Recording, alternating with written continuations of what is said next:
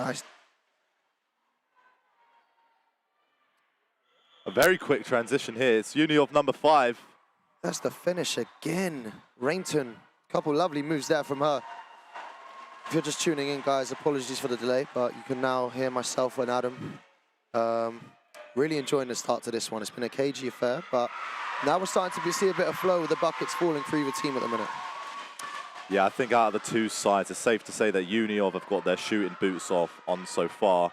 Been more clinical, and that's reflected by the scoreboard. Winners, what do you think of Hallam's more speculative efforts going for the threes? It hasn't quite paid off yet. I think you've got to trust your shot, of course, but this early in the game, when you really just want to get on the board, I think it's just the free throw they've got to their name at the moment.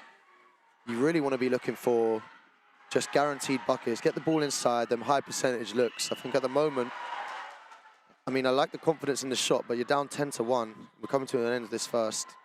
I think you really want to start getting some points on the board. Maybe look inside, look for those mid-range shots where you know you can get some high percentage looks, but it's been a good start from both sides. I think, obviously, as you say, Uni of Sheffield, though, just a bit more cutting edge. Yeah, from a Hallam perspective, I think back to the early opportunity they had to go 2 points up from close range, but they missed. I wonder if that offset their confidence and maybe just they're struggling to find their rhythm. 100%, but I always say, you know, if your shot's not falling, you can't get stuff to go, shall I say. Get to the line. Try to draw some fouls, get to the line, and knock those free throws down. Because they'll be working on them all week in training. Yeah, plenty of basketball left to be played and something for Hallam to consider, perhaps. Early doors. But off we go again here. McCoy bringing it up the floor.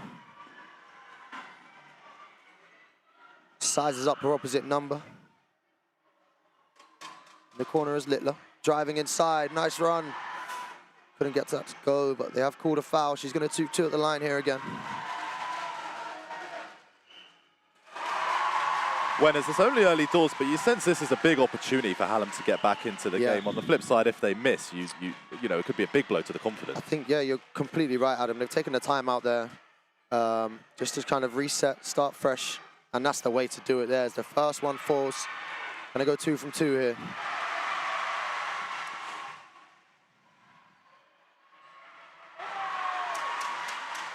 Very confident charity stripe shooting there from Marley Littler. Yeah, promising signs from a Hallam perspective. And that will make them feel a lot more confidence. Just to see that net ripple inside. Great dish. Uniov taking it up for the lay. Won't go. Rebound Uniov again. Another chance. Stolen away by Richards. Yeah, swarmed she was by Hallam players there. And look at that. Look at this quick transition. Layup. What a move, Richards. Wow. Coast to coast. With a little fillet on that layup there as well. Wow, how about that, Adam? Blink and you'll miss it, Winners. That was incredible. In turning defense into offense. I mean, that's it right there.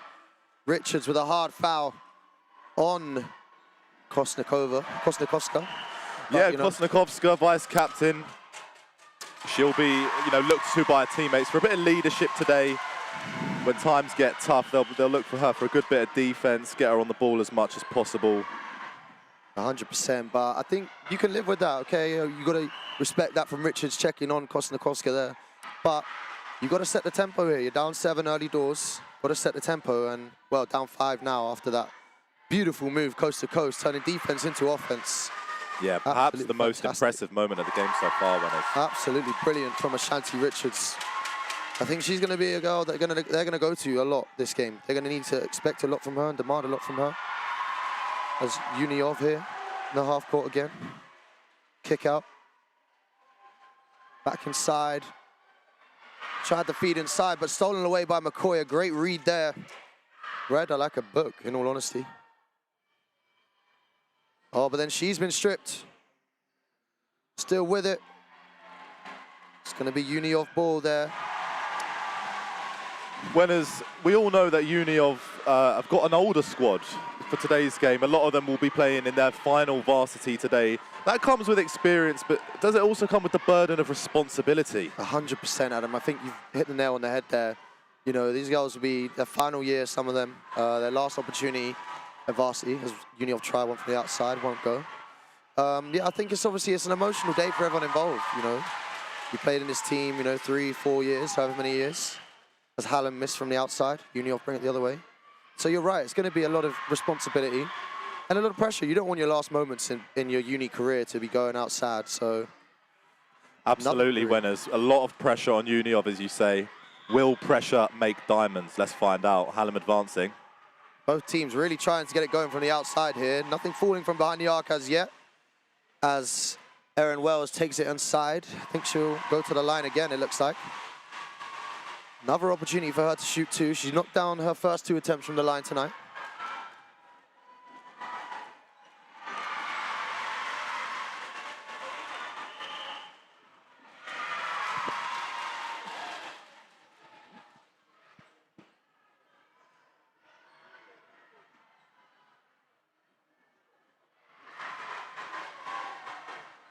First one won't go.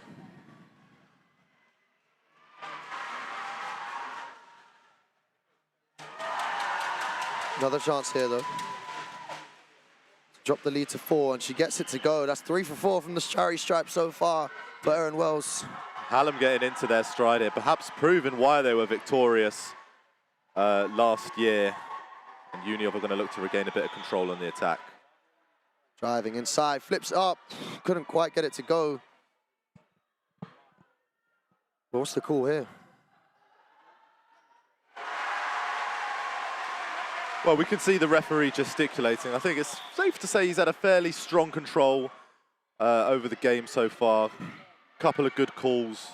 Yeah, no real complaints from either side so far, has there? That's always what you want to see, really. Yeah, early doors, of course. As yeah. The game, you know, wears on, and if it continues to be close on the scoreline, we could see tempers flare up, all in a good-natured manner, I hope. 100%, 100%, all in the love of the city of Sheffield.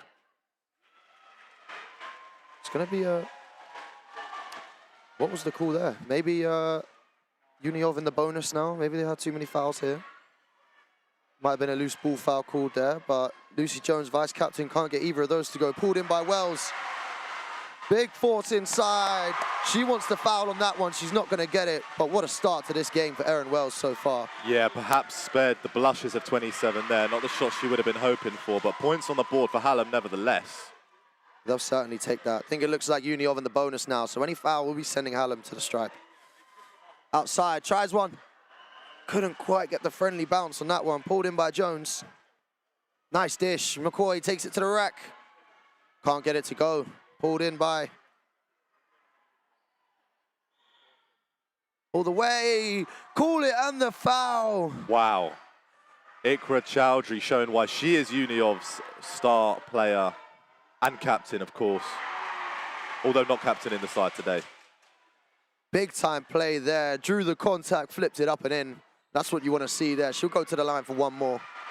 Chance at a three-point play here. A much-needed three-point play as Hallam go back into this game. Won't get the free throw to go. Pulled in by McCoy. She'll bring it up the floor now. Nice dish to Wells, leading scorer in the game so far with 6. Or maybe 5. Driving. Nice cross.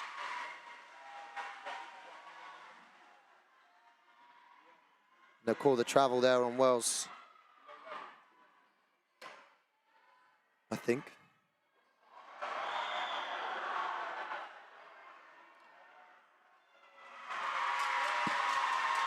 No, that's tipped out of bounds. It's going to stay with Hallam. Sorry, that's not the right call. No, not at all, winners. There's been talk from the Uniov camp that Ikra Chow is the star player, the captain without the armband, you might say, at number 6. Her first year as a first-year student with the Uni of Sheffield, marked by multiple double-digit games. What role could she have to play for the side here? I mean, you're going to look to her for a lot of scoring today. I think absolutely, especially in a game like this.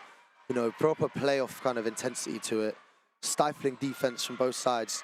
You're going to need that X factor today, and well, Uniov will certainly be hoping Ikra Chow can be providing that. Yeah, a recent 31-point game in which she scored, and if she could replicate that kind of form in the biggest fixture in women's basketball Sheffield, that'd be Shot incredible. from outside, balls. That's Hannah Lovett getting it to go from outside. First three-pointer of the night. Yeah, that was special. That got the crowd going. Perhaps a wake-up call for Uni of Sheffield. Oh, a nice bit of ball movement. And a nice finish inside. Number 10 there, Atkinson. Yeah. Absolutely beautiful give-and-go play there from Union Sheffield. And now Instant we're just start to see a little bit of flow in this game, aren't we, Adam? Absolutely. Points are flowing now And that's just the response Uni of Sheffield would have been looking for. But here's Love it. Hallam. She's got the help hand. Ooh, couldn't quite get down to go. And that's what we all want to see as fans and commentators. Are like, we want to see baskets flowing, isn't that right? Facts, just one end to the other. That was an excellent shot from outside from Lovett, followed by a lovely little give and go from Uni of there. Atkinson with a nice little finish inside. The scoreboard operators are earning their paycheck today. Lovett won't get the first to go. That's all right. She's got another attempt.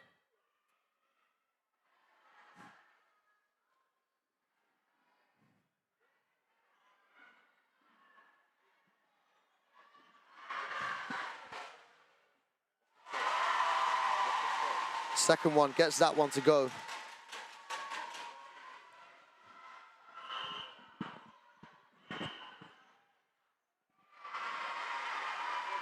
Outside, 3 wall on the way. That one's good. Rains it in from 3 there. A big time shot. And you just see both teams really starting to feel it. Another one from outside, that's good as well. Anna McCoy. Goodness me, what basketball we're being treated to seeing here. Band for band, basket for basket winners. This is big. This is just outstanding. Both teams electric right now. Another one on the way. That one won't go. Not sure what the call is there. Oh, that's the end of the first quarter, first half. Wow, that flew by, winners. Wow, and it just as it was really getting going. Honestly, I'm pretty annoyed at that. I might go down there, have a word with the referees, say, guys, let's get that back going again, because that was electric there towards the end of that. Absolutely, winners. I'm sure the fans will agree. Perhaps it's a case, given how close it is on the scores, 17-15, are these two sides bringing the best out of each other? Oh, absolutely. I think, there'll be no doubt there. It's a big occasion like this. You're natural to have a bit of nerves when you get out the blocks there. I think it was a little bit slow. No getting away from that, but boy, oh boy, did the quality just drastically improve there towards the end of that. I mean... And the competitive spirit shining through honestly for both sides as well. This is the flipping Sheffield Varsity as well, let's not forget. Yeah, both teams out there fighting tooth and nail, clawing for every opportunity they can get, but it was absolutely brilliant there. Yeah, as we touched on earlier as well, 7 of the 12 squad members for the University of Sheffield are final year students. We've heard word from their camp that they're making this a big final celebratory game. And I don't think that will really be topped off with anything better than a win winner. Yeah, 100%. As a varsity player myself, there's nothing worse than walking away from varsity, not having given you all or leaving anything in the tank. But I also tell you right now, Adam, there's nothing better than walking away with a win over your biggest rivals. Absolutely. As we wait for the second quarter to begin, if you were just, in the Uni of or Hallam camp at this moment in time, what kind of words of assistance would you be offering them, or even inspiration? I think just keep doing what you're doing. I think the energy and the poise shown towards the end of that first period was really good, and you could see the level was just a far cry from what it was at the beginning of the game. Both teams grown into it massively. I think keep taking it play by play. Let's not get too ahead of yourselves. Let's keep working on what you work on in the training ground. And yeah. Absolutely. I mean, it's an interesting one from that first quarter. But on the one hand, we saw some fantastic three-pointers. On the other hand, some of the easier opportunities missed. What do you think of the psychology between that kind of thing? Yeah, 100%. Sometimes you almost have too much time. But we're getting this one back underway. It's Uni of with possession here. Yeah, the second quarter couldn't come sooner enough. Inside. She turns. Solis won't go. Rebound won't go either. And look at this tussle for the basketball. That's going to be a jump ball called, I think, there. Or maybe just Hallam ball. We'll see. Yeah, Hallam possession. Proper fighting spirit there from Hannah Lovett. And Eleanor Solis really tussling for the ball there. Marley Littler bringing it up the floor here. Drives right into Lovett. Kicks it out. On the way. Won't go. Not far off, though. Hallam are going to let one, Uni of are going to let one roll out for their possession. Sideline out of bounds. Or baseline out of bounds, should I say. And the ball is in the hands of Atkinson an awful lot. She is the floor general for Uni of. This is a drive all the way inside. Lovely move. Solis won't go. Rebound Richards. I think a loose ball foul called there on Solis. That's a lovely move in transition there from Uniov. Great ball movement. And one that deserved the finish to match, I feel, Winners. She was in an awful lot of space. Was it good movement, or perhaps the Hallam defence just not Yeah, quite I think just did enough there. Just did enough to get back in time. You're completely right. But beautiful, beautiful ball movement there from Uniov. That's what we want to see. Fast pace. Nice dimes. Richards going to bring up the floor here. Big screen set. Driving all the way. Nice hezzy. Kick out. 3 on the way. Littler. Ooh, won't go. Rebound. And that one falls. Lovely possession again. Couldn't quite get the 3 ball to fall, but rebound came their way. They capitalized. Nice dish from Atkinson. Euro. Little English on that one. Lovely finish inside. Kira Parker, the skipper. Yeah, captain stepping up there for Uniov. Just what they needed at a time when Hallam were putting together some promising attacks. Absolutely. Rich is going to try one all the way outside. Couldn't quite that one to go. That was a deep 3 there. Little heat check. Wells driving. Flipping it up. Won't go. Rebound pulled in by Lovett. Tried a little dime inside. Wouldn't quite go. Uniov put it the other way. Here. Nice bounce pass. Inside again. Kira Parker with another nice layup in transition. A captain's contribution there, Winners. Absolutely. Leading the floor right now, leading our team, leading the charge. 21-17 in favour of Uniov. They've had the lead for quite some time now. They've come out into this period absolutely flying. Nice move by Wells. Oh, but they've called the travel.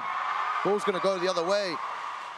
But even then, though, Adam, you see that there. They called the travel, but it's always nice to see that ball just nestle, ripple in there, you know, just psychology-wise. Absolutely. Let them know, or remind yourself, perhaps, that you're more than capable of. That's all these girls need to know. Atkinson drive, nice feed.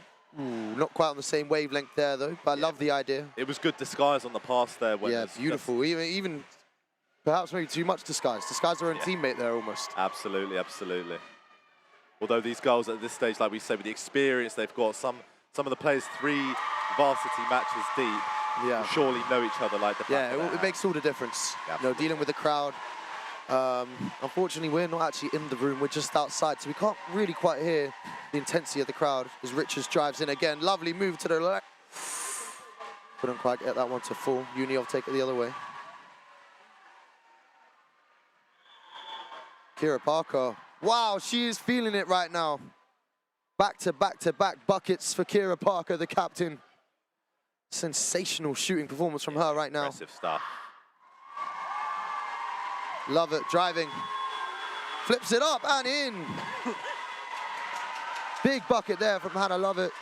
Answers back as Kira Parker has been absolutely electrifying these past couple minutes. Drive inside again, flips it up and in. Beautiful move. Chow. Absolutely sensational there. Yeah, MVP stepping up again for Uniov. Stolen away. Hustle on the floor. That ball goes. It's going to stay with Hallam. Winners, a word on the performance of Victor Chow so far. Obviously, we mentioned that a lot of the players in the Uniov team are 3rd years, but she's in her 1st. Is that the kind of player that you build a team around for years to come? And is it safe to say that the future of Uniov basketball is in safe hands? You'd love to say that. You really would, yo. Oh, love it. Knocks down another bucket. Her and Kira Parker just trading haymakers right now, like 2 heavyweights slugging away at each other. But yeah, absolutely, Victor Chow will be a cornerstone of this Uniov team. We want to, like you say, build on the foundations. So the 3 3. It is! That's a big bucket in a big way. Well, if she could hear our words of commentary, she must have taken confidence from it. That was an inspiring effort. Absolutely. Absolutely. She's feeling it right now. Uniov are feeling it. Hallam needs to answer back. 28-21, that's been stand. Yeah, a word on the progression of the scores so far, Winners. It seems like every single time Uniov have nudged ahead, Hallam has pulled it back. They're not going down without a fight, are they? They're not going away anyway, and that's the thing. You've got to be careful because momentum, as we know in basketball, can flip on a dime. It really can. All it takes is a couple big buckets. I mean, you saw there. And just out of that break there, Kira Parker, 3 buckets in a row. Some beautiful finishes, followed with a nice mid-range bank shot. elite level consistency is what you call it. When it's for the neutral, of course, but the score's being still very, very tight. Yeah. A fantastic viewing performance, although in truth, is anyone really neutral when it comes to the varsity games? Absolutely not. I think absolutely not. You can't be. There's too much on the line, too much at stake. Loyalty, passion, tradition, a tumultuous occasion of emotions. The ultimate bragging rights, you could say. Absolutely. But 7 point now. I think Hallam have taken this timeout. Ikra Chow with a big 3 just to end that little possession there. I mean, that will be really encouraging. The way they came out the blocks there was just excellent. Yeah, absolutely. And of course, Hallam called these breaks tactically. They don't want to let Uniov get into their flow. They don't want to let the movement 100%. get away from them. But even just at the end there, seeing Uniov, they look very united. Ikra Chow in particular had a big smile on her face as she sprinted off the field. Well, you've got to be smiling after a shot like that. If you're not, you're doing something wrong. Absolutely. But Hannah Lovett been excellent in that possession there as well. As McCoy pulls up for 3, won't go. Couple big buckets from Hannah Lovett. So the end of that one as McCoy rips it back. Cookies, Aaron Wells outside. Gets the friendly bounce as the 3 ball falls. Huge bucket there. Yeah, backboard was her best friend there, Winners. But you got to look at the hustle. Oh, as Richards comes up with the steal. Puts it up and in. And all of a sudden, we got a ball game on our hands again. Predator-like instincts there.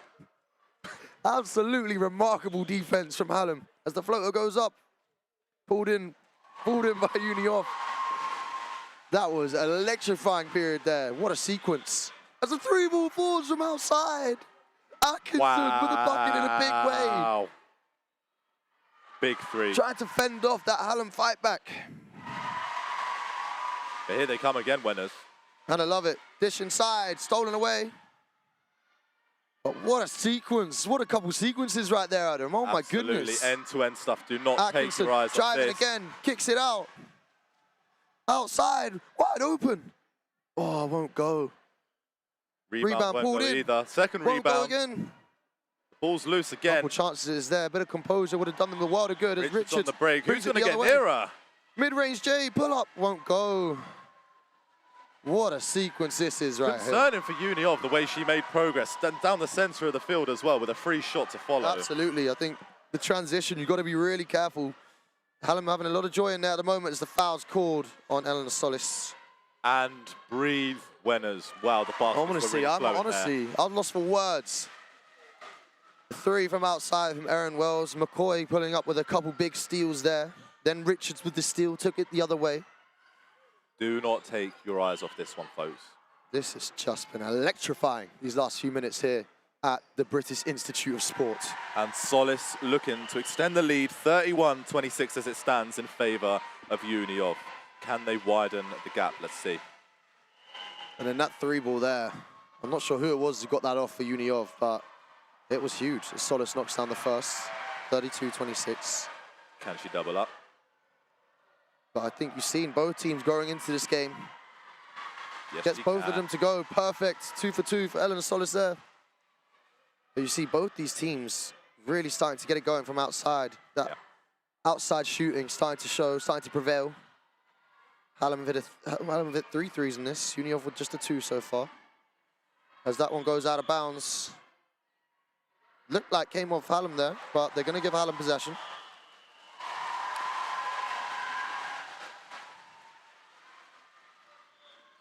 Floating, going to bring it up the floor. Driving. Nice turn. Big screen from Wells. And again, lost hold of it. Hallam Uniov bring it the other way. Atkinson just controlling the floor. She's been a real general today. Yeah, slows it down Just there. controlling the pace. You know, if you've got any football fans out there, almost like a Jorginho kind of role, just holding on to that ball, just dishing. At the right moments, as a hard foul comes in there, and Atkinson, they know she's the girl controlling it out there right now. Yeah, orchestrating That's the word. That's the word. Here. Just dictating that tempo. And when you're in the lead, why not, Winners? Absolutely. She just knows when to slow it down, when to speed it up.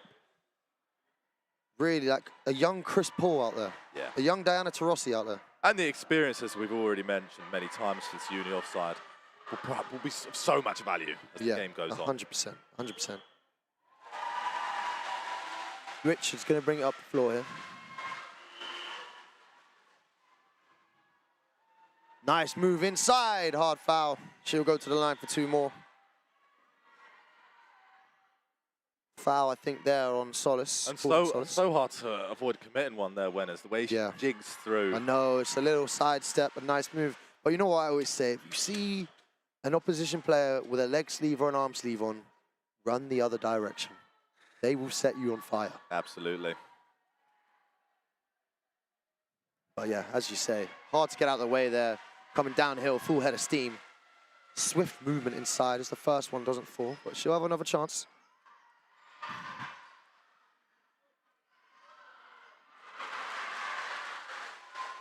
And that one does fall. Wow. Cuts the lead to 6. As Uniov bringing it up the other way. Kicks outside. 3 ball on the way. Won't go. Rims out. Just a little bit long that time. Rebound pulled in. No! Ikra Chow gets it and the foul. That's going to be an opportunity for a 3-point play. A beautiful rebound.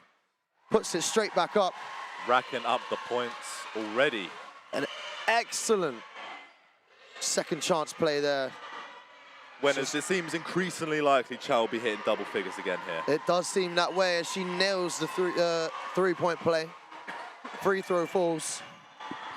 I mean, she's been excellent. She had a chance at 3-point play earlier in the game. Couldn't quite get it to fall. Knocked down a big 3-pointer. And then that one, another 3. Just add it on. Just add it on. Love it. Outside. Wells. Pump fake. Drives inside.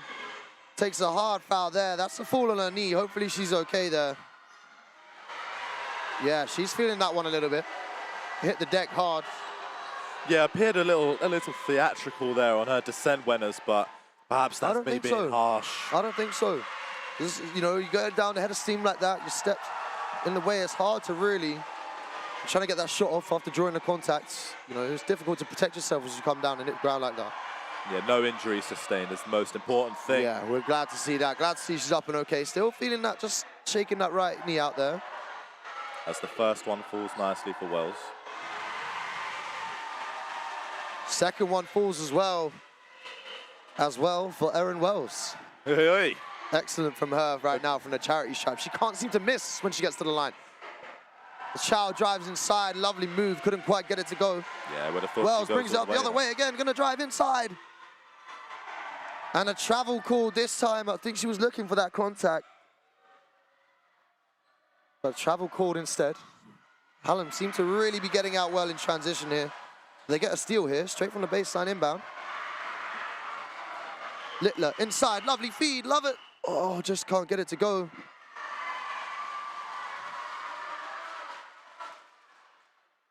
Foul called down Richards, little bump on Ikra Chow.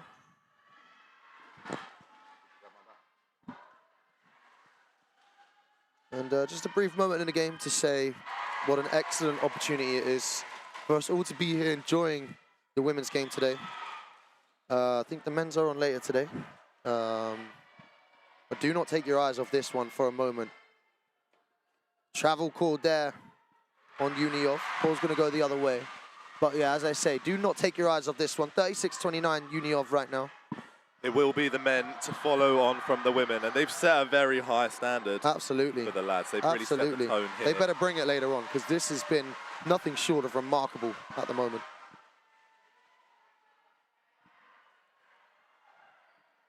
Tried to get the inbound in.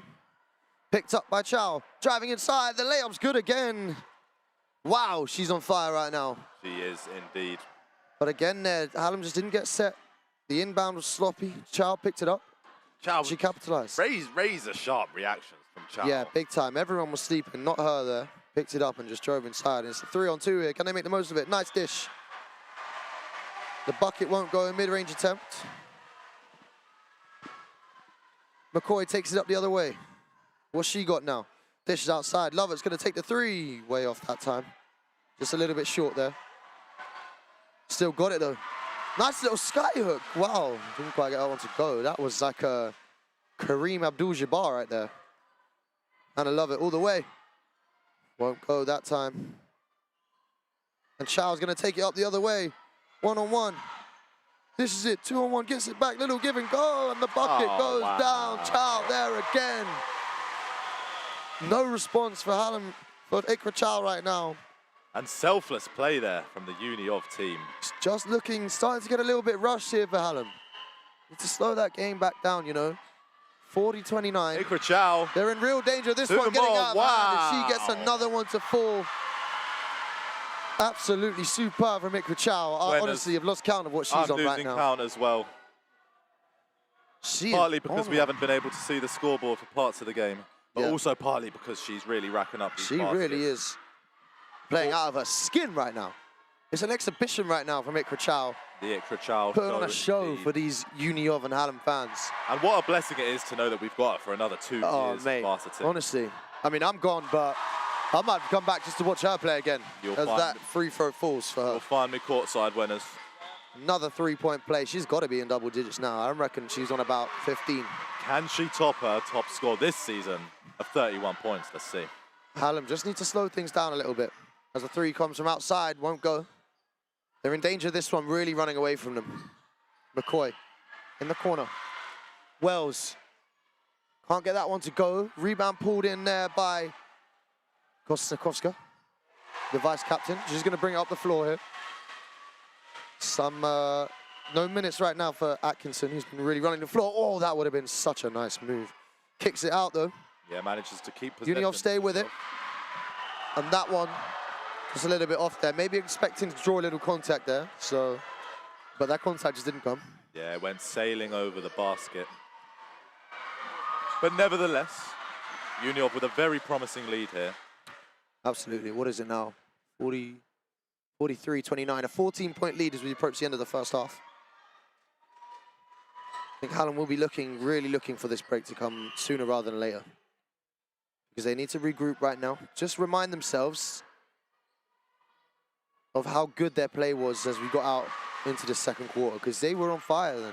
Yeah, absolutely. You could even say that half-time actually can't come soon enough for Hallam. Yeah, 20 seconds to go in this first half. And yeah, you're completely right, Adam. I think they need to just reset a little bit. Get back to what was working in that first quarter and in the start of the second quarter. And just, I mean, really, it's going to be tough, but they're going to need to find a way to shut down Ikra Chow, aren't they? Yeah, remind themselves that they've scored some great three-pointers too, but is that always the way to go when, as I've seen a couple of speculative efforts go wide of the mark, you wonder if they could show a little bit more patience as they build up. Yeah, I think that's it. I'm not... Big was three. A deep two. Was that foot on the line there? Maybe a deep two there. Coming the way. Ruth Lynn with a deep two there. I mean, that's a very low percentage. Look, tosses up from half at the end of the first half. That one won't go. But that's going to bring this first half to a close here. Unioff lead 45-29. But nothing short of electrifying so far. Unioff just managed to pull away there at the end of the second quarter, didn't they? Yeah, they did. And as I said, I don't think halftime could have really come any soon enough for Hallam. They find themselves 16 points behind Unioff. And to be honest, winners, perhaps this is my bias coming into it, but I'm struggling to see how they're going to turn this one around, especially with the likes of Ikra Chow on the field. I know, it's been nothing short of an exhibition right there. I think they're going to need to bring it in this second half. Take a little breather, just regather your thoughts and let yourselves know that you are here for a reason and you deserve to be here. But that's going to be it. We'll be back with you after the break.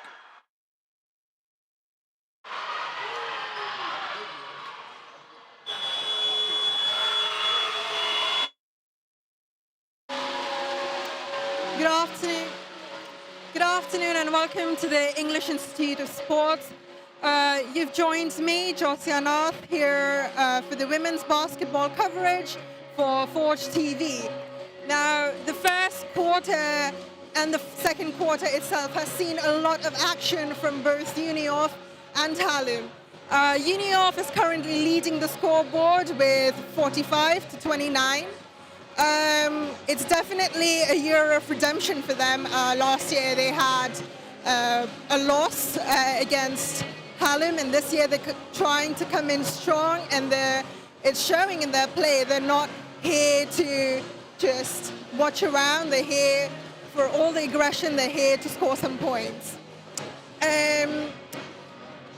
it's especially quite the dream for Unioff really right now, because we have 7 out of the 12 squad members graduating this year, so they really do want to score in those points. They really want to win this varsity this year.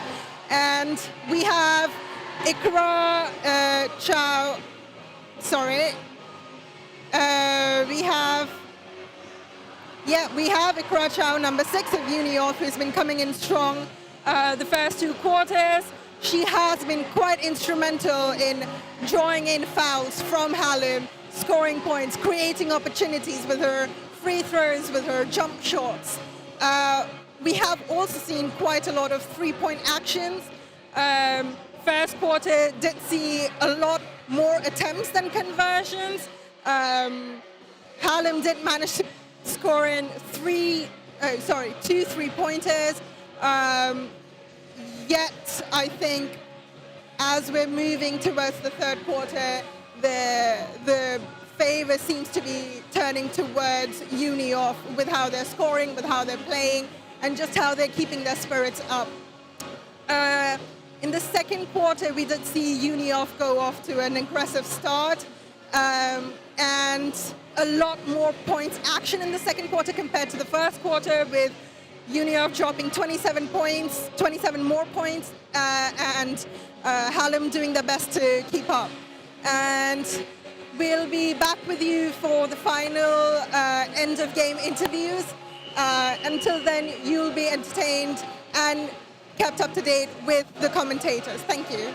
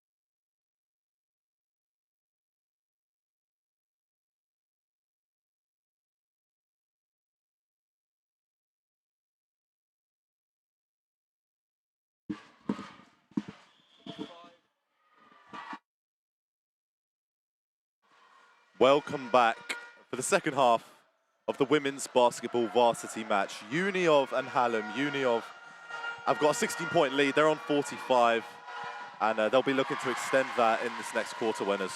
Yeah, what a half we've been treated to seeing so far. Uniov just pulling away towards the end there, I feel like. Pretty close up until the last 5 minutes of that second quarter there. But it's been, the level has been absolutely brilliant so far. I mean, both sides showing abilities to score from all three levels. Some brilliant defense, but the X factor of, you know, the captain, Kira Parker, Ikra Chow, I think really started to pull through there for Uniov. Yeah, you'd say those are the two difference makers for the University of Sheffield.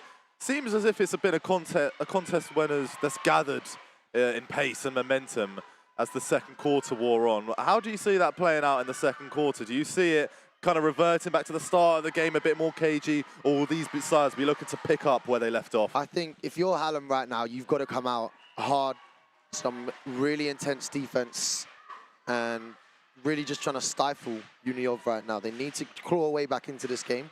It's not out of sight by any means. You know, a lead in basketball, as we all know, never lasts for a long time, and it's not something to get comfortable with from a Uniov perspective. Yeah, they've got time left still. And we've seen a couple of fantastic three-pointers from both sides. In the Hallam camp, would you be tempted to go for those and rack up the points quicker? Or do you think they've got time to fashion better quality of a chance? I think the latter for me there. You know, you've got to start slowing the game down a bit. I think they struggled a bit there because towards the end of that quarter, because it suddenly became very rushed. You know, they were getting out in transition, which I like a lot, and I think it has been working for them. But they're settling for shots, contested looks from outside, when really just work that ball down, wear down the defense. And the thing is, the more you move that ball around, the more and more you can wear down your opposition.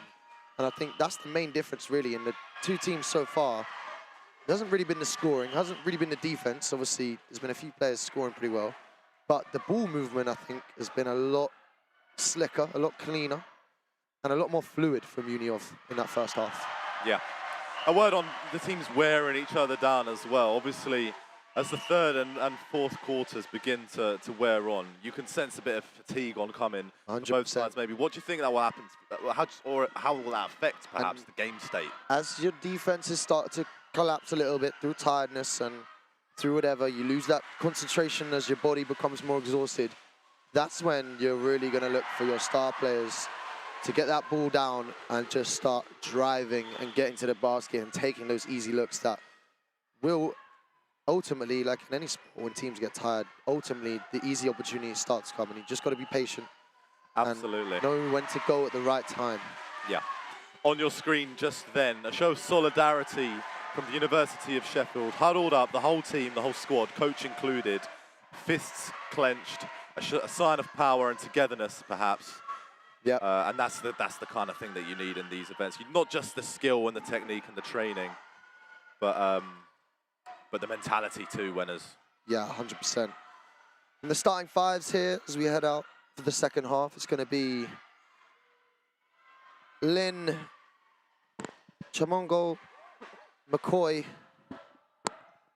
Parker, and Solis all out for Uniov. Sorry for the delay there. I'm just reading these names. And then Hallam will have Richards at the point, running the point with Wells, Lovett, McCoy, and who else have we got out there? Oh, and of course, Vice Captain Lucy Jones for Hallam out there as well as we start this second half off.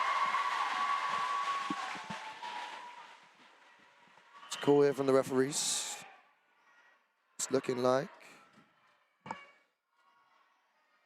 Erin Wells. Oh, Erin Wells is at the free throw line again. It's been wicked from the charity stripe so far. Absolutely remarkable. And Hallam with an opportunity to reduce the gap here. First one, that one won't go. She'll get another opportunity here, though.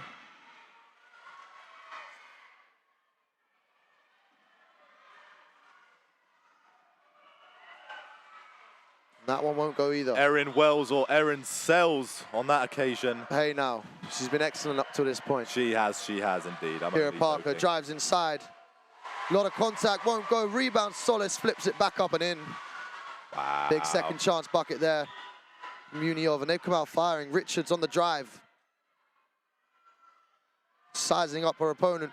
Pulls up outside. That's good. Wow. Lovely little sidestep triple there. Ashanti Richards take a bow. Beautiful shot in rhythm there. And that's a big bucket. A bucket they really did need. The referee's got a call here. It's going to be Hallam ball, Hallam possession. Lucy Jones to inbound, the vice captain.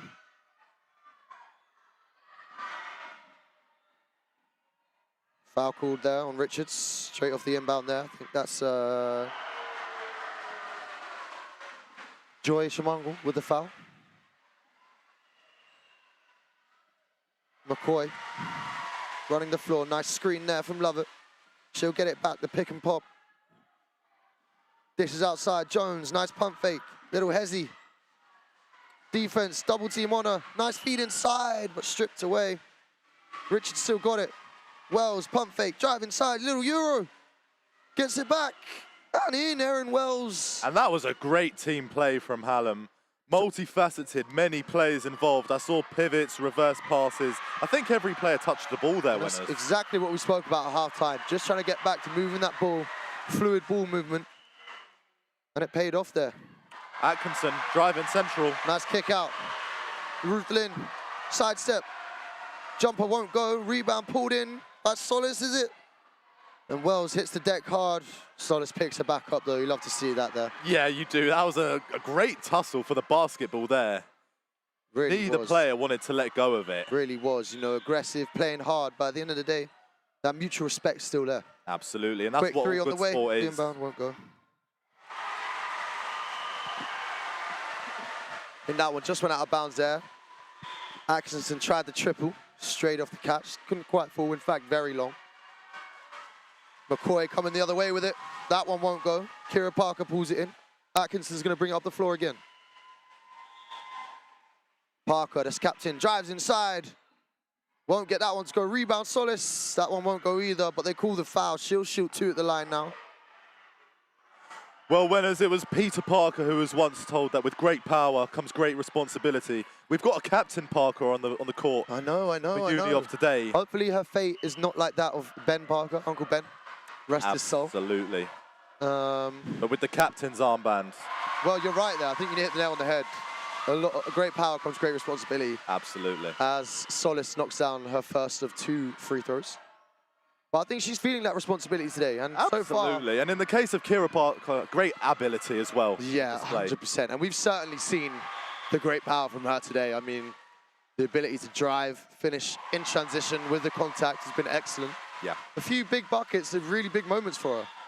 This is inside for Solis. She'll take it up, won't go.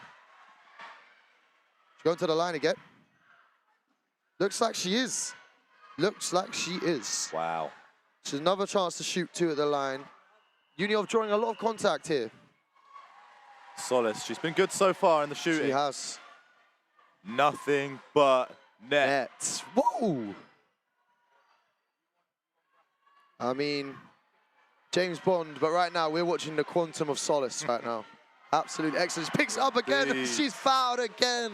She'll go to the line for 2 more. Wow. I mean, Shea Gilgeous-Alexander fans, say what you want, but we've got another free throw merchant in the building tonight. Yeah, we do This is indeed. 6 free throws in a row, back to back to back to back to back. And she won't be saying no. But I tell you what, though, you know, say what you want, but they were all fouls. Yeah. I've seen a couple slaps on the wrists, he's taking them up there. Oh, yeah, Hallam will have you no can one. even hear the contact there. Yeah, Hallam will have no one to blame but themselves No, there. not at all. Doesn't happen quite that time for Solis. She'll have another go. But they've been converting at a consistent rate as the second one falls.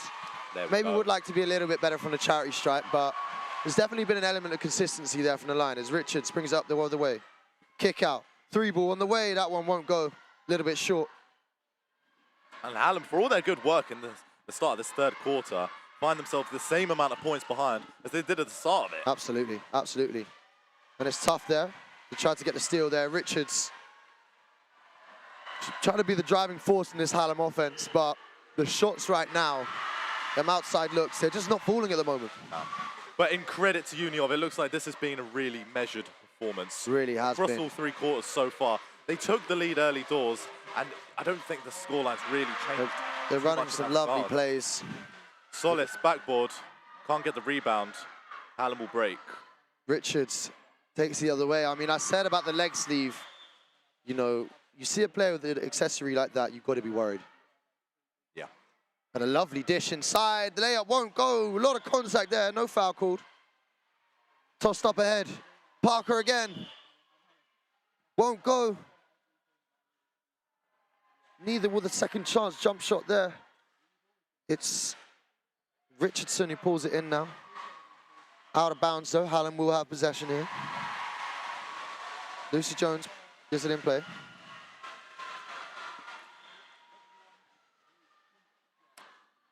Lucy Jones tips it towards Wells. Ruth Lim with the stifling defense on her. Inside Richards. Puts it up and in. Big bucket from Richards there again. Leading the charge for Hallam. Her and Wells really getting it done right now on offense. Ruth Lynn. Mid-range J. Couldn't quite get that one to fall. Richards the other way. Nice dime. Nice little pump fake. Then the shot. I think Parker might have got a piece of that defensively. Good defensive play there. Atkinson again. Dish out, Parker, wide open, mid-range J. That one falls. Big time bucket from Kira Parker, the captain.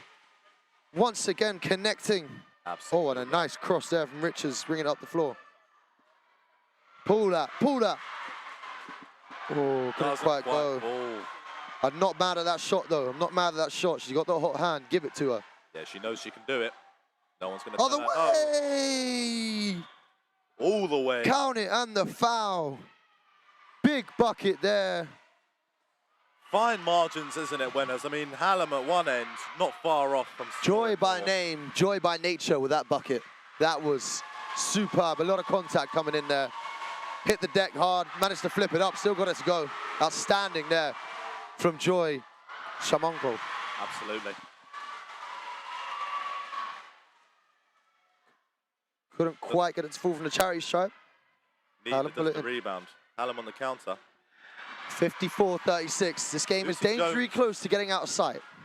Yeah, yeah, it is, and that just speaks to the strength of the Uniov performance. But as I was touching on earlier, when it's a game of fine margins, I mean, just back there, backboard, not far off for Hallam, straight up the other end of the court, and it's Joy who puts points on the boards for Uniov. I think at the moment it's just a matter of Uniov just punishing these errors, whereas Hallam can't quite capitalize. McCoy takes a three. That one won't go. Foot maybe might have been on the line there anyway. And it's Atkinson on the counter. Dish Long again, pass. Parker. The Wow. ball movement, two-man weave. Referees called the travel. Hold on. Travel called. That one won't fall.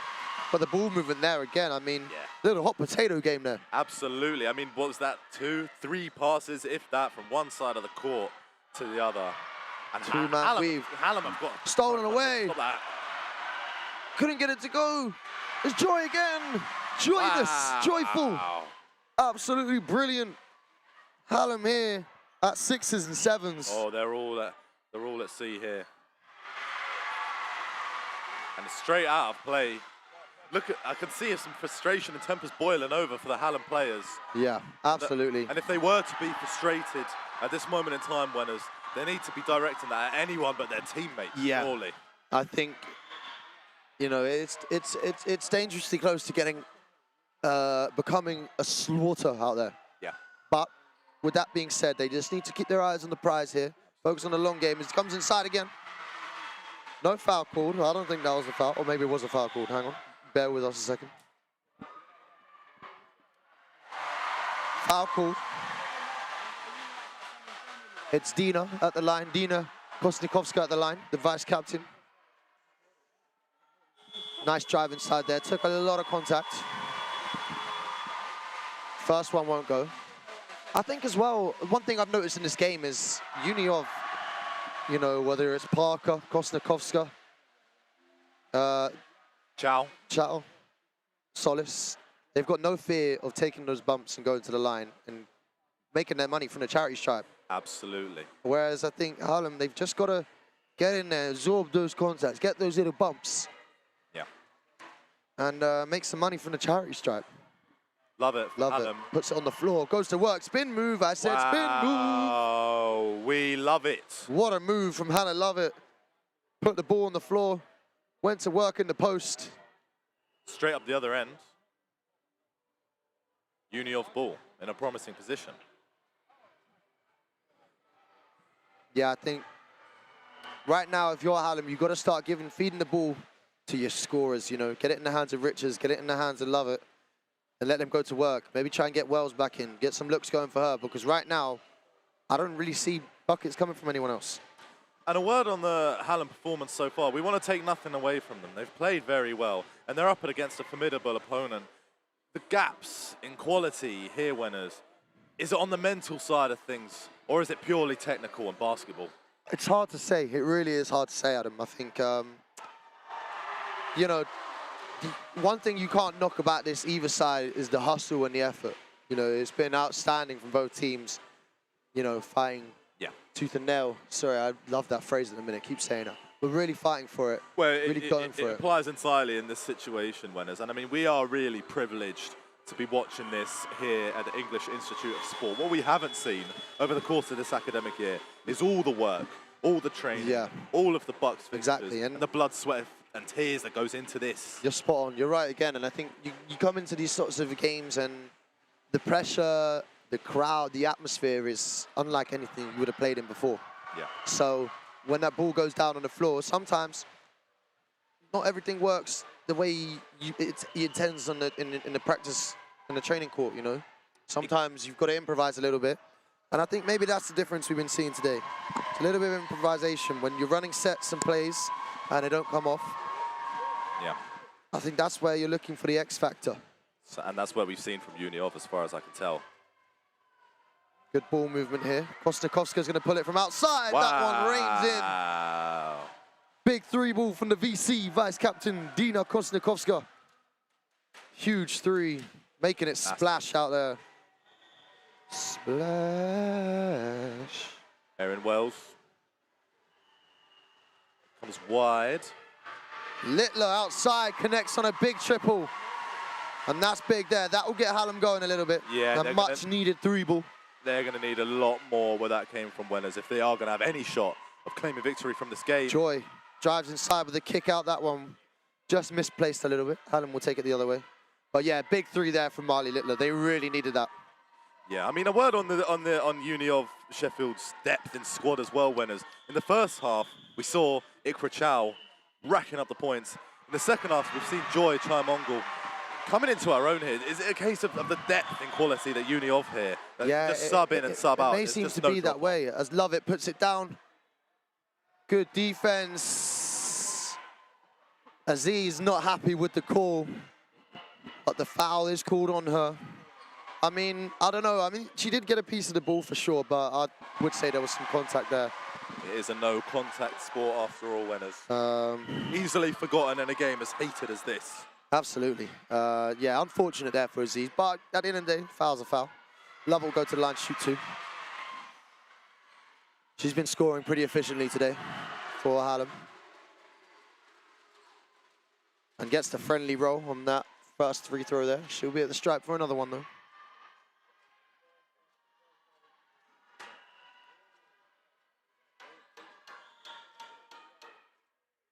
Second one won't go. Pulled in by Dina. 59-42. Uniov lead. 17-point differential. Yes, we dealt. The ball movement again, unbelievable. Dina pulls from three again. That one won't go. Pulled in by Solis. Flips it up, won't go. Ref calls Not sure what the call is there. Is that a foul? Yeah, high fives all around for Uniov. I think they know what's coming. Looking like Solis at the line again. Quantum of Solace. Quantum of Solace, indeed. And the score's been a lot higher than 007 today, winners. Yeah, oh, you can say that again, Adam. Really been an outstanding display of scoring from both teams, really. but Uniov just starting to pull away, and as the time slowly starts to dissipate here, Absolutely. Solis Hallam need to start. They do. Doesn't fall again for Solis. Not quite as ruthless as Uniov would have wanted to be there, but still a very, very, very healthy lead for the University of Absolutely. I think it's also, when you see the shot falling, you play with a bit more confidence. You see a bit more spring in the step, quickness in hands from Uniov here when addition to rock about. The defense there, smart hands from Dina Kostakowska. Wells puts it on the floor, trying to go to work. Had it poked away. And the ball's going to go back with Uniov there. Baseline. Kostakowska's going to bring it up the floor. Big three just a couple moments ago from her. Making it rain from outside. Chow.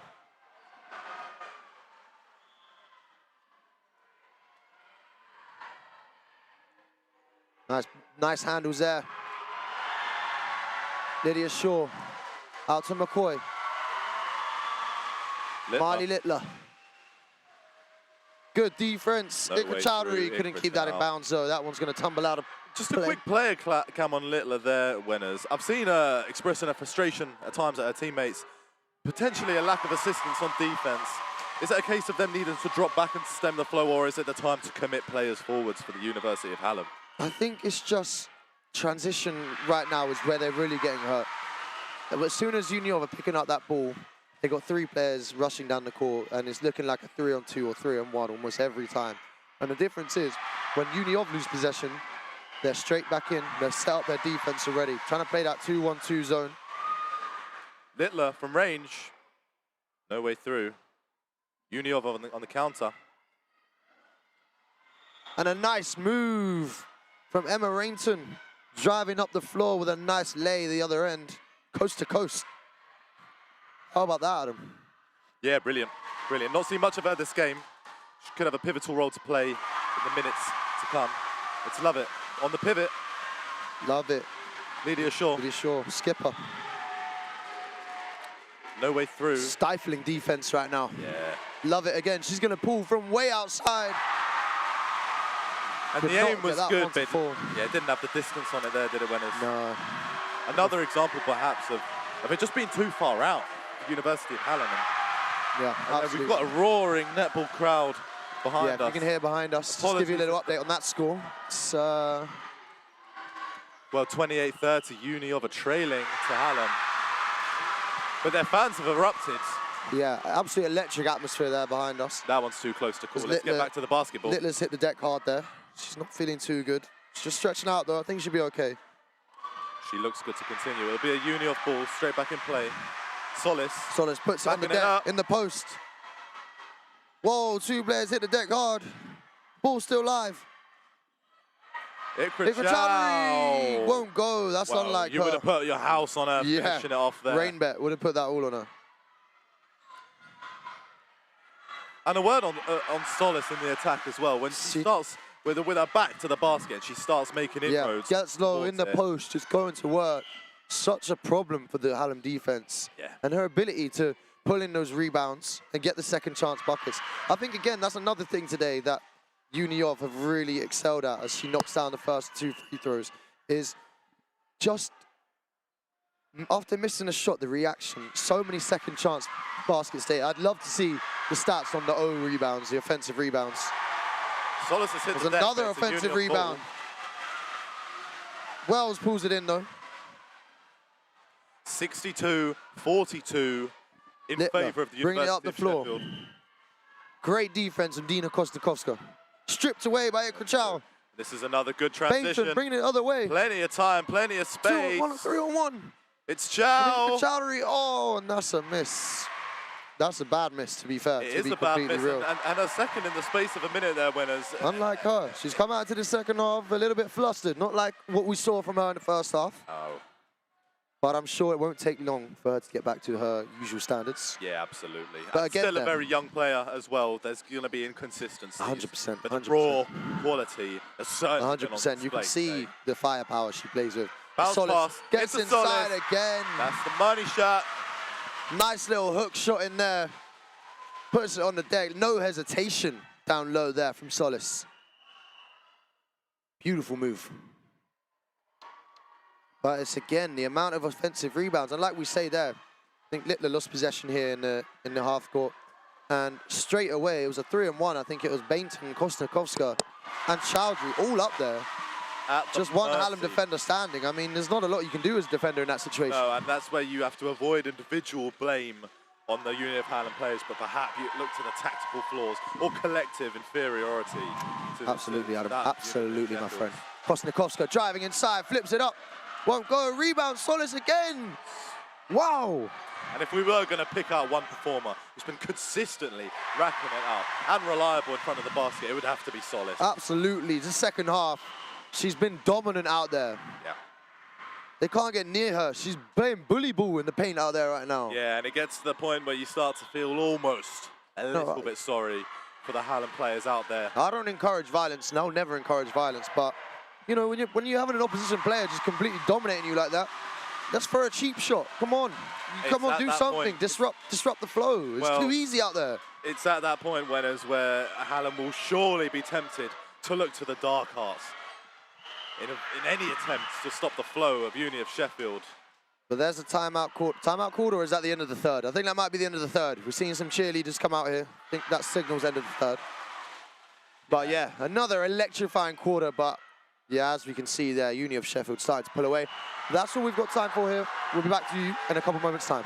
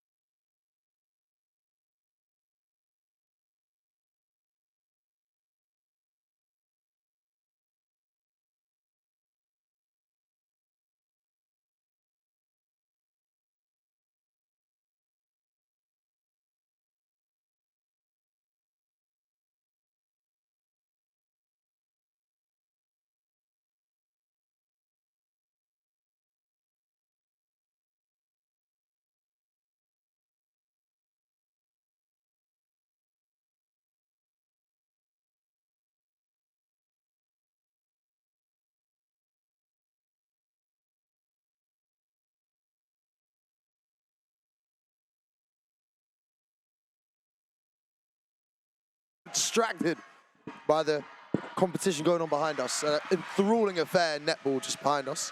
Well, you just don't know what to watch when you're here at the English Honestly. Institute of Sport here, Winners, and that's just varsity for you, isn't it? There's so much going on. The joys of varsity, eh? Oh, to be a varsity player one last time. And oh, to be a fresher again, Winners. Oh, mate, tell me about it. Tell me about it. But all eyes on the basketball. Yeah, sorry, here we're back on to it now. Forge TV. Fully focused. Sheffield currently, Uni of Sheffield, both Sheffield. Uni of Sheffield leading 66-42 as we start the fourth and final quarter. And you've got to say at this stage, Winners, the hopes and dreams of these Hallam varsity players will be slipping away bit by bit. There's been fight, there's been battle, but it slipped away, it looks like, unless Ashanti Richards can mount a comeback here. Nice dish. Oh, and that's way off from Lovett. And you feel that had to go to I feel like that was the one to set the tone there. Yeah. Kosnikovska bringing it the other way. Lucy Jones trying to draw a charge. What's the call there? And contest aside, Winners, in terms of the outcome, you can still say, you know, both sides can hold their heads high. Both teams have done themselves very proud today. You're absolutely right. And obviously it won't be the result Hallam wanted, but the performance, the hustle, the heart that they played with today has been nothing short of spectacular. Yeah, with that being said, I shouldn't speak too soon. I've been proved wrong so many times in my career. Yeah. Hey, this game is not done yet. Let me tell you right now. I've got a sneaky feeling here. This thing could get very intense these last 10 minutes. Kosnikovska, nice move inside. Nice filet mignon. Puts it up and in. Kosnikovska. She went through the Hallam players like they weren't there. How like a hot butter through knife. Wait. Hang on, Winners. Hang on Let's wind that one back. Well, reset. Rerun. Hot knife through butter. There we go. Second time's a charm. Sorry about that one, guys. We'll be going back to the training ground ourselves after this Absolutely. is all over. Absolutely. Nice move inside. It's Kosnikovska putting the ball on the floor again and going to work. Wow. A beautiful layup. Elite level consistency from Dina Kosnikovska. She's been remarkable this second half, hasn't she, Adam? Yeah, absolutely she has. She's picked up the slack big time. Solis retrieves it. And it's Uniov driving right outside. Plenty of ground made. She's going to let it go out of bounds. They'll hold on to the ball here. They'll keep possession. And that is something that Uni of Sheffield have the luxury of doing here, Winners. They have the luxury of letting the ball go out. Taking their time with the reset. Yeah, they'll be in no rush and to get the game restarted. A lovely move from Ikra Chowdhury. And there's her first bucket of the second half. A quiet third quarter, but she's out the blocks there. Here, Winners. Solis, I know she's a formidable opponent, but there was no pressure on her there. Surely that's too not much good time from a Hallam perspective. Richards. But here comes Richards. Nearly went. Couldn't get that one to go. Tried to draw the contact, but the contact again wasn't there.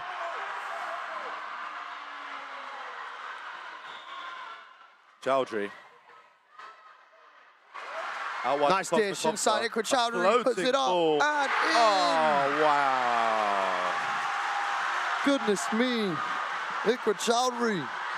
How do you do? And for a moment there, Winners, it felt like there were only two players on the court there. Absolutely. Kosnikovska Little and give and go. Chow.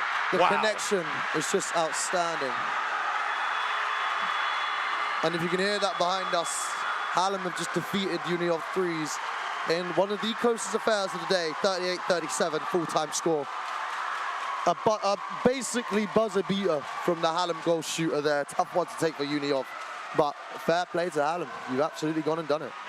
And that's just demonstrative, Winners, I think, of how competitive the varsity games are. I mean, if that doesn't say levels about the spirit and heart and competitive edge of this game and these fixtures, that noise, you know, speaks levels. Absolutely, as Rainton racks up another two in favour of Uni of Sheffield. And the scores are 76, Uni of Sheffield 44 for Hallam. 31-point gap now, Winners. Yeah. I think we're all familiar with the... Oh, what a nice move that was from Richards, though. Sorry to interrupt you there. Not at all, not a moment beautiful too move soon. From the Hallam point guard. Lovely bit of English on that layup there. And it would have been rude not to acknowledge that. Yeah, honestly, that was a beautiful move there from Ashanti Richards. As it happens, I was going to mention playing for pride I think it's fair to say that's what happened there with Hallam. Yeah. Gained some with that lovely play. Yeah, absolutely. Now it's just about enjoying these last moments and what might be some of these players' final moments in their uni colours. Yeah. So, yeah. Pulled up from outside, won't go. Rebound, Hallam. Love it. Outside, she'll try a three. That one long. Pulled in by McCoy. She'll put it up again. Won't go again. Rebound pulled in by Ikra Chowdhury. Bring it the other way. Driving. Let's see something now, Ikra. Euro. Feints to the with left. the English. Oh, wow. Little reverse. That was beautiful. The scoring just on another level tonight from Ikra Chowdhury. But it was swan-like elegance as she fainted past McCoy.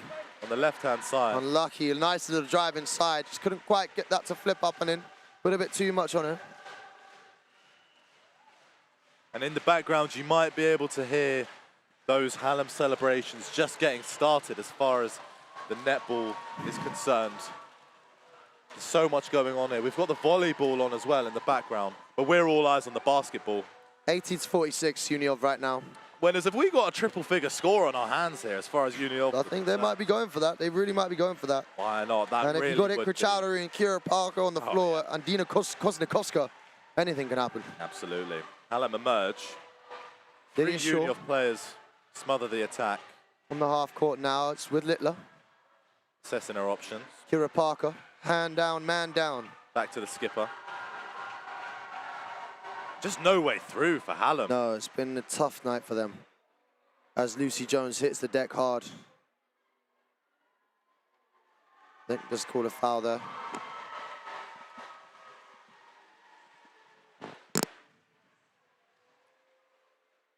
Baseline out of bounds. Lucy Jones to put it in play.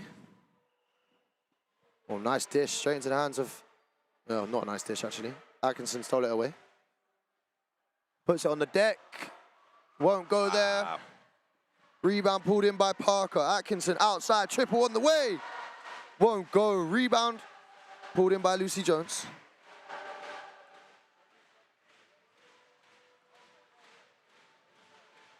Littler dinks. And here they come. Downhill.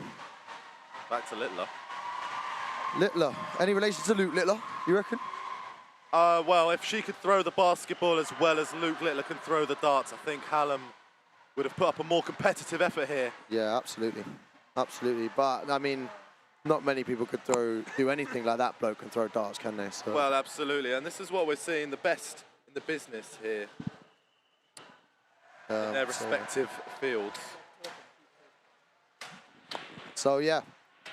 Timeout called there. Not long to go in this fourth period. Sorry, just had a little minor technical difficulty. Just a little word in our ear from our technical director.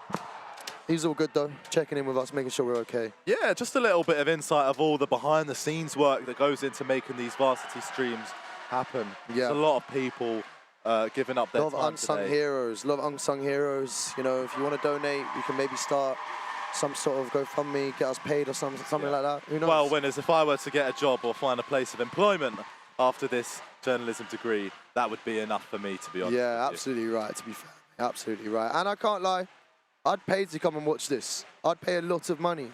The level we've been seeing today, the quality we've been seeing today, I think it's been remarkable. It's actually the kind of thing that money can't buy, Winners. Yeah. I mean, the team... Yeah, absolutely. When you said that, it immediately clicked in my head as well. Absolutely, mate. Absolutely. Yeah, especially the team spirit as well, the community, the basketball is. There's something really special about varsity days in Sheffield, am I right?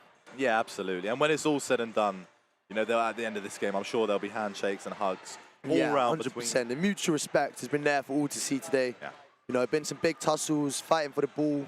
Yeah. The hustle, the heart has been there. And now, what we're seeing now, I think as this game pans out and Uniov are going to take the win, you're going to see some real free-flowing, enjoyable basketball I hope from so, students, real students of the game. Absolutely. Literally students of the game. Students and obviously students of the game. As Hallam progressed into the byline. Rachel Dixon putting it on the floor. Kicks out, stolen away by Bainton. She'll bring it up the floor now. Two ahead of her, 2-on-1. Parker had it stripped. But what have they called there? Is that a foul again? That looked clean to me. Winners, I just can't help but think, I know the game is beyond Hallam's grasp now, but Littler needs a little bit more help on defense there. just Yeah. to save us. Just to 100%. even give her the opportunity to catch her breath. 100%. She's really been left stranded at times out there today. Yeah, I think I agree with you. I do agree with you. Just transition today has been an absolute killer for Hallam. Just the defense hasn't been set, hasn't been ready, and they've been absolutely killed on those transition plays today. As Parker takes her second of 2 free throws. This one won't go either. Not her best work there, but she has played well overall, and I think Yeah, even Parker, she'll I just think. be a little bit disappointed there only because of the high standards she demands of herself. I mean, what a way to go out as captain here tonight. A performance that she and the whole team can be proud of. Yeah. Oh, was 2 players hit the deck there. Atkinson takes a big hit there. Apologies all around. That was Hallam 15 crashing in hard there. And we'll wait now for the ball. I think that's a foul called sideline out of bounds, Uni off possession. 82-46, Uni of Sheffield to University. Just under 4 minutes to go in this final quarter. So not the triple-digit score that we feared it might be from a Hallam perspective, winners. Yeah. It's dried up a little bit in the last quarter here. What do you think that might be? I think, it's at this point in the game, you don't want anyone to get injured, really, and the game's gone. Oh, there's a nice little push shot there. Push shot. It was a leisurely finish there, winners. Yeah, absolutely no one on her. And as they say, man down, or women down in this case. Women down in this case, indeed. I think it's important here for Hallam to hold on to a little bit of dignity. Yeah, and go pride out in their swinging. performance. Yeah, they've done well up until this point. And you know what? I'm all for it. If they want to go out literally swinging, well, I mean, by all means. It would be entertainment, the likes of which has scarcely been seen. Yeah, maybe we'll save that for varsity boxing. We will tune in for that later on this week. I'll be on the commentary job again, so... Fancy yourself as a boxer? Never winners. I'm a lover, not a fighter, yeah. Fortunately. Yeah. But a spectacle to behold, I'm sure it will be. Yourself? Yeah, of course. Myself? Yeah. Sorry, didn't quite hear you. I didn't quite catch that. I don't know, really. I've always thought the mental battle is where I would lose it, regardless of my physical stature. Yeah. I think I'm quite a, what's the word? Short fuse. Very short fuse. I think I'd lose my mind. And I think that's one of the lesser appreciated aspects of the discipline as far as boxing is concerned. Yeah. And I think you look at the mentality of these two teams today. I think, credit and testament to them. Things haven't gone Hallam's way today. This can't be understated. But they've kept a level head. They've kept fighting all 4 quarters, all 40 minutes. Absolutely. And as much as it is a team sport, I think there's been such a burden of individual responsibility when you represent your university 100%. At these varsity games. You can feel very isolated out there at times. But the camaraderie today, the companionship from both sides has really been a joy to watch, and a credit to both these two institutions, a credit to the coaching staff. Absolutely. A credit not to just these teams, but their second teams and third teams, if there is a third team. A real credit to all those guys and girls for making it just such a safe place for these guys to play basketball. And if there isn't a third team, there should be as of next season, along with the 4th, 5th, and 6th team. If you ask me, this has been a great advert. Great advert for the game. Absolutely. I couldn't have said it better myself. It's been a joy to watch here. And as we wind down these last 3 minutes here, it's Atkinson surveying the defense. Yeah, just having a good time with it now.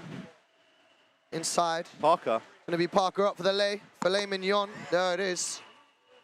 Another one for Parker. She's been fantastic today. Lydia Shaw.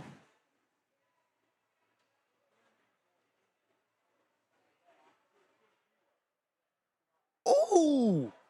Oh, that was a crispy fake there. Couldn't quite get it to fall. And you wondered why that couldn't have been introduced earlier on in the game. Lovely little head fake there from Chloe. Lovely little head fake. That was a beautiful one to watch. In case anyone was in danger of that had a bit of shadows of Rajon Rondo there. Just what I was thinking there, winners. Little ball fake. Almost flipped it up and in. That would have been the play of the day. Yeah, a little bit of jelly on that one. The players that everyone on the court right now would have grown up watching. Yeah, you can see shades of their game in all these individuals today. Yeah, and who knows, in years to come, it might be the likes of Kira Parker and Ikra Chow, who the next generation will be looking to, idolising, imitating their game. Absolutely, I think spot on. as University of Sheffield leave a resounding legacy on this year's Varsity Games. It's Joy advancing on the left-hand side. She's assessing Joy. her options. There's been a lot of joy for her today. I'll tell you that. A lot of joy for, you know, everyone involved in the competition, but Yeah. Joy has been playing some joyful basketball today. Absolutely. Outside, Atkinson. Splash! Wow, nothing but net. Why not let it fly when you got a three-point shot like that? Absolutely beautiful, sweet stroke from Atkinson. She's tried a couple of those triples today, but that one came off nicely. 86-47 in favour of the University of Sheffield. 89. 89, apologies. It's all right, bro. I think they only just added that three ball on there. Yeah, just keep the scoreboard operators on their toes at times. Yeah, got to Don't keep us on our toes underestimate as the well. work Can't let that us they get do as comfortable well. down here. Nice drive, Ashanti Richards. Oh, almost with the reverse. A lovely sweep move there again. Just couldn't quite get that one to fall. Dire Ripped members out. of the game here, winners. I think it's time that you chose an MVP An MVP. for today's game. So many options. There's so many players to choose from today. but I'm going to need one definitive Okay. answer from you. I'll do a couple honourable mentions. Go. Yeah, honourable mentions. I think Erin Wells for Hallam had a fantastic game today, as did Ashanti Richards. I think they were trying to be the driving force a lot today, but things just weren't coming off for them, unfortunately. But these things happen. These things happen. But then there's a couple to choose from. I think Ikra Chowdhury been fantastic in the first half. Quiet second half, not of her own accord. Just I think there haven't been a necessity to rely on her this second half. And she stepped up when Yes, when the game was close, she was the one who first really started to up that scoreline and take the game away from Hallam. I think You're not dodging the question here, are you? I'm not. It's coming down to it. It's coming down here. to it. I'm gonna round up to it. Kosnikovska also been excellent as well. Yeah. A couple big triples from her.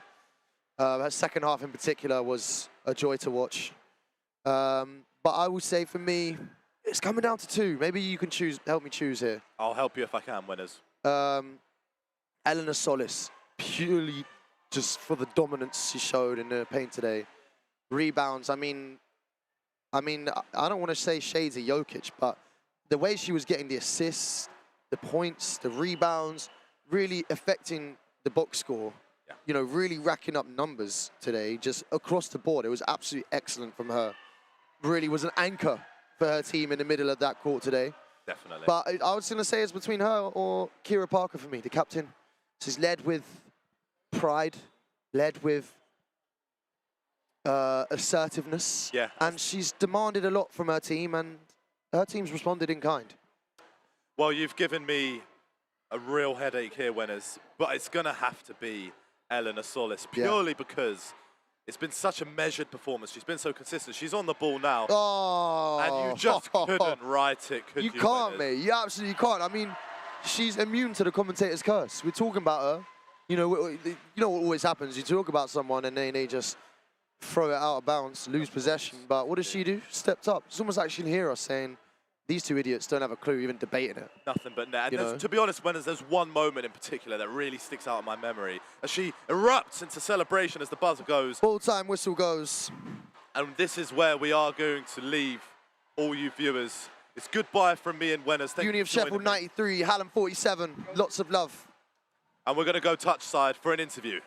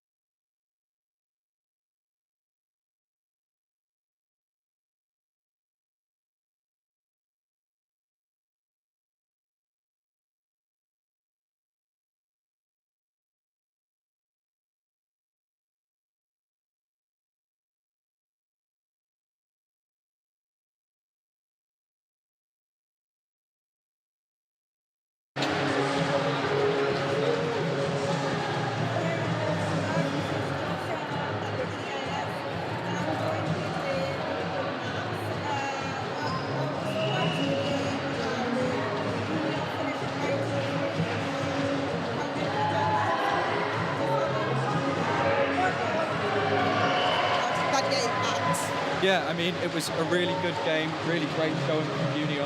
Obviously, last year, a really narrow loss, really, upsetting those Union players. But today was just a massive, massive swing back. There was confidence, there was ability. They were just all over Alan from the start, really. I agree. In fact, given the fact that 7 out of the 12 players in the Union team are graduating this year, this was definitely quite the show for all the veterans. They were really playing like a well-oiled machine. Was there any specific chemistry that really interested you, or like a specific power play that you were like? Yeah, I mean, on both sides, to be fair, I thought Haaland, obviously, while they didn't perform brilliantly, they were really good in transition. Getting that ball from one side of the court to the other, we saw some really good plays to get the ball into the basket, really good spacing, really good ball movement. But obviously, Union came out on top, and I think that was down to confidence. They did a really good job of just getting into the paint, getting stuck in, getting shots off. Obviously, really good performances from a lot of those starters. Joy Chang goal, I remember her last year. She was really good, showing a lot of confidence. Those shots weren't falling. Today they were. Today she showed a lot of ability. Really impressed in that jump. And Chow as well, obviously, has been really good this season, really good scorer. It's got to be terrifying for that Hallam team to look at that team and go, oh, their top scorer isn't even starting. He's coming off the bench. And she showed us why she's such a strong scorer. She knows where to hit the ball. She's got a fantastic touch, really good shooting instinct. And there were a few times where you can tell she's been scoring a lot, because there were a few times when she was surprised that the ball didn't go in. Lost some focus, but it didn't matter. In the end, it didn't matter. Union just did really well across, just getting shots off, just getting three-point shots off. Again, it's all about confidence. It's all about hustle. They showed that today. Ikra did impress everyone, and she truly showed everyone what she was made of, even as a first-year player. On the Hallam side, we did have Ashanti Richards trying to make as many scoring opportunities as possible.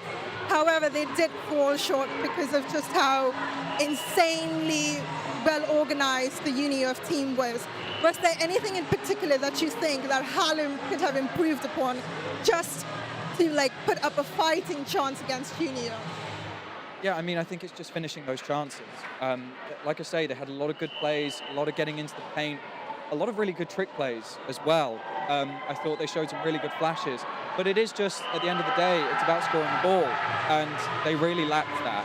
And also, Union of Sheffield did a really good job of shutting them down, shutting off passing lanes, getting blocks off. They were a physical team. It was tough. Didn't see the same looks for the Hallam players that did for the Union players. Well, hopefully for the coming Varsity, this new Hallam team learns how to play aggressively and how to maintain that aggression, just like Union did this year. Before we close out, do you have any final thoughts, Matt? Go Union, up from here. Fair enough. We'll see you for next Varsity and for the next Varsity match for this year. Thank you very much.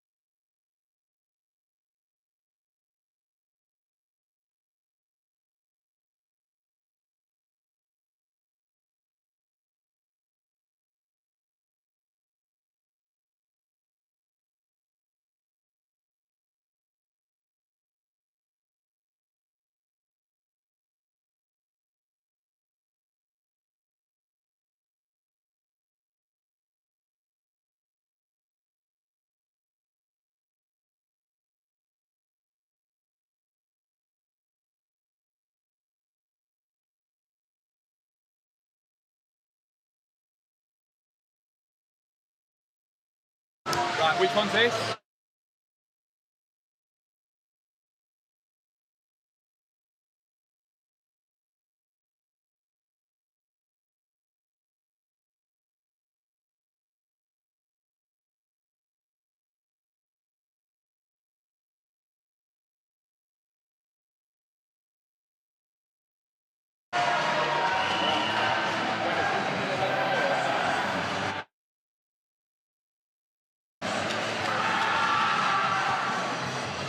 Welcome back to Forge TV. I'm your presenter, Adam, joined by Jack and Harry. We're now covering the men's ones basketball varsity game. And we've got time for a little bit of pre-match analysis.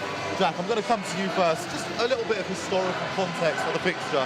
What can you tell us about the recent results and form of both sides? Yeah, recent years we won last year, pretty comfortably. I think the year prior we lost, but before then, since Tuck's joined, we've dominated. I don't think today will be any different.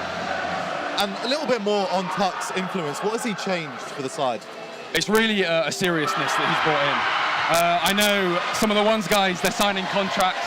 They've got a real commitment. Tuck is a real he's a real figure for the club, and it's a real seriousness that he brings. And we hope that will be reflected on the pitch today. Absolutely, yeah. Harry, I'm going to come to you now, because Yes, we've got mate. a bit of an interesting matchup or battle coming up for us today. A brother battle, in fact. Macaulay Littler and Malachi Littler. That's going to be a key matchup. I mean, as a man who's a brother yourself, how would you find that matchup going into it? It's honestly, it's one of those where, look, you've got a brother for life, but you've got varsity for a day. So I think, go out there, all guns blazing, get scrappy, get argy-bargy, get Larry. If I was out there and I was playing my brother, I'd be trying to step on his shoes, just get in his head, little pinches around his elbows and arms. Anything I can to offset him is what I would be doing. Could it even be a case of, because you know him better than anyone else, that you're actually better equipped than your fellow teammates? I'm sure you can say, but they probably know exactly what makes each other tick. Yeah, they definitely do. They play against each other a hell of a lot. They will know exactly what each other's like to play. And that's going to be fascinating to see how it unfolds on the pitch. We're going to watch some other matchups as well. I'm going to touch on the physicality that we can look forward to in this game. In the UOS corner, Ben Grassi, and in the Hallam corner, Arjun Shergill. They're expected to dictate the physicality of the game. How significant of a factor could that prove to be, Jack? Yeah, really big. I mean, once you get to this level, everyone's got a jump shot on them. Anyone can score from outside, but I scrim against Ben a lot. And I'm not a small guy myself, but he's a big lad, and Arjun's the same. Yeah, but anyone at this level can shoot, and I think working it inside is going to be a huge part of the game, and being able to score both inside and out. I think those two guys in particular will be really important in that. And in contrast, if you're one of the players on the pitch today who perhaps isn't the most physically imposing, how else can they try to impose themselves in the game? I think a lot of getting kind of into the spirit of this, having a little bit of trash talk is something really important. But I mean, looking for the guys you know that can be physical, lots of facilitation with the ball. But I think really kind of just delving in and trying to enjoy it, getting stuck in, getting a little bit lippy if you need to. I think that's really good for the morale of the team. Definitely. You might be able to hear the roar of the crowd in the background. That's for the netball, but we're staying focused on the basketball here. Harry, I'm going to come to you. We just commentated on the women's game. Victorious from the University of Sheffield. Can they double it up here, or will it be a Hallam victory? I think, credit to both teams earlier on. They're playing with a lot of heart, a lot of fighting spirit. But tonight, I think the boys will be separated from the men tonight. I think Uniov will come out flying. Some big-time plays, some big-time buckets. I'm here for Uniov tonight. Well, we're about to find out as it's almost time for tip-off. We'll be back.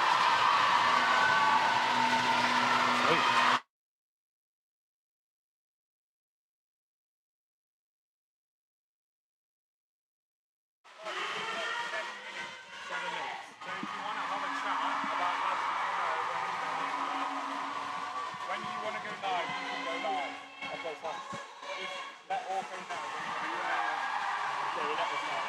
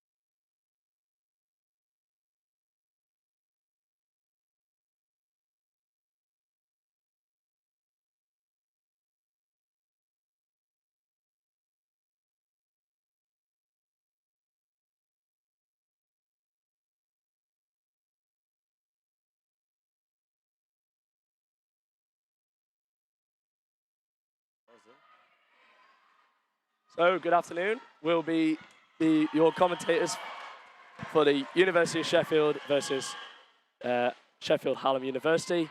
I'm Ben, and I'm joined with Jamie. So we'll be talking you through the game, and yeah, It should be a good one. yeah. The threes this morning were managed to come off a big win against the Hallam threes. The twos missed out narrowly after with a 7-point loss, and hopefully. And the women just won by And the women's 30. just won. Yeah. Oh, So which was currently a it's crazy game. 2-1 to Uni of.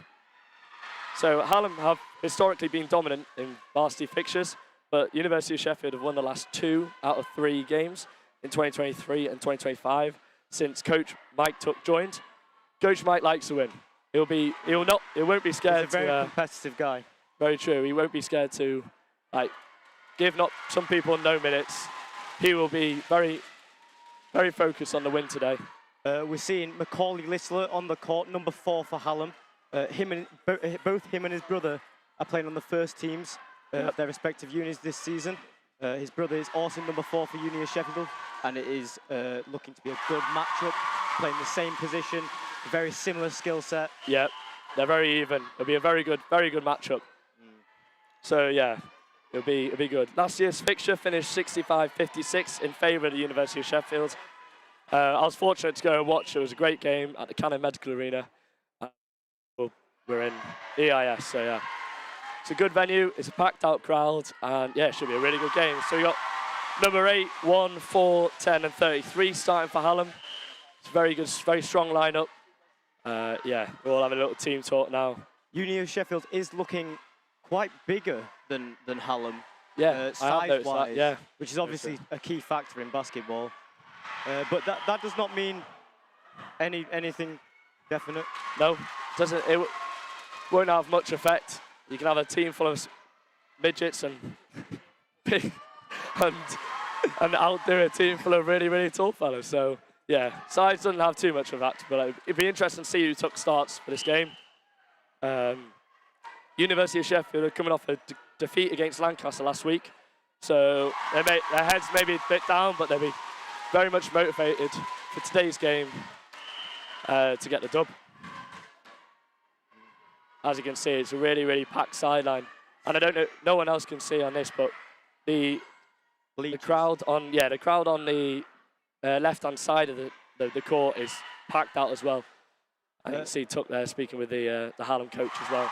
The starting 5 for Union Sheffield is looking to be number 15, Sam Willett, number 7, Jacob Adams, number 4, Malachi Littler. So he'll be starting against his brother.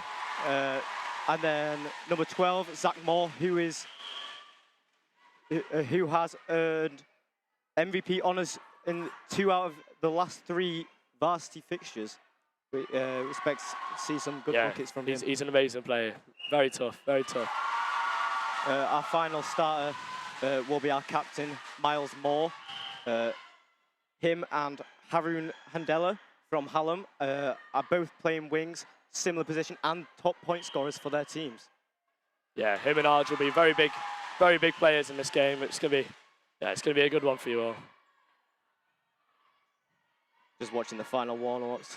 Yeah, I don't really know why there's a delayed tip right now, but yeah, I'm sure we'll be starting soon. Macaulay getting some shots up. There's a few players for Union Sheffield that have come up from the threes after last season. Some new rookies, if you like, and that includes number 6, Jeff Bird, and Don't know what number. Number 5, Don Yen. We hope to see them hit the floor and make an impact. an impact after a season with the threes last year. You've got some very prominent players in the uni offside.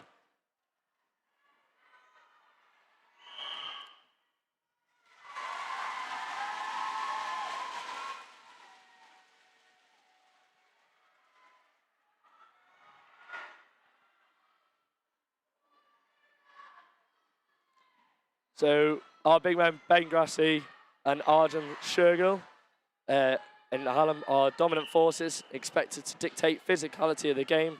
They're also very vocal, so be very emotional. set the players. tone, definitely. I'm hoping to see some dunks in this game. Yeah, I'm hoping to as well. A few Throughout the fast day, breaks. There's been a couple weak ones. I'm hoping to see either team hammer it home and get the Yeah, I think the players are now going for the tunnel. Sure, the atmosphere in there. We're watching it outside on a camera, so we don't know what the atmosphere is like, but we're pretty sure it'll be good if it's anything like the 3s and the 2s game earlier. And the cheerleaders are all lining up, ready to see the players out. Yeah.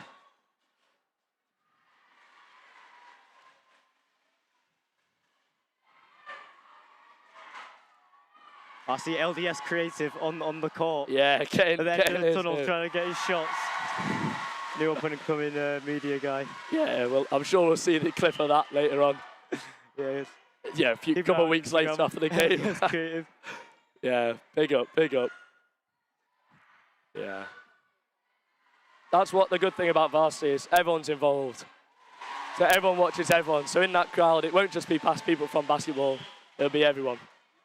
And I think they're just announcing the players now. So first to come out is...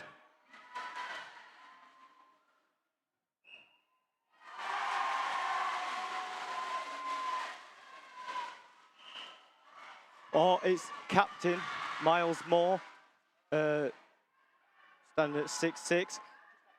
Coming out after him, number 4, Malachi Littler. Number 5, Don Yen. Number 6, Jeff Bird.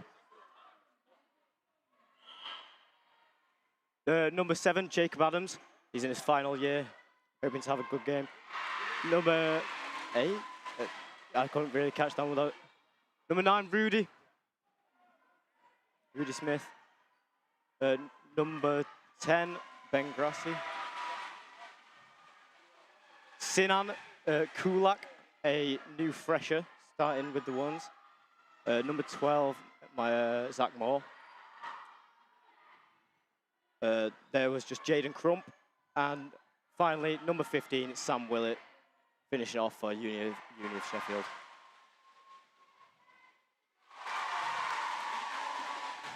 Here we can see the whole Uni of Sheffield side. Yeah, please forgive me with the hand. I'm currently trying to read it off the Instagram, but we first have Mohammed Barr, number 1. Next, number 2, we have Brooke Ellis. Now, number 3, we got Arjun Shergill. She's coming out now. Oh, no, it's Macaulay Littler. I'm a bit behind. We don't really know what order these are coming out in. Should be Dylan Hall at number 5. Oh, they're coming out at different numbers. Okay. So, number 5, you've got Dylan Hall. Number 8, sorry, you've got Harry Pignett. Number 10, you've got Harry Handele. Number 11, you've got Sam Dates.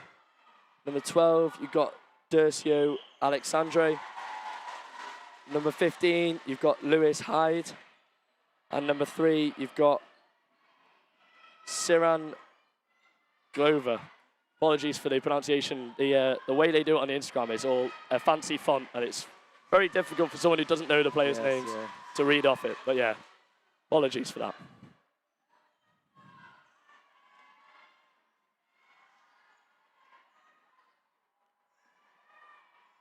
Players are all just getting hyped now. Final team ready for the big game.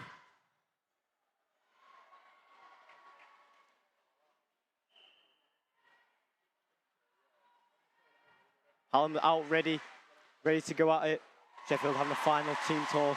So I recognise bringing some energy. Yeah, I recognise 2 of these refs that are pictured on screen. Both very good refs, so we shouldn't see any missed calls. However, if we think there's a missed call, I'm sure you'll hear about it on this commentary. But yeah. Yes, as I said earlier, starting 5, number 12, Zach Moore. 2 out of 3 last MVPs in the varsity game. Number 7, Jacob Adams. He's a business student in his final year. Number 15, that is a fresher, Sam Willett, standing at 6'9", easily the tallest on the court. Tallest in the club, I think. Tallest in the club, yeah. Oh, I believe, I take that back actually. James Hawkins on the threes is 6'10", which is Too tall, if you ask me. Miles too tall. Moore, number 13, captain and leading scorer for the team. And we've got tip-off. Uni Sheffield win the tip-off. It's tipped to Miles Moore, move to Zach Moore. It's he commands the play. Yeah, he does command the play very well. Move to Jacob Adams in the corner with the 3, and Cash. Hallam bringing up the ball, setting up their play. Swing to Managed to get Macaulay. Macaulay open. Chucks up 2, and no dice. Just wide. Zach Moore, Macaulay. there. Foul call. Foul call on Macaulay for a push. Seems like the refs aren't going to let any of these little light physicalities go. Yeah, I think the players just eager. Start the game, big crowd. Those silly little fouls will be. Miles with the ball inside. He drives, chucks it up. Oh, and an unlucky roll off the rim. Hallam on the fast break now. Hallam. On 10. He ignores the screen. Drives inside. Comes down into paint. Picks it out. Oh, that's a nice pass inside. And they're passing it between bigs. I think they've called a foul. Oh, we'll have to wait and see. I don't know about that one. Yeah, we don't get a replay. VAR. VAR. No, none of that. Baseline ball for Hallam. Number 10's inbounding. Kicked out to 33. He gets it back. Hits up the 3. It's not good. Malachi with a rebound. Malachi with Macaulay, the matchup we've been talking about. Yeah. I'm Very looking forward to similar seeing looking that brothers, I think. Yeah, they look very much the same. I don't know if they're twins. No, I think Macaulay's older, I believe. I might be wrong. I do know Macaulay did spend some time in America playing basketball. Zach Moore chucks up a 3. And it's in. Good. It's a very strong Uni offside, but I think it's just because the shots are dropping, really. So far, from outside the arc, Uniov has been looking stronger. We'll see how Hallam responds. Number 8 of Hallam comes round. Pump fake, he's driving inside, all the way to rim. Blocked by Sam Willett, I believe. Yeah, no foul call given. And that was thrown away by Uniov. Yeah, Tuck won't be happy Straight with that. to Hallam's hands. Yeah, they're just possession. Just a bit eager, that's all. Number 8 at the top. Number 10 sizing up Jacob Adams. He spins. Looks in. Kicked out. Malachi gets a touch on it. Uni off ball. Out. Oh, Hallam applying a bit of pressure, actually. Jacob Adams drives inside. And he pulls it. Oh, just shy. For sure. Make. Oh, and the fast break. Ooh. Missed the easy one. Number 1 has. That was a dunk opportunity. Yeah, Mohamed Bar won't be too happy. Coach will have in words after that one. Miles and Macaulay. Oh, little battling away. It falls to Uniov. Yeah, Malachi drives in. Adams at the top. Malachi into Willett. Oh, Willett with a nice 2. baseline floater. We see that a lot from Sam Willett. Yeah, Sam Willett. He likes to get in those spaces. Because he's able to stand at that high point. He'll easily get the ball there any day. Hallam 8 at the top. Macaulay sizes up Malachi. Screen Gets for the 33. screen. Drives inside, kicks it out. And 10 pump fake. He's going inside, he's spinning. And he's thrown away. Turnover, Uniov. Go to the fast break now. Oh. Miles Moore. And they went for the lob. I don't know why they're trying any of this, to be honest with you. Not this early in the game. Yeah, try it when It's you're 20 very points up. But yeah, it's interesting to see. They're very Both teams very fighting relaxed hard right now, though. Oh, and the inbound to Miles, but he misses it. Spun to Jacob Adams. He pops up the 3. It's not good. No make again. Rebounded by Harry. It's not Harry. Hallam kicks out to the top. 33 with a 3 at the top of the key. 3-3-3. 33 with a 3. They get the rebound. Oh, they That do ball not now with the board. He looks to push the ball now. And who are you hoping to see something?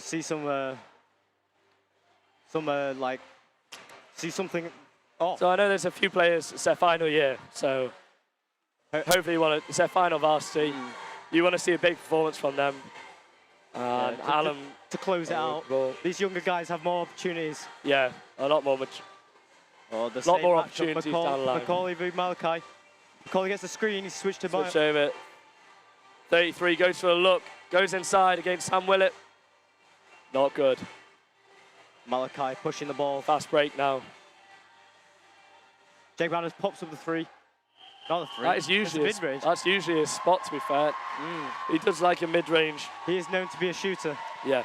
Standing at 6'1", probably can't really contend with these bigger guys. 6'6" plus guys in the key.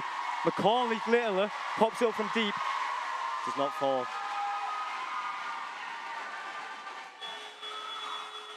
Zach Moore pushing the ball up the sideline. Swing the ball around. Swinging it nicely. Oh, Intercepted and tries by- to do the skip pass. Number 1 again. Number 1's. Yeah, Mohamed Bai, he's having a very proving good game. impactful. Apart from his one missed layup, but Yeah, We all do we'll look those, past we all that. do We'll look those. past that. Yes, it's now Uniov ball in our own half. it's looking like it's 8-0 to Uniov right now. Zach Moore drives inside. Seems like both teams are struggling at finishing at the rim. Yeah, I think Uniov had that first bit of like momentum with those 2 early threes, and then kind of And the ball's passed away to Uniov. kind of been a bit dry since. And now Miles with a fast break. And that's some nice ball movement there between Jacob Adams, Miles Moore, and Malachi Littler. Getting Malachi the with open a fit. bucket. Yep. Finishing on Malachi. Hallam needs to do better at stopping those fast breaks and getting back. Yeah. There's been a few times they've been caught out. Likewise with Uniov, they've both been caught out in the fast breaks. I think Hallam are doing a good job defensively, holding at 10 points. A strong team who have come mid-table Division 1, while Hallam ones are the league below. Yep. They're doing a strong job defensively. It just needs to get some scores on the balls. Yeah. The shots need to start dropping, but you've got to give credit to the Uniov defence with the reason why they haven't scored any. But Yeah. Uniov will be happy with being 10 points up. We're currently about 5 minutes into the first quarter. So yeah. I'm hoping to see some rotations from both teams. We'll get to see some different players on the court. Yep. It'll be interesting to see if he does make any early. Crump, personally, number 14. He stands at 6'8". I believe or he played 6'7". in America. He did play in America, and he's a very strong player, but he's coming off injury. He struggled with some ankle injuries throughout the season. Yeah, 6'8", played for AAU teams in Florida and New York, played for a prep school in New York, played typically a 4 or 5, and utilising strong dives, post moves, and mid-range, and occasional threes. So yeah, I've seen him play. He does love driving inside, dropping a shot, using his strength. Wide guy. He's a very big lad, and he'll be able to get to the rim with ease. So yeah, it'll be interesting to see. We've had some changes from Hallam. What Tuck does. We've had one change from Uni of Sheffield, moving. Who's come off for Benjamin Grassi, number 10? I believe Mile. No. Trying to see. No. Zach. Oh no, not Zach Moore. I don't know who the Jacob player was. I don't know who's come off, but Ben Grassi is come on for the Uni offside. 33 goes up with a tough bucket. A nice lay on Sam Willett. Hallam will be happy to get points on the board now. Yeah, hopefully catch some momentum, catch some wind. Jake Vance with the ball on the wing. Closely guarded by number 8 from Hallam. Miles Moore. Ben Grassi swinging the ball around. Surprised Ben Grassi didn't look the to shoot baseline. then, because he likes to shoot in those when he gets open on the 3-point line. He Ben goes Grassi inside to drive going though. for the spin. Kicks Kicks it it out. out. Miles Moore, who pops up the 3. Miss. Oh, Leave Shot us clock? 24 seconds. Yeah, Yeah, 24 shot clock. seconds. Good defense by Hallam, that was. Very Yeah. good defense. To bring out 24 just seconds. keeping Union Sheffield on the outside. Yeah. If you can do that and keep a hand up in their face, I think they've gone into a zone. I think they've gone Hallam, into a 2-3s, yeah. that seems to be a common denominator today. Yeah.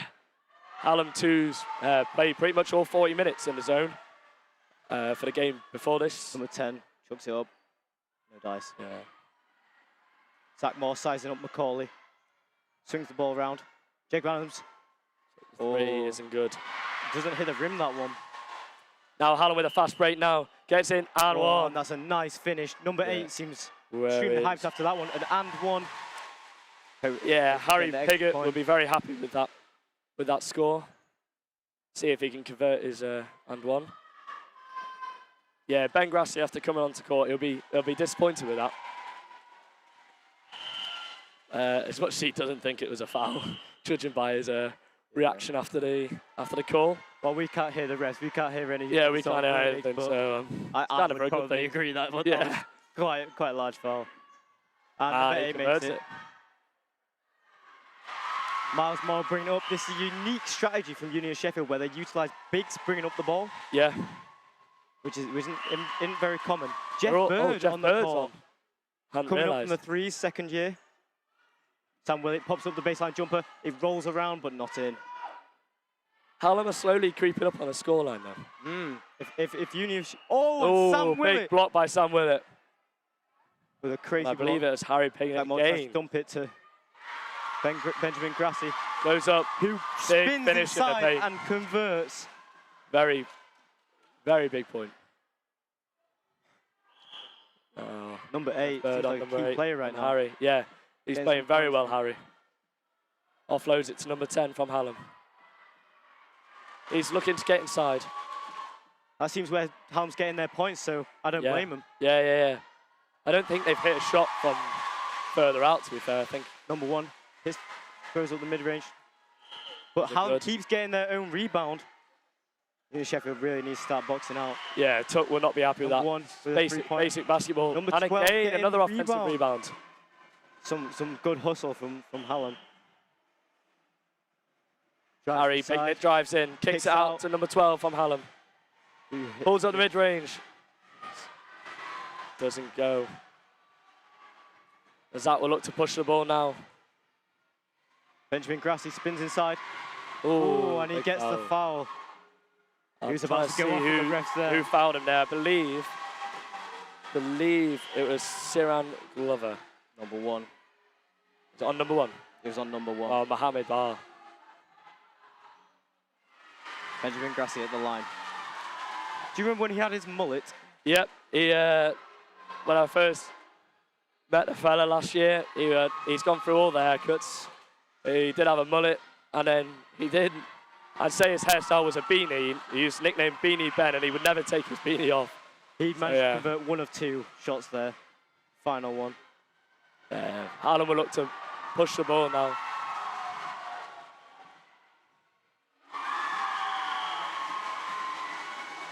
Number 8 drives inside. Throws up a circus shot. But they get their own rebound again. And there's a foul. Second foul for Ben Grassi. He'll not be happy with that. I think he'll be out soon, really. I think Tuck will sub him.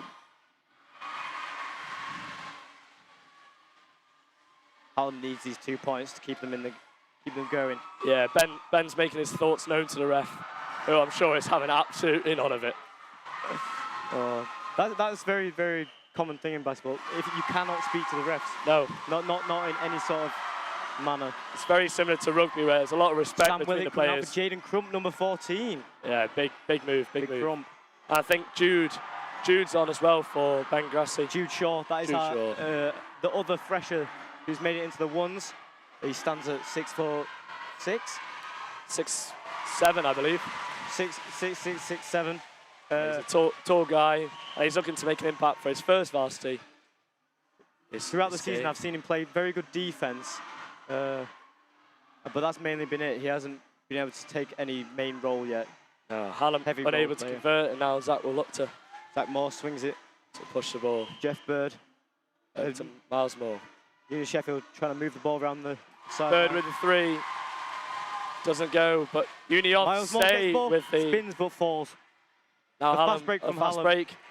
Goes up, and I believe it's blocked by Zach Moore. Now Jeff Bird will look to push the floor on the other end. Closely guarded by number 10 of Hallam. Jaden Crump at the gets top. his first hand on the ball this game.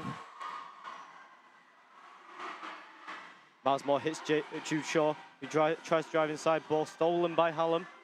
Hallam pushing the ball hard. They're doing a very good job pushing the ball hard.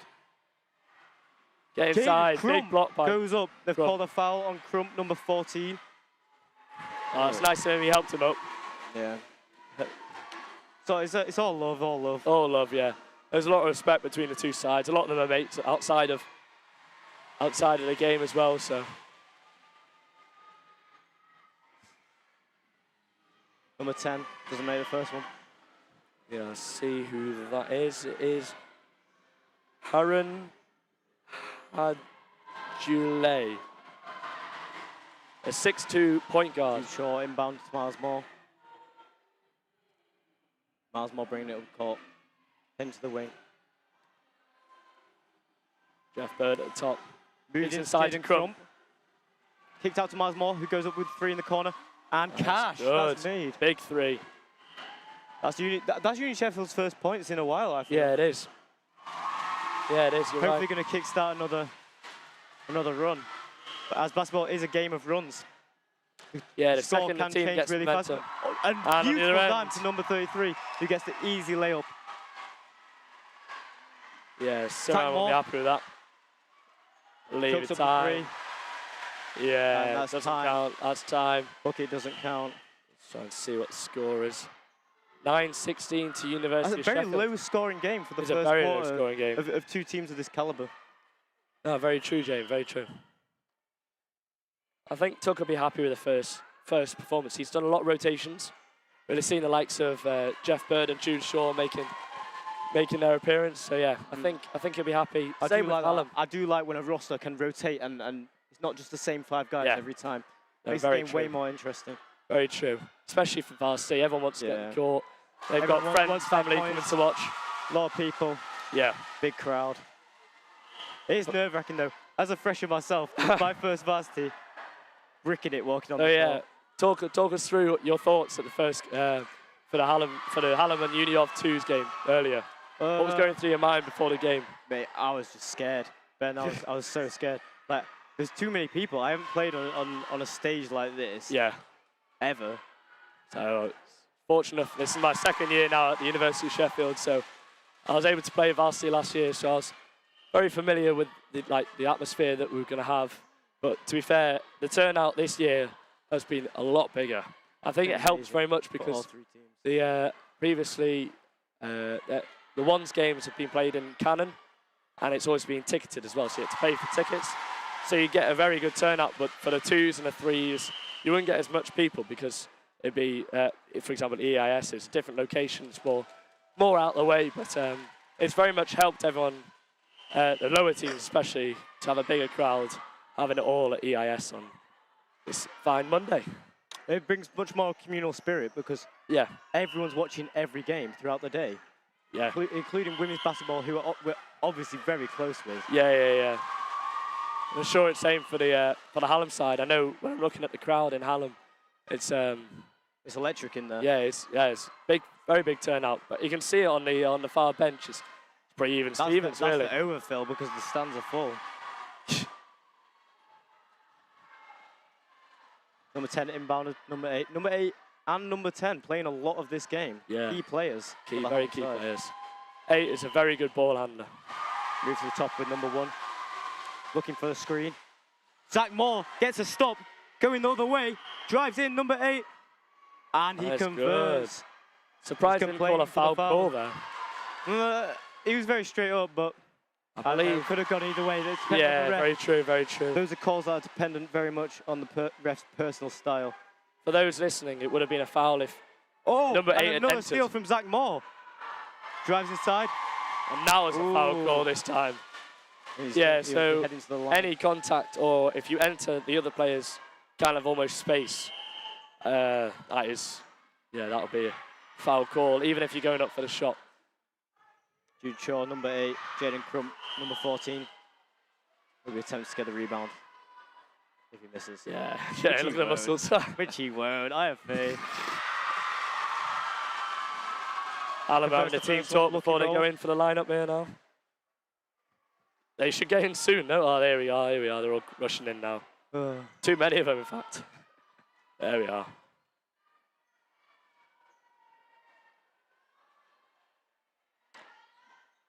Zach Moore makes the second. I remember to see a little more from number 8 from Holland. Bring He's the ball commanding up. the play well. He's trusted to bring the ball up. I feel like He goes inside, though. Oh, Kicks a it out nice to kick out. number 10, Alan. Macaulay Littler back on. Unfortunately, his brother isn't He there. pulls it from Deep deep. three. Oh, and he was just close. I've seen him make them, though. I've seen him Yeah, make them. yeah, yeah. I Pulls don't up feel like deep. that's a bad shot for him, by any means. I believe he had also pressures from the shot clock as well, because only allowed 24 seconds in a single offense. So yeah, he was Miles Moore bringing up the conscious ball. of that as well. Captain of the team. Kick to the corner. Moving the ball back around. I think Hallam's zone defense is very good. It's very disciplined. Yeah, they do practice that a lot, I feel. Yeah, And Miles big Moore three. makes it in the corner, though.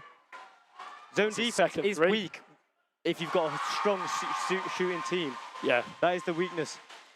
that is So the problem with Union his Sheffield zone. looking for You're these often three-point vulnerable to three-point shots, yeah. Call it a little air ball.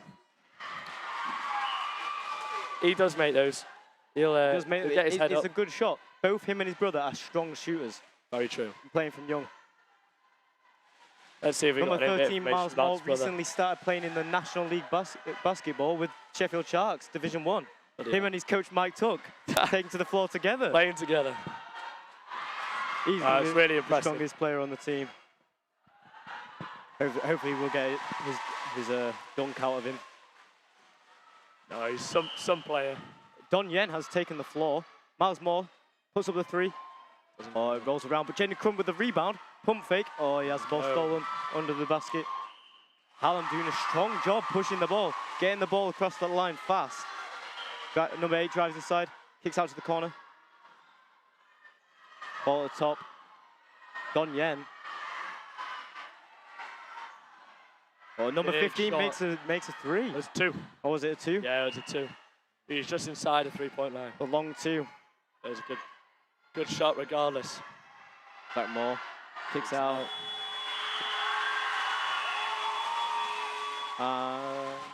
I don't know why the foul was there. Or the Bit clueless when you're watching on number screen. 3 from Hallam, the Oh, captain, yes.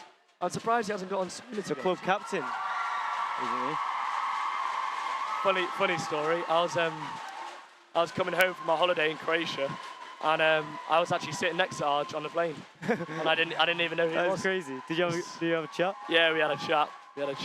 Right, back to the game. Zach Moore in the corner with the ball. Yeah, he didn't know who I was. Drives inside. Throws at the mid-range. Ooh, miss. Hallam pushing the ball fast again. It seems like they've got a game plan. Big Don Yen block by with the Don Yen. Oh, huge they call block. a foul. Got a foul called. We'd need VAR for that one. Well, But go with the rest call. Harry with a pump fake, sold Miles, and then Don Yen coming out of nowhere. And well, Union needs to watch out for this looking- fast break though. Yes, they Hallam do. are pushing it hard. They are. They're looking for the fast breaks because from set piece they're struggling to get through the Union defense. But number 8, Harry missed the first one. Harry Pidgeot. Harry Piggott. Let's apologise for the pronunciation of these names. We're just going off letters. yeah, it's very difficult to gauge. Oh, and a foul free throw. Yeah, we mean no offence. Harry will have another number 8.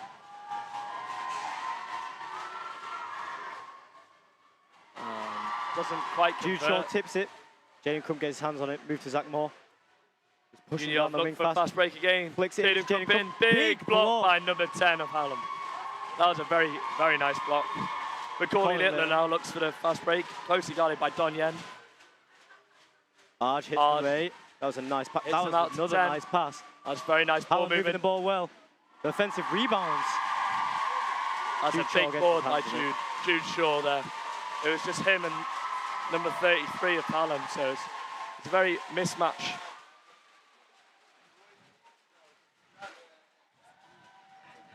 Miles Moore with it on the wing. Hits Jude Shaw. He I don't know why he didn't hesitates. shoot that then. Maybe He he's a bit hesitates. Maybe cautious. nerves. Yeah, Don he's Yen definitely throws up with the floater. He does not convert. Lucky Ball goes. pressing though. He wants that ball back. He tries to get. Oh, he wants it too bad, and he fouls. Reaching over with Macaulay his right hand. Refs will always call Yeah, a they foul always call that. on that Didn't stuff. help that the ref was right behind him as well. So yeah. Yeah.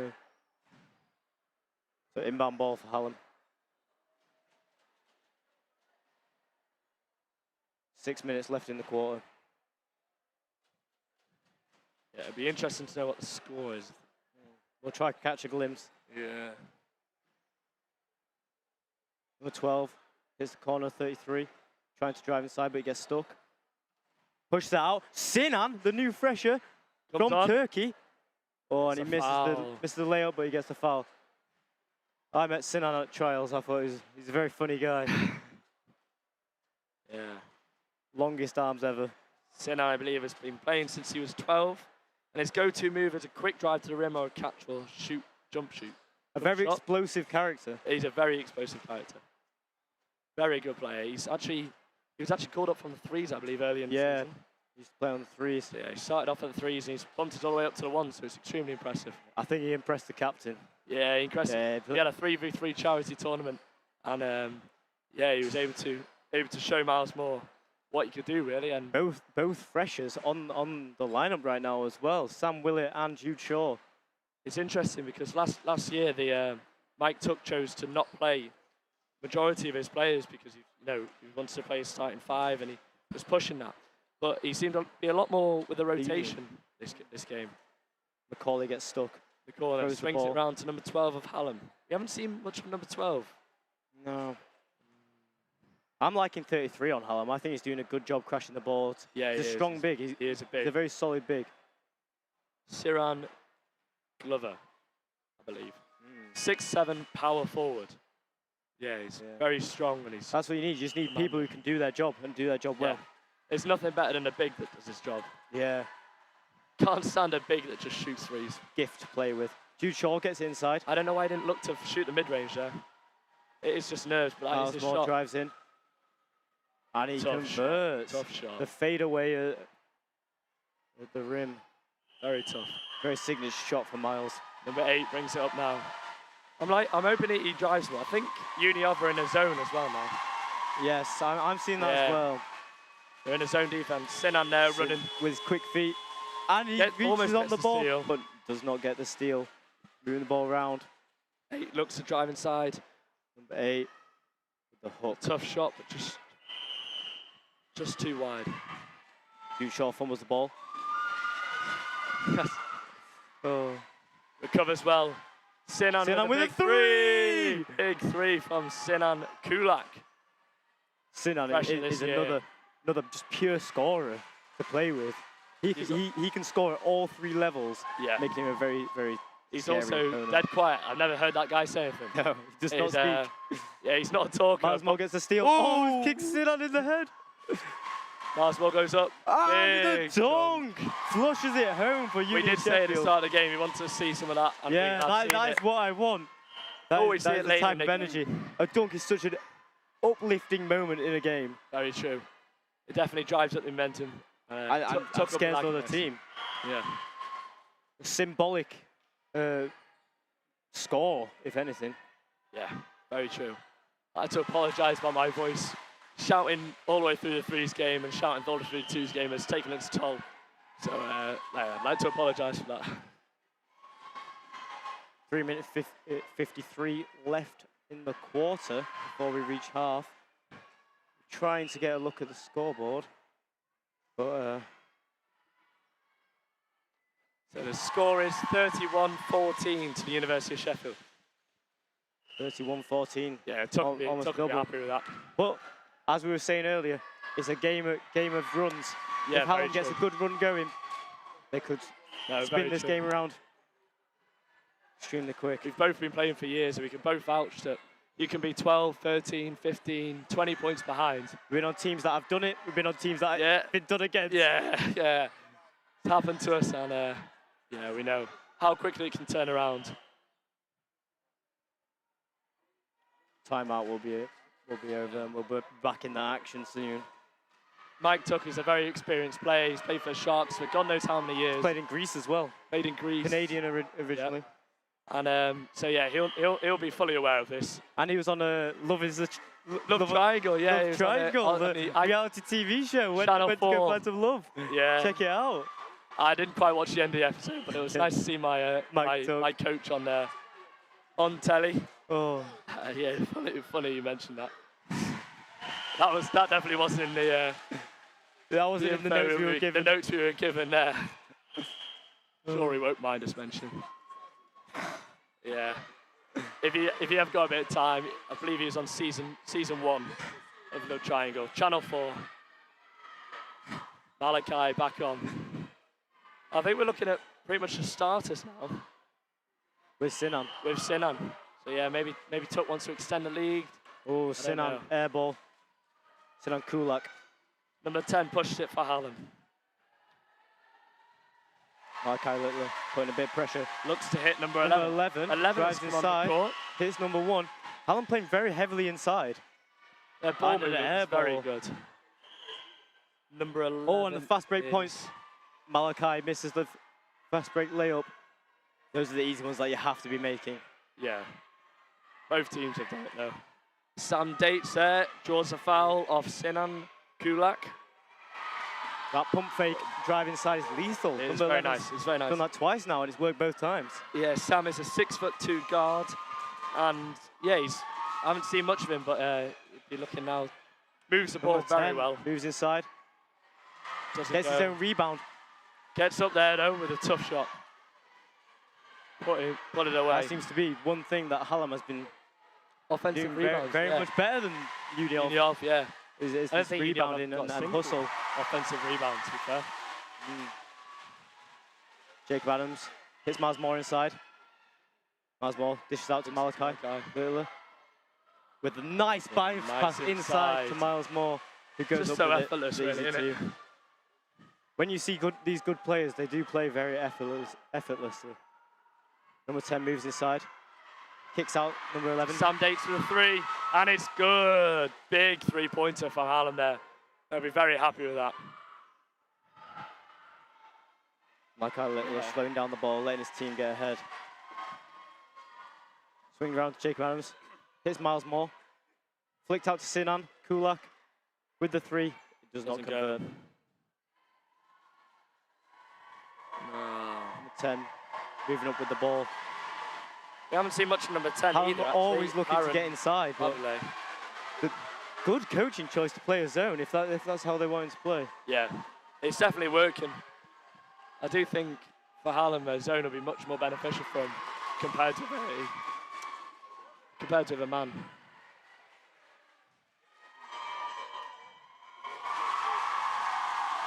Swinging the ball around the top. Hallam drives inside, loses the ball. Hit ahead to Malachi Littler, who throws off the backboard. Oh, Miles Moore. Very ambitious shot there. God, at one time I Malachi wasn't Littler looking. trying to get Ooh. the alley-oop, and a foul by Sam Willett on number 6 driving. Oh, number 8. Number 8. That Sorry. is should be starting to learn their names by now, but Yeah. Harry Piggott, that's the one. Number 8, pivotal player. Yeah, the score is 33-19 to the University of Sheffield. Yeah, Tuck will be very happy with that scoreline. Coming into the half time now. See some deep bench rotation. 90 seconds remaining on the clock. Yeah, and And we see Rudy take to the court. Yeah, Rudy- Rudy Smith Rudy Smith. makes his appearance.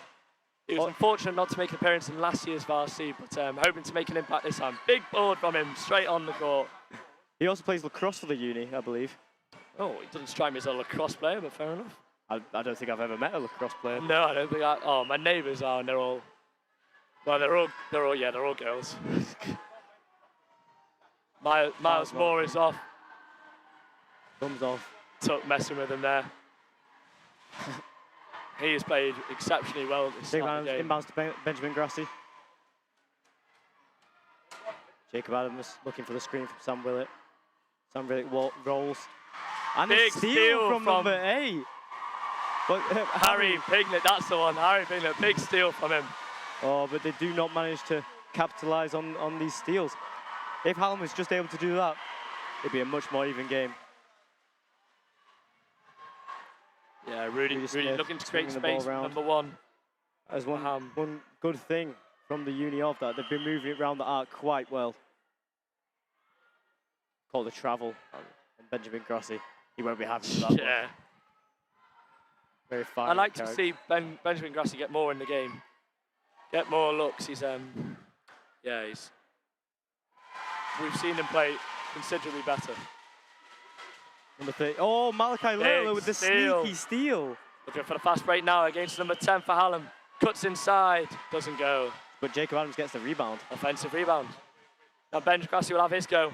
Gucks inside. Puts it up. Ball. Big, it was well done to 33 of Hallam though. He did well to contain him there because There's some good defense. he's a big guy. Number 33 drives inside. Fade away. Not good.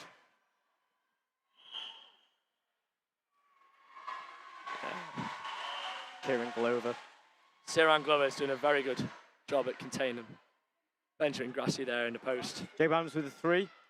Big It's good. three. Big three in the last final seconds of the game. That's the half. That's the half. Very I'll good get half the from score for Sheffield. you. 1936 at University of Sheffield. 17 points in it. If Hallam has managed to convert these fast break layups and keep pushing the ball, they could bring it back. Very true. Union Sheffield aren't out of the danger yet. No, very Especially true. when you've got 17 players, points though. Tough players that can make good shots, important shots. Yeah. Like number 8, it seemed. And the Sheffield cheerleaders make their way. I think we're going to be taken off air now.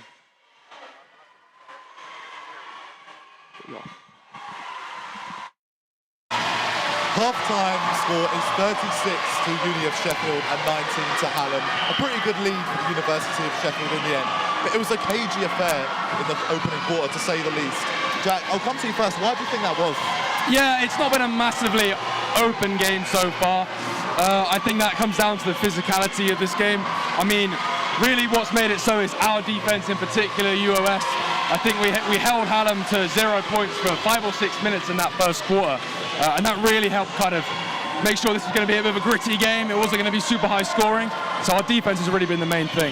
Yeah, a strong foundation for Unioff to build on, to say the least. Harry, I'll come to you next. The women's game that we commentated on earlier was a lot more end-to-end.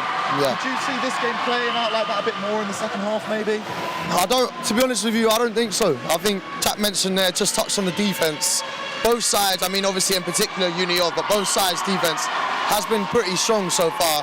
The shot making at Hallam hasn't been great, but it's one of those. I think the importance of that first attempt is so crucial. You saw, you're going to have to help me out who number 7 is for Unioff, but you saw first shot of the game goes down, instantly the relief is just there. And I think the longer and longer that 5 minutes went on when they didn't score, the more and more it gets in your head, and that crowd can play a big part in that sort of stuff. So the mentality aspect certainly not to be underestimated. But Unioff did actually also put some real daylight between themselves and Hallam as the first half wore on. Jack, we know how quickly a lead can slip in basketball. So for Unioff in the second half, is it a case of trying to extend that or holding on to what they've got?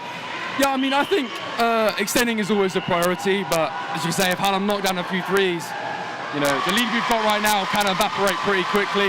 I know Tuck will be telling them they've got to stay locked in for this second half, a lot more of the same. I think the offense has been working okay, but it's mainly the defense has been really, really strong. I think keeping that going is the most important thing. Yeah, and even in the first half, we saw Hallam hit a couple of good threes. Yeah. But we also saw a lot of inconsistency with their finishing. Harry, if you're in a situation where you miss a couple of free throws, for example, how do you come back from that as a player? I think it's so important to have your teammates get around you and pick you back up, because I mean, it's such a short, it feels long us watching it, but when you're out there, you're getting subbed in and out. You're on the court for such a short period of time. It's all about making the minutes where you are on the floor really count. And like I say, that comes with lifting your head back up. You can't have your head down or in a slump. You need to just have that mentality of just fighting. As soon as one play's done, it's gone. Like, you got to have the memory of a goldfish. And would you add anything onto that halftime message for the Hallam players? For the Hallam players, I think that they've really got to they're doing a good job getting offensive boards. I think they're got to slow it down on offense a little bit. I think they need to, you know, they're rushing a little bit. They feel a little bit kind of out of rhythm. They're doing well with their hustle plays. When they're missing, they're getting their boards back. UOS have been a little bit lax on those boards. I think just kind of calming down, because 39, 36 points in a half is not bad. It's their scoring that really needs to kind of get slowed down, get into a real rhythm with that. And touching on that physical battle as well, Jack, how's that been developing for you in the first half? Yeah, it's been quite a physical game. I mean, as we said beforehand, been quite a few calls. I think even a few no calls as well. But I think US in particular have done a good job, as I said at the start, working it both inside and out. Relying on the three, but not only doing that, remembering to get it inside to the big men as well and driving. I think particularly on the fast break, we've been good at doing that as well, making sure we're getting some 2-pointers to drop. Lads, before we go, some thoughts on the second half predictions. Which way do you see it heading? Harry, I'll come to you first. Same as the start. I think if Hallam, like Jack said, if Hallam don't start slowing down their possessions, this game's going to get away from them very quickly. Yeah, US all the way. I think it'll be another comfortable half. Well, that's all for now, and we'll be back with the second half very shortly. Awesome.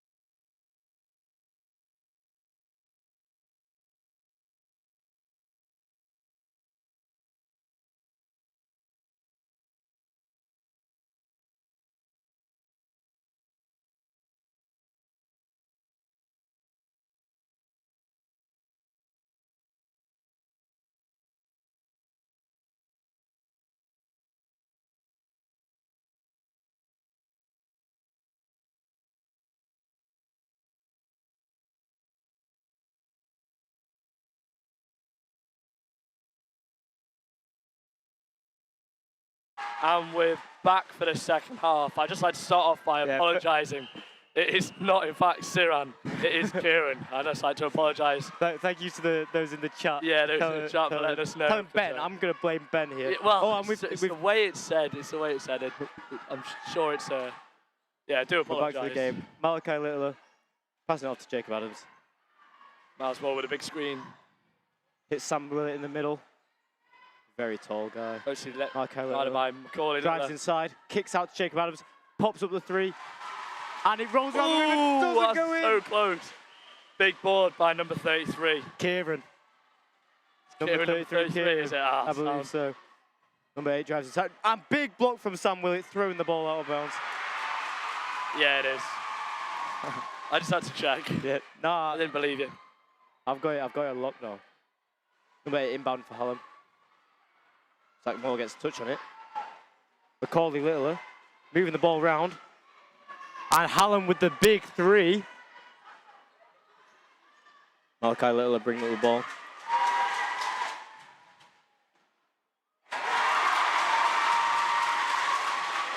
Seems to be not much movement from Uniov there. Miles Moore hits somebody inside. There we go. Here's Miles Moore again. Malachi Littler. I think they've got a foul Called call a foul on 8. on He's Harry not happy with that Piggott. one. Sorry again if Ben's pronunciations are terrible. Oh, yeah. It's my pronunciations, isn't it? Honestly. Always Ben's fault. Inbounded by Malachi Littler. Swing around to Jacob Adams. Miles Moore at the top of the key. Hits Malachi Littler, who throws up the 3. Just short. Short. But Sam Willett gets the rebound. Tries to throw it into Miles. I believe it was Moore. tipped out by Kieran. Nah, by Uniov Sheffield. Uniov. Hallam's bringing up the ball. Aaron Handler brings up the ball. If they can just keep moving it round the key, It's to round Harry the Piggott. arc and get a few more of them big 3s. Harry looks inside, but Jacob Adams is very tight Kieran defense on him. drives. Oh, Inside. and it's lost. He was unlucky. Come off Hallam. I reckon that was a foul there. I think I was Sam going to had say a that. hand there, a little pull, so I think he got. From our angle up top. I think Kieran got unlucky there. Malachi Littler bring up the ball.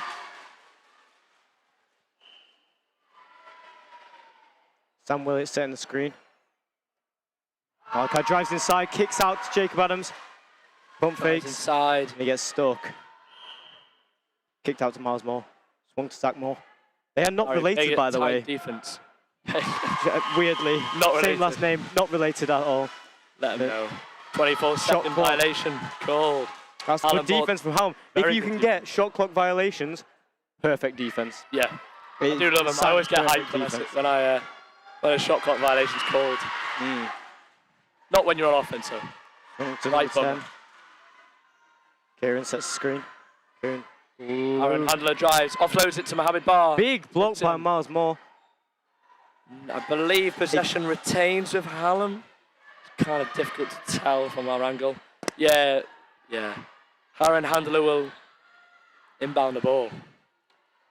Very tight defense on Macaulay Littler by his Throws up brother. the deep 3. Miss. But they get the rebound again. Picked up by Mohamed Barr. Unlucky roll around the rim.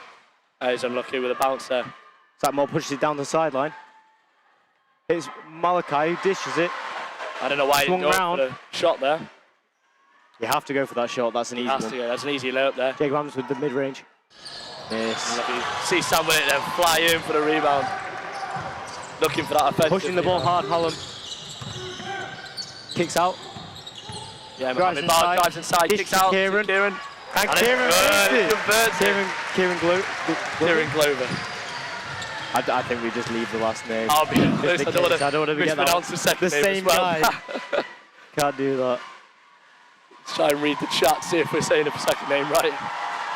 Miles Moore inside, turns, kicks back out to Jacob Adams, Malachi Littler at the top. This is very good defense. I think they're back to a man, Hallam. Kicked out to Zach Moore, who throws up the 3. Kill zone. Cash! Big 3 from Zach Moore. Big 3. You can see why he was MVP, 2 out of 3 last. Some player. He hasn't looked inside much, to be fair, this game. He always likes to look inside. Well, he's very much on the perimeter. seems to be a bit of an antithesis here where Uniov is just splashing from outside. Big shot by Harry Payne. It just falls short. Out of bounds. He'll hope. Well, Hallam keeps pushing inside, which is a much more, in my opinion, Yeah. I don't know why they're not looking more to get inside. consistent way to play. I agree. They're getting better looks inside, definitely. They just need to convert. Yeah. They're getting unlucky rolls around the rim. I'm not seeing many fouls this game as well. It's very disciplined. I Three would like refs. to be a bit You more can't blame the aggressive. refs. Zach Moore drives inside. Takes Easy it, lay. Easy layup. Find that lane. Hallam's help defense needs to be better than that. Big up a drive. 110 finds his way to the corner. Tries to swing it out. He's getting stuck. He's tight and a That's a steal turnover. from both the Moors. Unrelated. Sam Willett puts with up the mid-range. I believe the Hallam baseline. Just see Tuck on the sideline there. I think he'll be very happy with how his team has been playing. Quick word with the ref. I'm sure he's not happy with something, but yeah. I've been a ref with Tuck, and he's very vocal. Very scary. Very scary. I was very intimidated by him when I was reffing. Macaulay Littler at the top there. Uniov back into his zone. Number 11, swings it round. Sam Oates or Sam Dates. Can't quite tell if it's an O or a D. Big three by Macaulay Littler in the corner. And that's nice. Those are the shots you need. Yeah. Move the ball well, get the open shot. Jeff Bird's on now, looking to bring the ball up. Nice handles. Pressed by Macaulay Littler. Down to Jude Shaw, he almost loses Harry it. Pignet. Miles Moore bails him out there. Very, very good defense there. Trying to force a turnover. Zach Moore drives inside. Tries to swing it. And it's Uniov ball. I Yeah. think he must have just Big call that. I had no idea there. touched a Hallam player as it made its way through. Yeah, they got lucky there. Zach Moore at the top of the key. Pulls the three. Doesn't go. But Jude Shaw looks for the rebound. Oh, Jeff and Bird with the rebound. He does just enough to get to Jeff Bird, but he can't convert either. I really hope Jeff gets on the score sheet today. He's worked very, very hard for it. Going from the threes straight away to the ones, it's a very much of a culture shock for him. But yeah, I think he very much deserves Kicks out to number the time 11. that he gets on Helps it. with the three. Just to the right. Ooh! Was it? But they're looking like Gives it back to Miles strong Moore. Goes going up, spin move in, easy two. That's very nice. Hallam are looking like they're still like really wanting it. Yeah. They're going for every offensive rebound, which is impressive to be fair. Especially this late in the game, to have the energy for that is very... Yeah, especially some of these players, because some of these players haven't left the court, really. Sam Oates if much with at the all. ball. Yeah. I think that's a Hallam ball. It's contrary to what Zach Moore thinks. Not very happy with that one. So, yeah. Union Sheffield seems to still be Sam sat in Oates that zone. inbounds. Back to Sam Oates. Kicks it to the corner for Mohamed Barr with a three. Doesn't go. Pushing the ball hard. We'll look for the fast break now. Stole off Jeff Bird. But Needs to they be careful with keep possession. messing round. Messing round at the top. It's Move the ball fast, get Exactly. the open look. And it's very vulnerable to players trapping and having two people on him in that position. Zach Moore with a big drive. Inside. But Jude Shaw gets the rebound, kicked out to Sam Willett, who pops up mid-range. Oh, and he misses it. But Zach Moore gets the rebound again, and he it's up converts with and one. big plays, big plays. It was on the shot, wasn't on the floor. Yeah, basket's good. He'll go to the line for another point. Up for And grabs. those buckets are just pure effort. Yeah, Those are That's the pure hustle. effort buckets. good hustle. Hallam will be annoyed that he didn't get the defensive rebound there. Because there's enough guys in the paint for him to Number 8 is subbing off, I believe. Well-deserved rest. Benjamin Grassi coming on for Sam Willett. And Sinan Kulak coming on for Jeff Bird. I think Jeff played well there. He'll be happy with his performance there. He'll be unlucky, he'll be annoyed he didn't get on the score sheet, but oh well. Hopefully we'll see a bit more of him later on in the game. Yeah, we will. I'm sure we will. Zach Moore is an elite player. I don't expect him to miss this, and he hasn't. And Sam Oates will bring it up the floor for us, followed by Kieran Glover, and it goes out. I don't know if that was... We didn't really have a good angle on that one, did we? See that, the camera. But it's Hallam's ball. Oates with the ball over to... They need to make sure they've got a hand on the shot, Union Handler. Sheffield. Hallam Handler just has these drives lethal in, kicks out shooters. to Macaulay Littler. Macaulay Littler pops it up. Oh, and just just short misses. of gain. Miles Moore brings up. Miles Moore They've given him the lane. explosive. He goes up. Doesn't go. Benjamin Grassi with the rebound. Kicks out to Sinan Kulak. Miles Moore drives back inside, looking. Kicked out.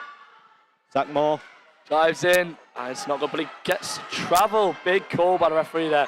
I think it's the right call, to be fair. I think Yeah, Hallam that was good defense. that was Straight really up. good defense, yeah. Straight up from Hallam, blocking the lane. Yeah, my voice No is good definitely movements. going to go at the end of this. Macaulay later bringing up the ball. I expect him to bring up the ball a lot more than he has been. Yeah, I'd like to see him Personally. look inside more, Macaulay. I think get inside, kicking it out, and getting those looks. Big Number 11. three from Sam Oates, but doesn't Ball. get there. Kieran almost gets handled, but just slips Almost away. gets. Oh, I think he believe he Call gets a foul. Oh no, it's Hallam. Hallam fouled. Hallam Uni off foul, there. Uni off baseline. Shows how good the refs are, because I didn't see anything there. I don't know what he called. Me neither. Zach Moore drives inside. Doesn't use the screen into Sam Oates. And throws it oh up my and in. golly.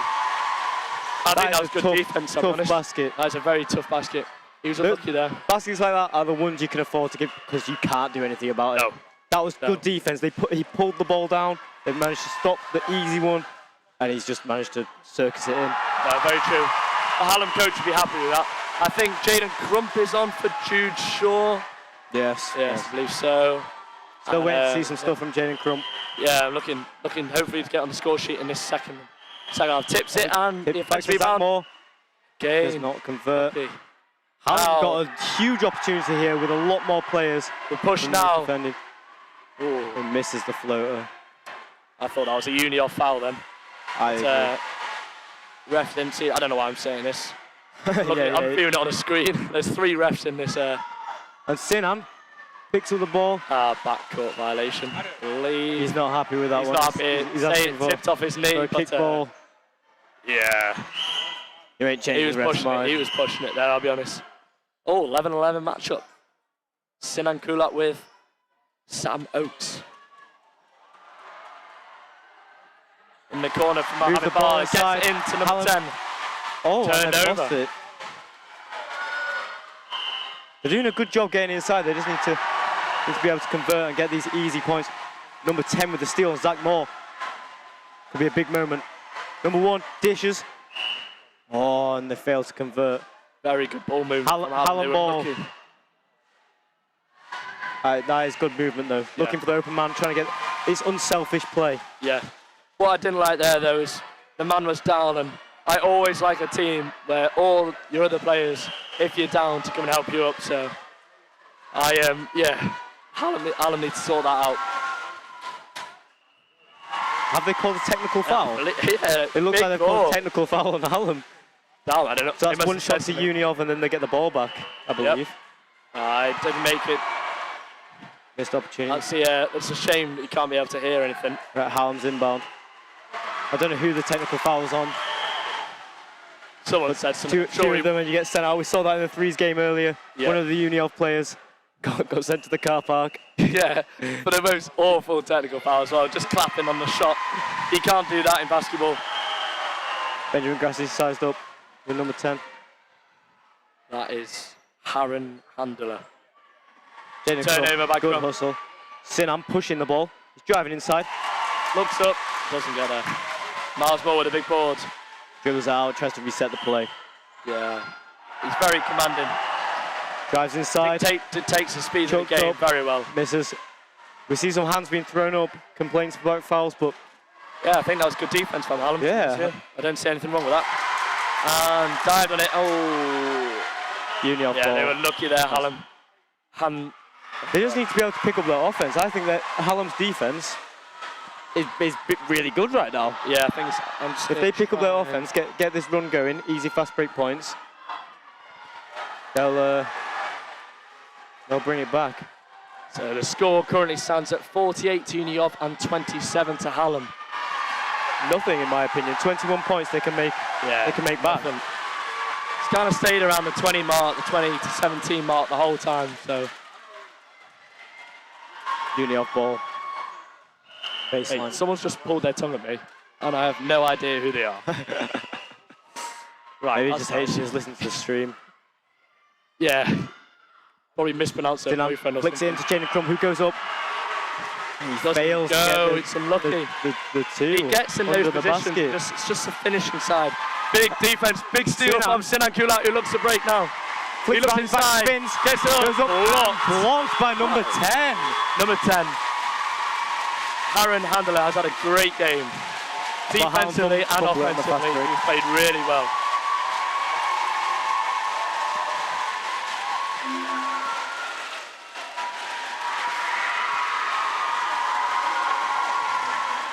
Right, Zach Moore brings up the ball. Yeah, we got a bit distracted then. Yeah. Turnover. Jaden Crumb. Oh no. Almost Maybe a look to get rid turnover of it by there. Kieran Glover there. To one of Crumb his at the passing top. yards. Kicked out to Donyen. Swung to Sinan. Oh, very Benjamin close Grassi by goes Mohamed inside Bar, for the almost mid-range. got the pin. Unlucky two bounce. buckets. He'll be happy to get on the score sheet. Give him back to Aaron Handler. Dictating the play there from top of the key, shouting at his teammates. Sinan with the big steal again. Sinan. He'll look to go now. Easy layup there from Sinan Kulak. Could have fed the easy points to Donyen, who I don't think has scored yet. well, he didn't do all the effort for it. Big, deep three from... And he it's makes good from Aaron Handler. Big. It was counted, at wasn't the it? clock, at the Yeah, clock. it was. Is that the Big third quarter three. over?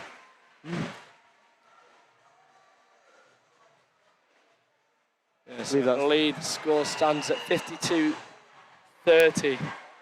Uni of 22 in it. Could still all to play for yeah. in the fourth. That's where we expect the most energy. Yeah, it's been a really good game so far. Very competitive. Defensively from both teams, very impressive. They've been switching between a zone and a man. Which do you think is working better, Jamie? I think for both teams, the zone is working better. Yeah, but I agree. I would like to see Hallam stay in the man. Yeah, Stay in the man because Uniov is shooting really well from behind the arc. you're right. I think man is a lot more tiring. well, Late in this game, I don't know if that might be the best option for him. I think Uniov has had a good choice in playing zone, even though personally I hate a zone. Yeah, I can't hate stand to the play zone. against it, I hate to play it. Yeah, it's But lazy it's basketball working. in my opinion. It's working, so unless Hallam heat up from behind the three, they'll just keep going as it is. Because they are pushing the ball inside, but then the zone collapses. Who would you like to see come on the court now from the Uni offside?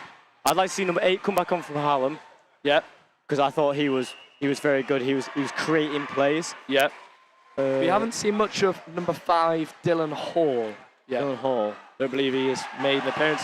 And same with number 2, Brooke Ellis. I'd like to see those two. Personally, for Uniov though, I'd like to see Jude Shaw back on the court, number 8. Yeah. I like Jude Shaw. I think he's a solid player. He's a fan favourite for sure. Does his job. Yeah, great at socials. So yeah, 5 seconds left in the timeout. Not the timeout, the quarter. I think Tuck, knowing he's 22 up now, will look to get more involved. Rudy Smith, there's yeah, another I one. don't see much of him. I like to see him get some big minutes in this quarter. Yeah, He deserves them. and I do want Jeff Bird, number 6, on the court. Doesn't look like he is, but We've got Don Yen. Don Yen, My who's on guy. the court. So hopefully he'll make an impact, along with Sinan Kulak and Zach Moore, I believe. Macaulay Littler gets back on, along with Harry Payne, Looking to be Hallam's ball.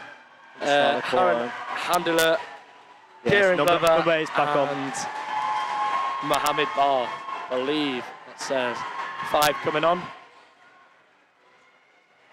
It's very stagnant though, the offense. for Yeah, there's Hallam. not much movement there. Need a bit more. Spins inside. That's Pops a with the very mid-range. tough shot. Unlucky. Goes too strong. Kieran Glover, unfortunately, the ball didn't go in his way that time. Didn't go in the hoop. Didn't go in the hoop the aim. or his way with the out of bounds. Sana looks at, he needs to be careful about carrying now. Another carry. Don't know what the ref's seeing. Tuck in the corner. Good Sinan defense. drives inside. Macaulay. Kicks out to Don Yen for the 3. And he's too strong. Just wide. Nowhere near the rim. Macaulay now for the fast break. Drives in against Drives Donye. inside. Little bump there. Tries to get rid of it as he's falling. Really good But it's defense straight from to Sinan. Donye then. Straight to Sinan Kulak's arms. Although he doesn't Swings say around. anything, he looks like he's dictating the play very well. Jaden Crump with the mid-range. Just short. Don Yen comes flying in for the rebound. Hallam will look to fast break, but unfortunately there's a bit too much on that pass and just shy from Mohamed Bar. Just been Shy, some silly short. mistakes from both sides. Yeah, it does. He just needs a bit to relax, really. So, Yeah. maybe the crowd's getting to him. I don't know. The pressure Yeah. is immense. I know from playing earlier the pressure of all the crowd, especially when all the crowd shouts "number 8, you can't shoot" as well. That also wasn't pleasant. But to be fair, Ben, you cannot shoot. Zach Moore Yeah, cheers, Jamie. driving inside. Kicks out to Don Yen on the missed the baseline. He goes up and he gets the makes 2. it. Very proud of Don Yen there. Yeah, right. Cheers. Cheers, Jamie. Cheers, Jamie. He's still thinking about how you catch shoot. Should have asked someone else to do this. Swing round to number 8. Hits the baseline, Macaulay. Ben Grassi there, hands Swing back up. out. They're trapping in the corner, Uni off. Yeah, good defense. With some quick really. ball Very movement. good defense. You could break that down real quick. for Yeah, Hallam. Harry Payne just drove into traffic there. He needs to look at creating those spaces more. Hits Don Yen in the corner for the 3. Oh, And too okay. strong. But Ben he's straight Grassi to with a Ben big Grassi. board, offensive board. Looks to get inside. Gets up, and it's good. That's very nice from Ben, to be fair. Using his strength, using his height, getting up over the Hallam defenders. I think, yeah. You have the that's advantage of the bigger team, Yeah, as I said think at the that's when start. the height advantage really plays into. It's important in basketball, weirdly. Yeah. Weirdly. Don Yen on ball. Gets a touch. Number 8. Really good defense from Don Yen on Harry Pinglet. Number 10 with This round. nice move round. Doesn't quite get the shot off. Grassi with the board. Moore will look to push now. Is it Zach Moore's final year? Believe so. I believe so as well. Probably why he's getting so many minutes. Oh, he gets minutes anyway, but yeah. Yeah, but No, you're right. Don Yen feeds Ben Grassi inside. Ben Grassi dishes to It's that Sinan Sinan Kulak. Kulak. Oh, I believe there was a call before that. Yeah, I don't know what it was. No count. We're too busy watching Sinan Kulak's Yeah. beautiful 3-pointer. And it went in as well, bless him. Yeah. Worst feeling that. Worst feeling. Yeah. When you make it after the clock. Number 10 bringing up the ball. Aaron Handler brings it up. Overhead pass Brings it round. to Macaulay Littler. Big screen from round. Kieran. Number 10 with the 3. Doesn't go. Sinan With a big board. He's played well this game. pushes the He's ball. been here, there, and everywhere. Jaden Crump drives inside. Looks up, and Oh, and he it's gets good. a lucky roll. I'm glad he's on the score sheet. He'll be happy as well. You always know it's been a good game when you win and all the team gets on the Yeah. score sheet. Very true. Very true. That's why I hope that Hallam get the rotations in. We like to see people like Brooke And Ellis. Kieran with the Netball. sneaky baseline cut, getting the easy 2 points. Very nice. Reverse lay. I don't know where the Uni of defenders were there. Well, Kieran easily capitalised on it. Capitalise. That's a good word. Yeah, word of the day. Word of the day. Jaden Crump capitalise. drives inside. A big body, but he misses. Oh, just a bit Gets too the ball much on back, goes for it again. that. He ain't missing a second time.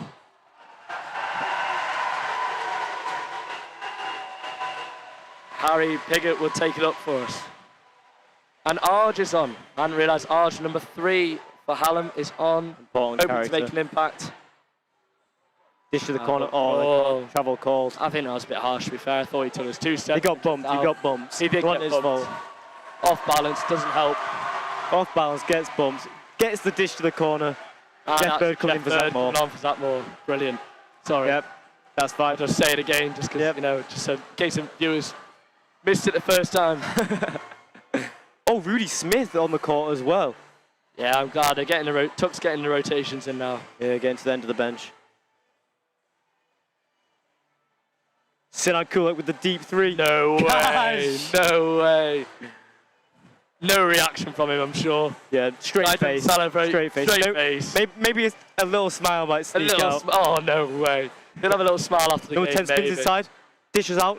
Macaulay Littler with Deep 3. 3. Doesn't go. We got big board by Kieran Glover. Passes out, back out to Macaulay. Goes inside. Kicks out. Big swing across. Now Harry Pignet will drive in. Doesn't go again. Big board by Crump. It's a bit all over in the air. It's anyone's ball, really. Uni Sinan of, gets uni it. of us. I believe Sinan was fouled. So, the issue with those big passes over the top is they give the whole team time to rearrange and get back on it. The ball moves too slow over the top. Easy to intercept as well. Easy to intercept. The dangerous passes. I hate them. And it's more of a reset. It's more of a reset than build on the play. I believe Macaulay is off for Sam Oates. I would like Macaulay to have driven more inside. Yeah, Got more we looks haven't inside. really seen much. Jeff Gets Bird few goes to deep rim. shots. Doesn't get This there. is Arch with the ball. Pushes. Harry Pickett Easy will go lay. layup over Jaden Crump, which is pretty impressive due to the height differences. Sinan Kulak bringing Very up the good ball. take. Calls to the screen from Jaden Crump. Swing round to Ben Grassi. Top of the key. Jeff Bird Bird will look inside. hits Ben Grassi.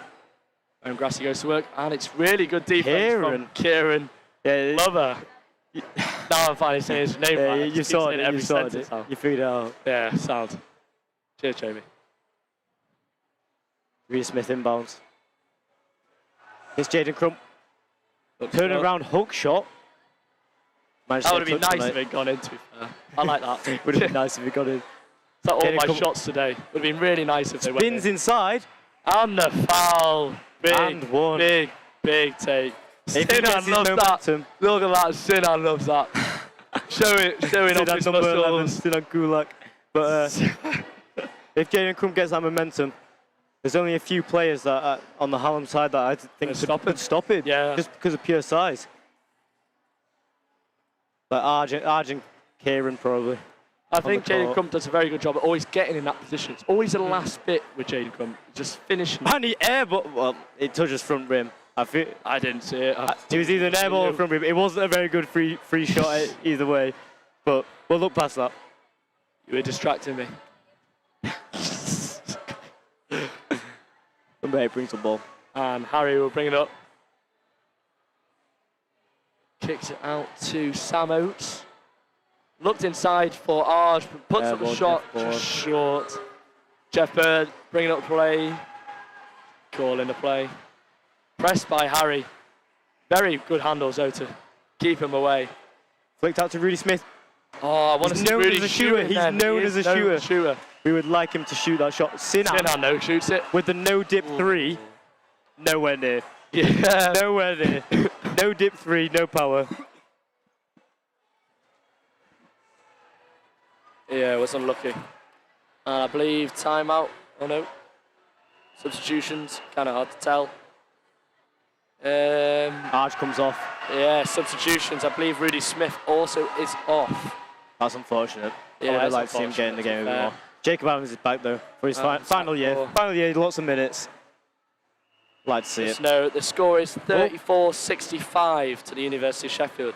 There's about 3 minutes left to play. I think they're calling Hallam ball. There's a Zach bit, is bit, not of, bit of a happy with that. tumble there. Trying to do read what they're saying. Lip read there. Lip read. I Couldn't think. lip read a word. Oh well, timeout.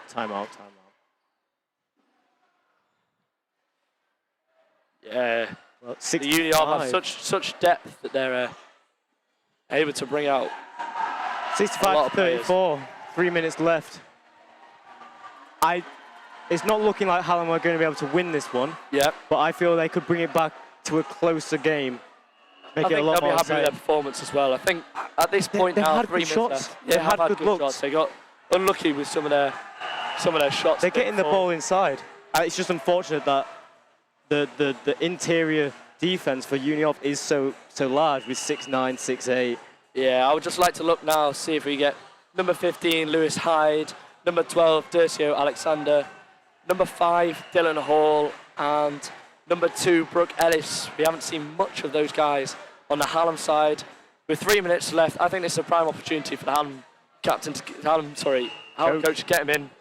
And yeah, just a bit of experience really. I don't know if they're freshers or final years, but either way, it'd be a good experience from all. It's fun to get on the court. Once you're in it, it's scary, but as soon as you're in it, it's fun. Yeah, 100%.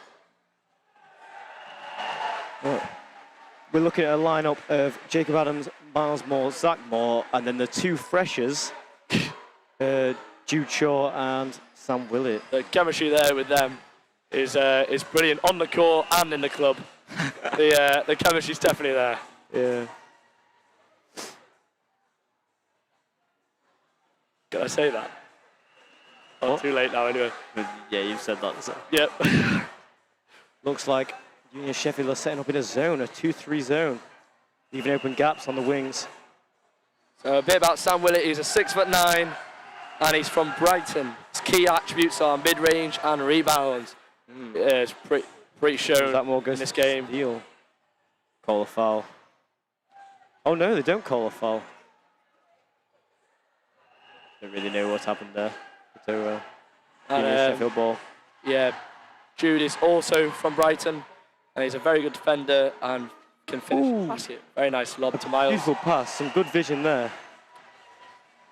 Just see if we ticked off everything on our list to say. Malachi Little, 5'11", he claims. Yeah, but I've done a VAR check on that height. Shorter than me, but 5'11". Yeah. Yeah, I won't comment on that. No comment. Gets the rebound. Moving on. Yeah, it's definitely a change of tempo now. I think. Zach Moore. There's still lots of fight in Hallam. Yeah. Ooh. Oh, Zach tried looking for Miles there. Arms inbound. That was very ambitious. Very ambitious. Pass. Dangerous pass. There's still a lot of fight though, especially with Harry Pigott there. Oh, I believe he's off actually. Oh, he was still pressing. Number 10. If Macaulay Little can heat up from behind the arc. Ahmed Barr with the ball. Looks inside, kicks it out to, I forgot his name again, Aaron Handler. They've got to get a hand swings up it there. round. Number 1 with the 3. Ahmed Barr just short. 10 drives Aaron inside. with the rebound. No. Mohamed Barr up. Mohamed Barr is a very, very good player for them. Yeah, very good. I believe he's...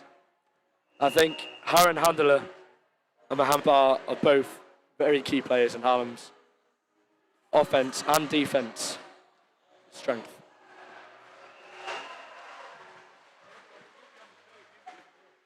He's kicked out to the half. Macaulay Littler, who just throws it back. Yeah, I don't really know what was going on there. I believe it's Uni off ball though. Uni off ball. Yeah, on the baseline. The Moors go up. Oh, the not Moors. related. Yeah, Moors not related. Not related. Number 12 and number 13. Bringing up the ball. Zach Moore tries to flick it inside. Jacob Adams. I don't know what they're trying to do, to be fair. They keep looking for this lob inside. Yeah, I don't see that as being beneficial in any way. Big three from Aaron Handler, just shy. Kieran goes for the header. Yeah, Kieran looking for the offensive rebound there, but was unlucky. Jacob Adams with the mid-range. Off balance. Jude Shaw gets the rebound. Comes it off his legs. Hallam ball. He got unlucky there. Butterfingers, really. Oh, Arj needs to turn and face. Gets the ball into Arj Mohamed Barr. Swings it round to Kieran Glover. Looks inside. Just short. He's unlucky. They're getting right to the basket, but just failing at getting the ball through the hoop. I'd like to see Kieran Glover do more of what he just did there. He's not been driving in as much. Played a very strong role for a lot of time, though. Yeah. He's a big that plays like a big. Plays with energy. Yeah. Even last stage of this game. Oh, he's the he's a photographer we had the other day. Well, a photographer? Yeah, Benjamin, I think. Benjamin the photographer? Yeah, Benjamin the photographer. Shout out Benjamin. Shout out Benjamin the photographer. Miles Moore at the line. He does that over the head. Unique shot, like free throw routine. Worked, doesn't it, really? Yeah. If it goes in, it goes in. Yeah. Don't fix what ain't broken.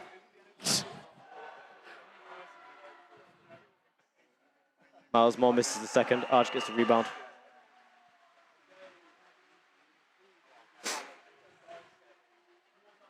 Macaulay Littler swinging the ball. Arch at the top. Sam Willett there. Kicks out to Kieran. Arch. Keeping him out the key. Step back three. Almost converts off the glass. Flows it. Jacob Adams with a layup. Fast break, and it's good.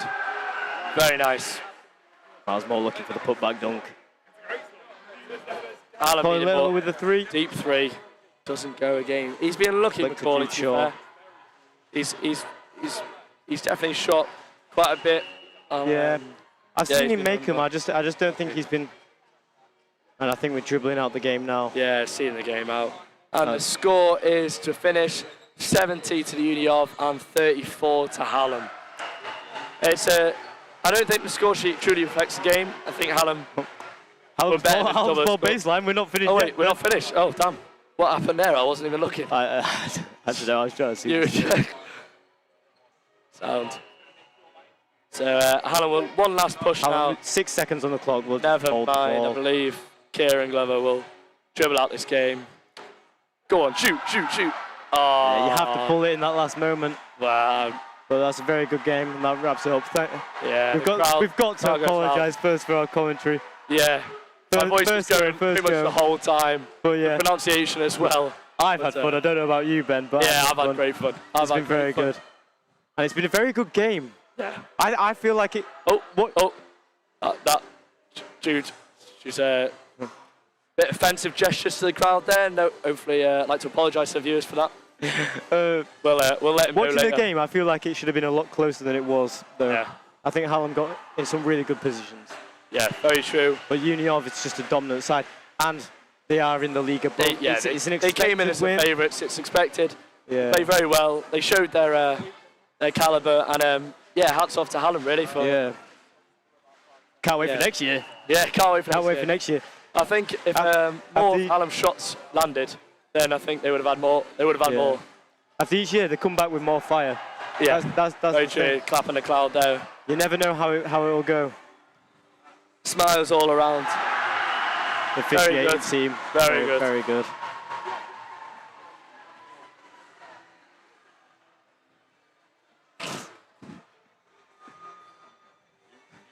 Yeah, we're good.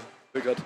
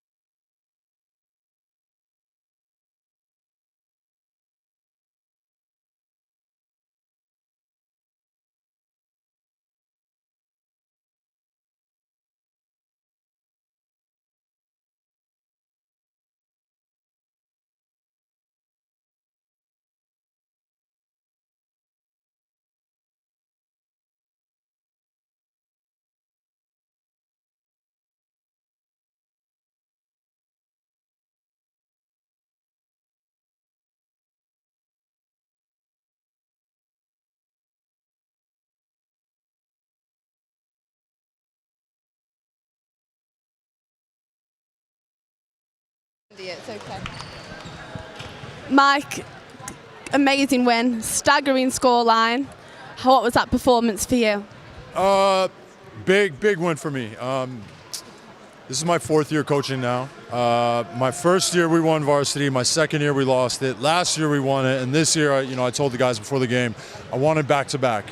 First time in school history that Uni of has won back-to-back varsity titles versus Hallam in men's basketball. So an important moment, a bit of history for me and the team.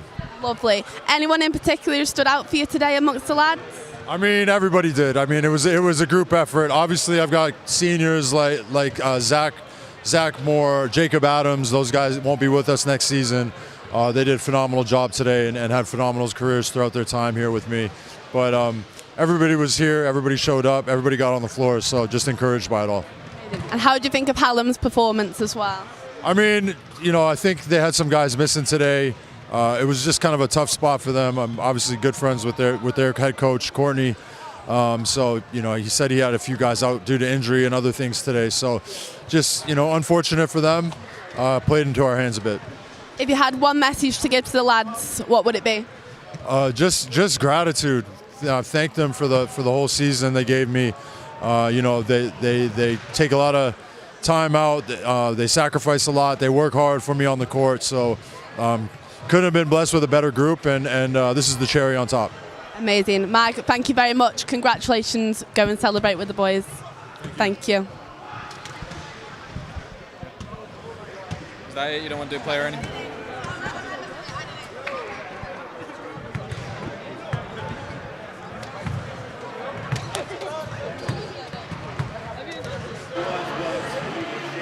Coach Mike Tuck following a big victory for the University of Sheffield.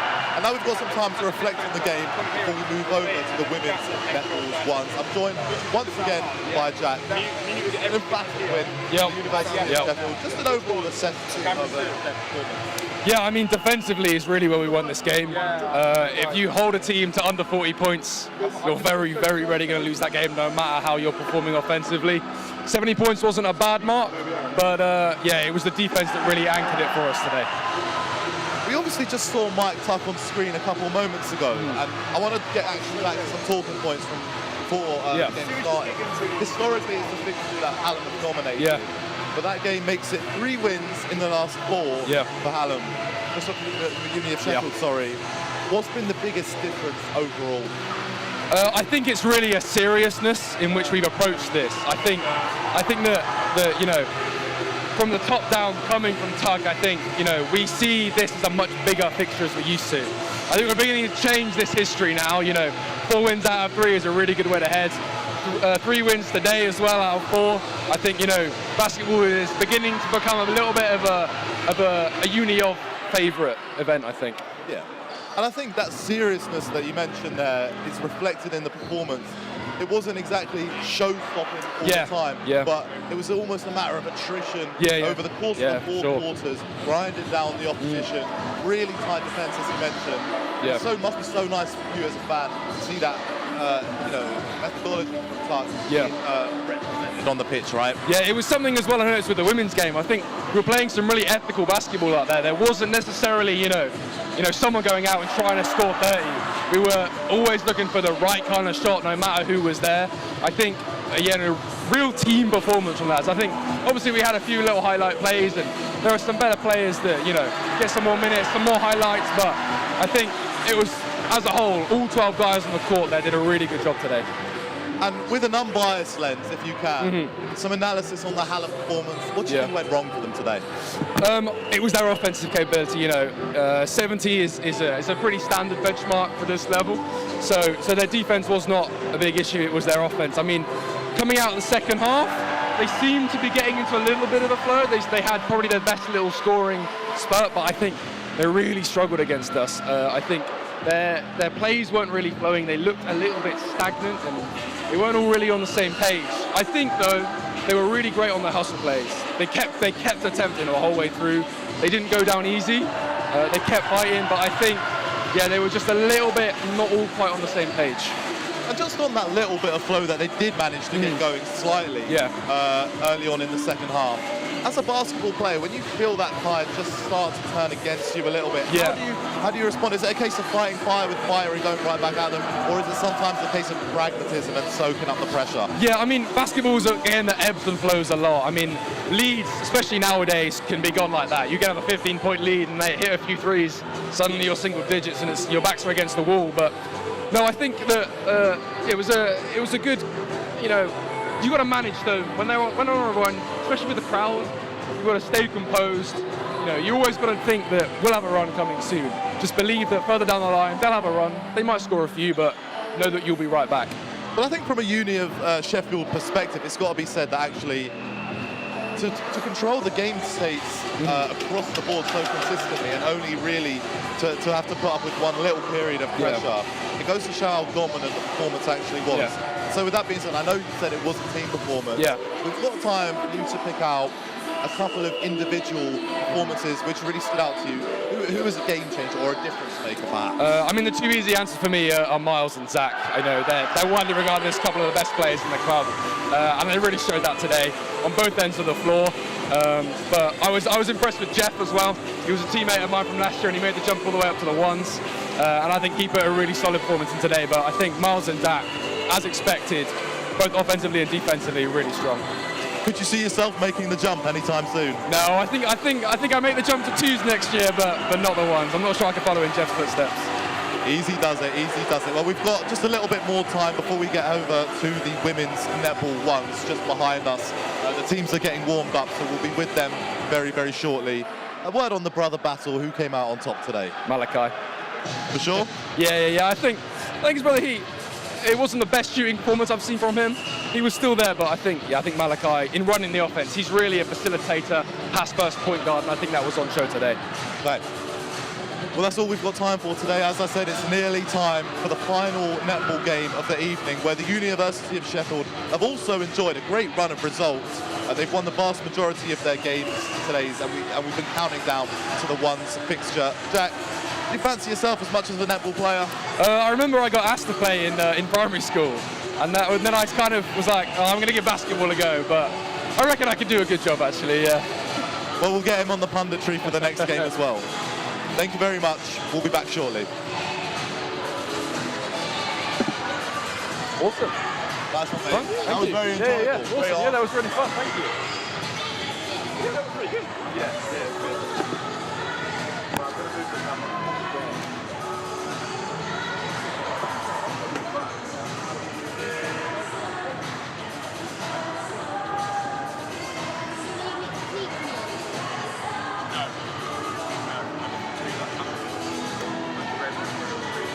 Down for anything else in the next few months? Yeah. Do you know what you're down for?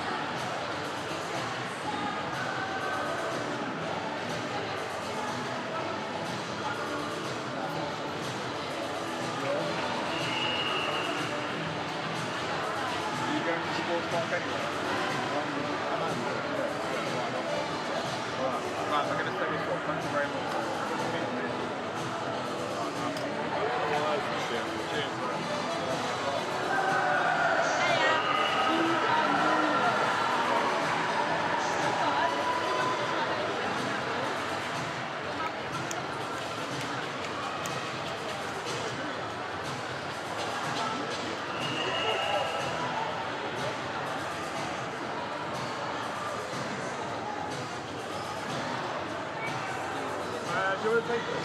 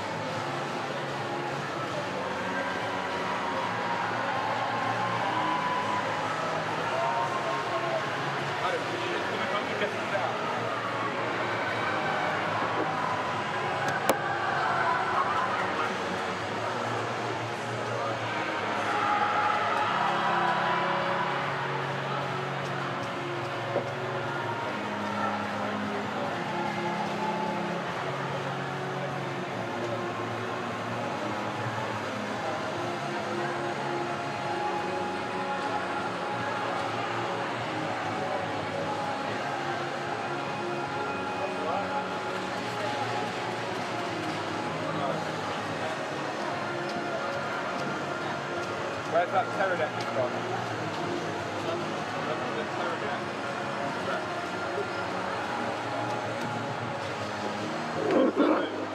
Sends the signal to the screen. There we go, right. Alright, let's do this properly. Unplug that and then I'll spoil it. Where's...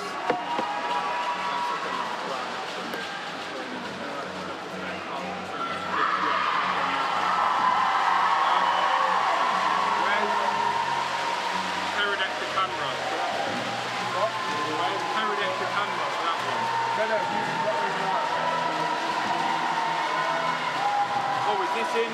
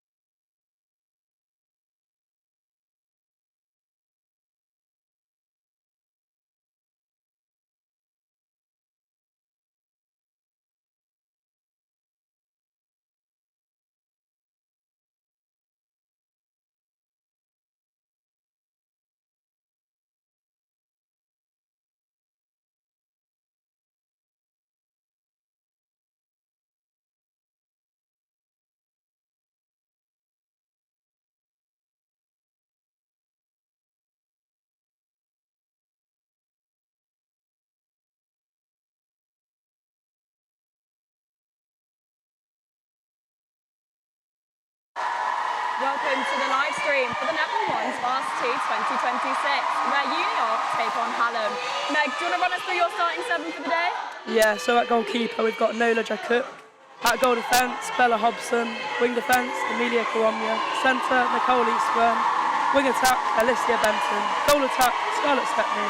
And last but not least, goal shooter, Lucy Haynes. Amazing. As you can see, the teams are just running through the tunnel right now. So this is the Uni of teams with Charlotte Ford, Mia Willings, Becky Kirk, Esther Bean, Jenna Marga, Eva Richards, Lauren Pritchard, Freya Lane, Tonya Imogen and Olivia Osama, who has been playing up from the twos today. So this will be her second match of the day. Out they come.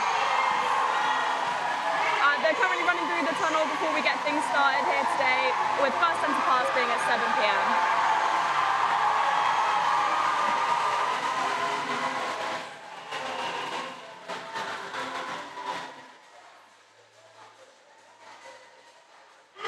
Out come Hallam, led by their captains, Bella and Becca.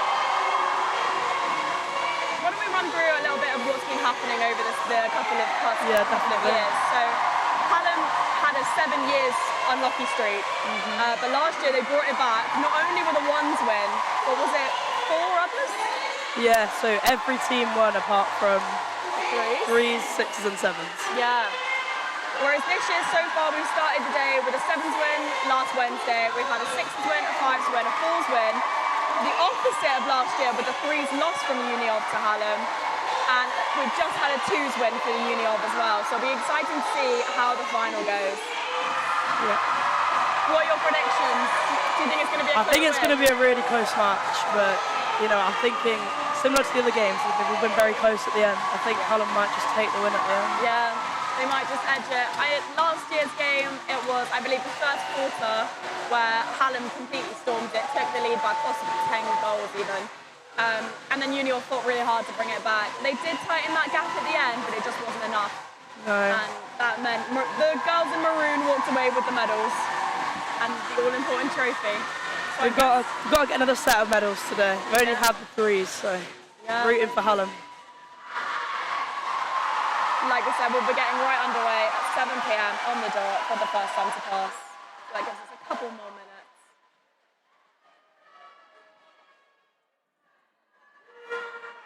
Oh, it's exciting. You know those nerves as you step up to the first centre pass? Oh yeah, it's very scary. Do you prefer to have the first centre or do you prefer to choose the shooting end? I prefer to not have the first centre because I played attack. I don't like to have the pressure on me to get the first centre pass to goal. And I'm the exact opposite because I play in defence. Yeah. So I love having the first centre because I can just take a little back take step. a nice interception maybe. Yeah, maybe on a good day. But yeah, it's unclear who has the first centre as we just change our angle there. Uni have just taken the court now. Getting ready, looking to the umpires. Oh, it's so tense, I can feel it. You can hear it behind us as well, the crowds. They've had to bring out extra seats for the ones game. Very busy crowd. It's always a showstopper, and it's interesting to have this year at the EIS. Yeah. I'm so used to being at Cannon. Yeah. It's been a good court, but I can tell you from playing down there earlier today, it is absolutely boiling. None of these players needed to do a warm-up. No, definitely not. They were already plenty warm, trust us. I mean, Meg, you've already played twice today. I have. You must be boiling as well. I'm very hot. Our little wave from Captain Esterbeen there. Here comes the ball. It's like Hallam are taking the first centre. centre. Nicole Eastburn takes a step into the circle. And there we go. And Netball 1's Varsity 2026 is underway. With Hallam taking the first centre pass. Oh, and we're retaking it. Mutual breaking, perhaps. Hallam back underway, flying down to the attack. Straight. Maybe the ball's a bit slippy at the moment. It's just slipped out of Lucy's hands there. Hopefully we'll turn that back over. Union have regained possession. Oh, with an unfortunate ball there into Esther, meaning Hallam have regained the ball that they started with. Oh, lovely intercept there from Eva Richards in goal defence. She's had a flying season. This is her second varsity for the ones in only her second year at uni. Taken to centre court, into Becky at wing attack, moving it back around. I mean, it'll be so important if Uni can get a win off of a Hallam centre pass, but we all know that's not always possible. Nearly from Amelia there. Just a little contact call there from the goalkeeper. And that is the first goal by Charlotte Ford, goal shooter. Charlotte's moved up from the 3s this year after a very impressive season last time around. And it'll be interesting to see what she can do in that shooting circle.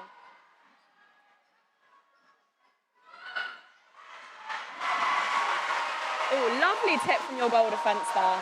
Yeah, Bella, she's in her last year, so she'll be graduating this year. She's co-captain with Becca. She was vice-captain last year as well. Definitely a she got standout player of the match last year, didn't she? Yeah, definitely. So we can definitely expect to see a lot. Definitely a player to keep your eyes out for in this match. There she is again. So this is now a uni of centre pass that has been turned around. There's Lauren Pritchard, vice club captain, taking us that back line. This will be her third and final year in the ones. She's been there the whole time, and you can tell why when you watch her play. We've got a lot of third years this year. Both the team are finishing today, We've got one fresher on the team, Tonya, who's currently on the bench, but when she comes in, you'll know it. And then a lot of returners. Yeah, Esther has regained her position as captain. She was on a year out last year after graduating the year before, so she's back for her masters. And yeah, you can see why she's back taking over one's captain from her wing attack, Becky Cook, actually, who was the one's captain last year and now moves into vice. It feels like there's a lot of nerves on court. Is this? Yeah, it's very erratic. Yeah, is this standard from Hallam ones, or would you say that they're under a bit of pressure? You know, I think the pace of the game is down to both teams. I think it'll settle after the first quarter. It's just getting the initial nerves out of the way. Yeah, settling into play is always the most important thing. I think most of the teams have found that today, that it is just like it's nothing like other matches that you play throughout the season. Lots of the games have also been really low scoring today. Yeah, they have. Just goes to show all the nerves. A few missed shots and very good defensive work from both teams. Lovely pressure from Hallam there, forcing the ball off, winning a nice sideline pass from the goalkeeper. Tell me a little bit more about your team. How many have you got returning for this year's Hallam ones? So we've got 2 freshers, so the rest are all returners. Nicole, so the centre for Hallam today, she's actually played in every single Hallam team. Really? Right across from development team in her first year. She's worked all the way up and now she's playing. In only 3 years as well. Her final varsity, she's playing in ones, so really impressive. That is impressive. Goal shooter there, she's our president, and goal attack, who's just scored that lovely goal. She's our vice president. So a little presidential duo going on there for Hallam in attack. Very nice. You also have the Devs coach, don't you, Alicia? Yes, Alicia Benton, wing attack. Been in ones for her whole time at Hallam, third year. She's graduating this year. A lot of graduates out on the court today. Yeah, many. Might be some tears at the end, regardless of the outcome. It seems to have been that way a lot today with... Yeah, it's been really emotional. Yeah. An all-important shot there from Charlotte Ford. Brings the score 5-1 to Uni of. Hallam really struggling to create options on a centre pass. Ooh. Bit of a contact call there from wing defence Jenna. Hallam working it around lovely. They're using their triangles. You know, this will be everything that you've been taught in practice. Putting it in when it all counts. Lovely split, good take from Lucy. And she puts the shot up nicely. Stands 5-2 to Uni of. It is those centre passes. It's getting out. It's really having a variation. Yeah. The defence is so tight on those centre passes. They're having to use the backup every time. Yeah. Oh, a nice tip there. A nice turnover from the goal defence. Brings the ball back into Hallam territory as they bring it down court. It's a very fast-paced game, this. We've had a lot of shouts. Really slow down. Throughout the day today, but the ones, they are storming the court, absolutely rapid. Seems to be taking control nicely. Another nice shot put up there from Lucy Haynes, our president. Hallam are looking to close that gap, making it 5-3. Looks like they've all started to settle in a bit more now. Yeah. Less balls flying everywhere. Possession with Uni of. They'll be bringing that ball down as quickly as they can, looking to create variation within the channels. Nice deep pocket ball into Becky and into Mia at goal attack. Yeah, lovely shot from Mia there. Brings it 6-3. She's had a really impressive season, actually, moving up from the 2s last year. Her shooting stats are some of the best in the club, and I mean, that last goal just proves it. We've got a couple of players coming back from ACL injuries this year. Molly Buckley, she'll be coming on as goalkeeper in a bit. Her first season back after a really tough injury. And Eva Williams, her first varsity back after her ACL surgery as well. So You've had a lot of injuries within Helen this season, yeah, haven't you? been really unlucky this season. Quite a few injuries, hence why I've had to have a few people step up to different teams. But it's all come together at the end. Another shot there by Lucy Hayes. It now stands 7-4 to Uni of. She's looking very confident in that goal shooter position. Yeah, absolutely. I mean, it's such a tough injury to come back from as well, ACL. It's like really tough, yeah. Surgery and the physiotherapy. And oh, Charlotte just lost her fitting, threw it back on. Mia takes it as a penalty for a goal attack. Continuing to work with the ball around, so important, you know, especially with such a key goal defence there in Bella. Yeah, brilliant player. Really one to look out for. What's the meaning with all the nicknames on the back of the Uni of dresses? So at our first social, when you're in your first year, they'll take your surname and play word association to try and give everybody a bit of a nickname. So you'll notice that all the backs of the dresses say like Jet 2 or Gino or Pinky, and it's just based on the girls' surnames. So for instance, Charlotte Ford is Ford Fiesta. Right. Fiesta, don't stop the party, Mr. Worldwide. Right. And if you think they're a bit far-fetched, you would be correct. But we have, you know, multiple freshers every year to name. What's yours? So my surname's Kirby, and that has been then turned into Sonic, as in Sonic the Hedgehog. Lovely. Because there's a little pink cartoon character called Kirby. Right. So, yeah, I'm translating all the names as we do this from what I'm used to. Lovely shot there by Scarlett Stepney. Hallam trying to close that gap. It stands 9-5 to Uni of. Uni of take the ball, working it round. You know, this will be everything that we've done in training, using those triangles to try and get it in to Charlotte. As you can see, she's got that height advantage. Such a key player, so different to defend against. She's absolutely a target for the attackers. She really has made such a beneficial. Great asset to Uni of ones. Hallam really struggling to get the ball down court. It's currently 10-6 to Uni of.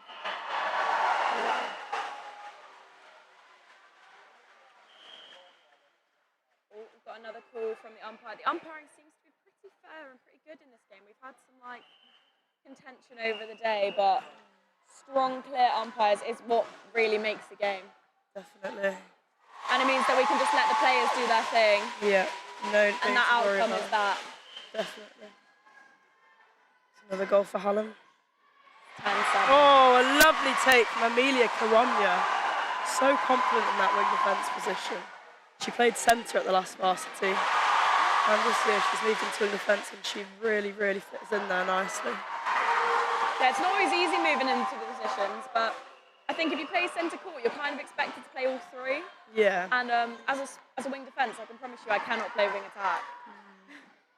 Uni of retake the ball, looking in. It goes to Mia. And that's another goal for Uni of. 11-7. It's a tight one. I mean, with 4 really goals is. in it, you know as well as anyone that you can turn a game like that in a matter of seconds, really. Had some really, really close games today. You know, 1 goal in it for the 3s, 2 goals in it for the 4s, 5 for the 5s. Yeah. Really tight. Just shows how good the standard of netball is and how close both unis are. And I mean, both teams will have been training all season for this. It's not just another game. It is the game. It's the one you want to win. Exactly. It's worth mentioning as well, every uni of team is a league above Hallam, apart from the 5s. Yeah. So an interesting one. That's probably the most even competition of all of them. And the 5s play in the same league as Hallam 4s, don't they? Yes. Against uni of 5s, yeah. Yeah. Very interesting. I'm not sure you'd be able to tell that out on the court today, though, considering how close the games have been. Yeah. Lost possession there from Hallam. Looking to set those back lines up. Straight out of a textbook, that player was. But it was absolutely lovely from Uni of. As they bring it down court. I mean, I've said it before and I'll say it again, they're a very fast team.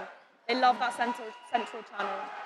Another strong ball She's into the goal so challenging shooter. to play again. Yeah. It is difficult trying to get around a tall player no matter where you play on court. Yeah, You can't just send that ball in. You can just lift it up and throw it straight over a couple of heads. Some lovely feeds through to attack from the wing defence for Union. A lovely strong pass on her. I believe the score currently stands at 14-8. Hallam could do with a couple of turnovers here. Yeah, absolutely. But they're looking like they're going to be on for it. Moving it nicely down the court. Just struggling to get in that final ball sometimes. Oh, there we go. Lovely move from the goal shooter there. Lovely and a shot great from flip. Lucy. And of course, a lovely little goal to go along with it. Oh, was it disallowed? Ooh. It appears it was disallowed. I'm not entirely sure why. Oh, contact call there for Bella. It happens, especially with all the adrenaline and the pace. We're bound to see a lot of calls here today. Oh, so close from Nola there. Trying to pick up both players and split them, but not quite. Yeah, definitely not an easy feat. 15-8 to Uniov as we go into a Uniov centre pass. Great Not defensive received pressure. there. So Hallam regain possession just at the transverse line. And an obstruction call from Uniov. She needs some more forward options through the court. Nice little pass. Nicole just looking for that final ball into the shooter. She doesn't want to force it too much. Yeah, no, she's doing the right job, playing it safe, playing it steady, using the reset in her wing defence and her goal defence to try and work it in. I mean, at the end of the day, sometimes it does come down to a possession game as well. If you've got the ball, the other team can't score. Bit of a risky ball in there from Alicia, just intercepted. Meant a turnaround for Uniov, and they're bringing it back down court. Again, into Charlotte. She doesn't like a long shot, does she? She likes to get it nice and close to the post. Yeah. And she can shoot from far out. She's got the range, she's got the distance. It's just, like we said, playing it safe. Oh, lovely tip from Nola there. Absolutely lovely Really read play. that ball. And Hallam will work it back down the court. In the hope of a goal before quarter time. Lovely play from Hallam. Just a slight bit of pressure, forced it off. They go again, they stick tight on. And they put the pressure back on themselves. They pick that ball straight back up off the sideline and trying to work it back into the D. Hallam defence going to really have to work on keeping that goal shooter out of the D. They're going to have to push her high and wide, yeah. As she's by the post, they'll feed it in and she gets the goal every time. Absolutely. Lucy holding her space really nicely there. A tip from Eva. Unfortunately, it's also a contact. Nice front space held from Scarlett. And she Lovely puts it shot. up. It's always intimidating to shoot in front of the post because you haven't got the assurance of the rebound, but she's done that really well and confidently. Made it look easy. Yeah, absolutely.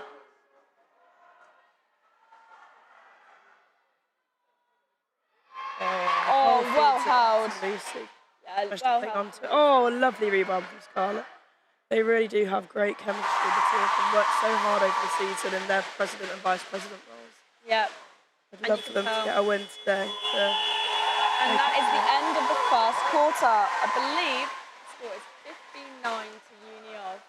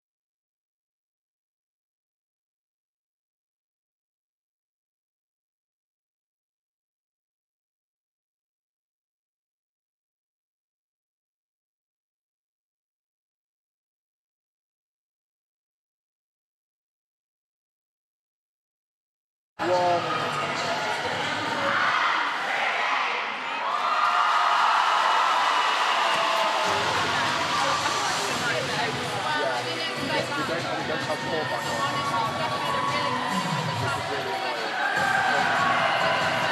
So what the manager throughout the day was 1-0 up, 1-0 up, which I know is really jarring.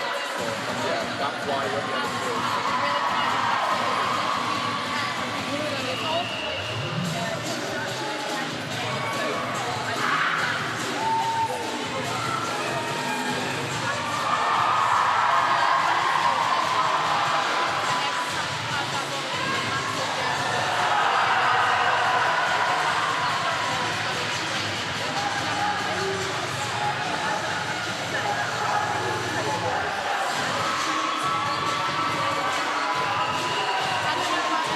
Heart is in my chest. Oh my gosh. I actually don't know how this is going to end up because the game is so tight so far. Literally anything can happen. Honestly, there's so much at stake here. Both teams are very similar levels. The Sunk netball team have had pretty much a clean sweep other than their threes today, so they are looking to get that 6 out of 7 teams to win. I think morale is really high over the team so far. I think everyone's picking each other up. I mean, the support from the crowd this year is amazing. It has been a long, long day, but I don't know if you can see behind me, it is absolutely booming.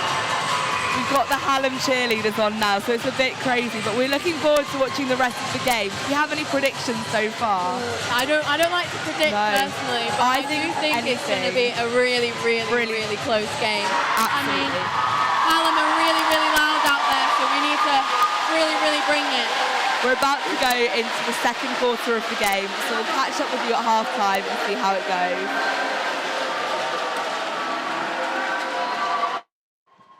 Lovely little halftime show there from the Hallam cheerleaders. We've seen a lot of nice performances throughout the day.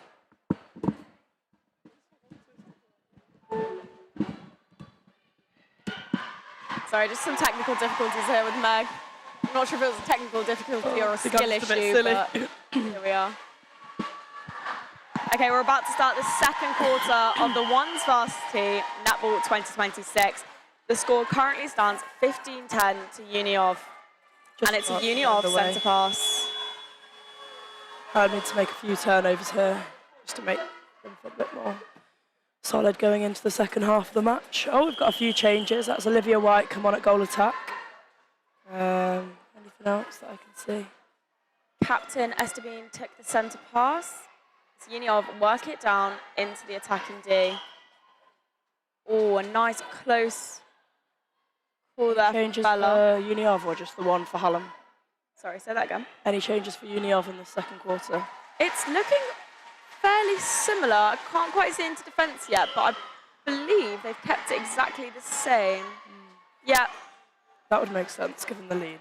Oh, actually, we've swapped the goalkeeper from Lauren to Tonye. Oh, nice.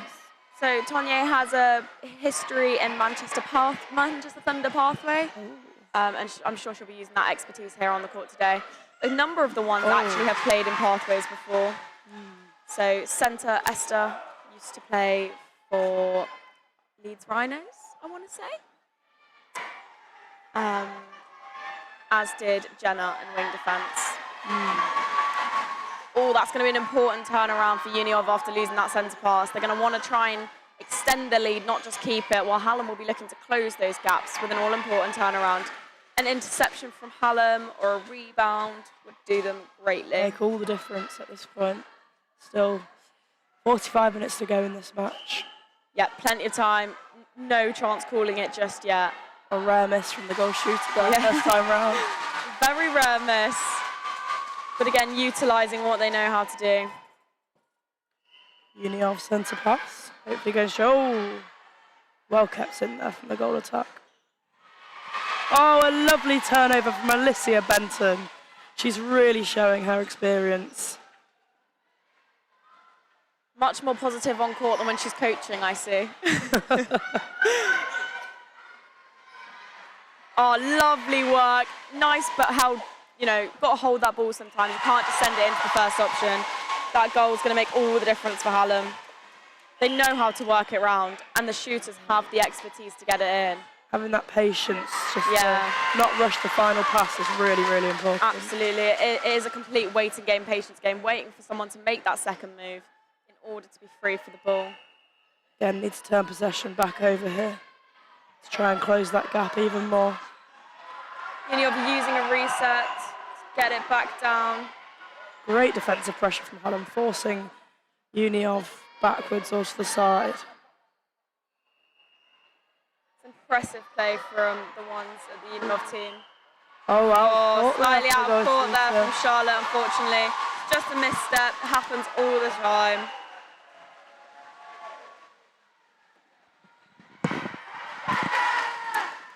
I can hear you a bit better now.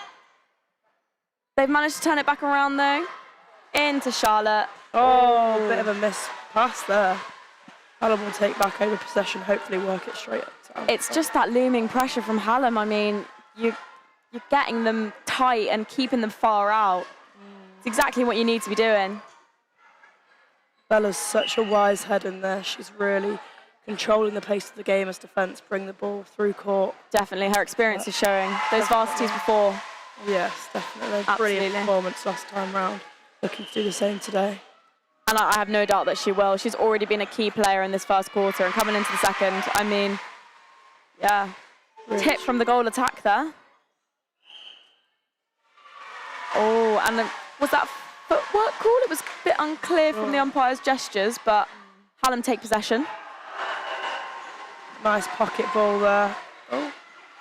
Oh, picked up by Tonye, goalkeeper. Moving it back down that left channel again. Looking for that big ball into the. Oh, lovely tip from Nolan. Defended though. They want to use that. They want to use the height advantage of Charlotte and goal shooter, but I think Hallam defence is starting to pick up on it a bit and are changing their body positioning on the goal shooter. And you can see them starting to double up as well on the goal shooter. Lovely shot there. Takes a long shot. First one of the game. The score currently stands at 18-12 to Uniov in this second quarter.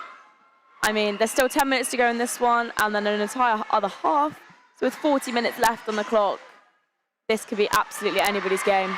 Oh, really struggling with that final pass. But you made it there. Good tip. Ball into the goal attack. Oh. And a rare miss. Olivia is one of our two freshers this year, so she's probably feeling the pressure going into today's game.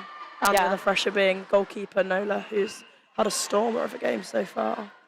It's not easy at all coming on as a fresher for varsity, but never mind into the ones. It's an intense atmosphere down there, and you know you'll be hearing your team cheering for you, but you'll also hear the other team not quite cheering for you. Yeah, maybe quite the opposite. Maybe a bit of booing, maybe a bit of trying to put shooters off. I think as the day goes on, the intensity of the crowd has really increased. Absolutely. We get extra spectators from the other sports that have been playing here at the English Institute of Sports. Another beautiful shot there from Charlotte. Oh, lovely. She held that onto that really well as well. Uniov centre. Oh, she's just gone offside there, unfortunately. It was a lovely effort there from the centre, though. It'd be great for Becca to get on today. She picked up an ankle injury just towards the end of the season. Hopefully get her on to play a substantial amount of the game as the cap's in her final season. Yeah. For Hallam as well. It'd be really nice to see her get on court. You always want to see, it's always a difficult balance of getting on the players who aren't going to play a varsity again, but also making sure that you're putting your strongest side on court. 100%. And there's been a lot of tough decisions from both benches today here at the EIS. And I always say on varsity, you know, you see some combinations of players that you've never seen before. I know for threes last year they had all sorts going on because you've just got to try anything you can to try and put off the opposition. Yeah, definitely. I mean, if it comes down to it, you'll just do whatever works. Exactly. Oh, ball thrown away there by Despite the politics. Hallam regained possession and looked to take the ball down the court. Lovely move from Bella there. She's just such a dynamic player. She's brilliant, yeah. Nice tip from Captain Esther. Means that Hallam will take the sideline.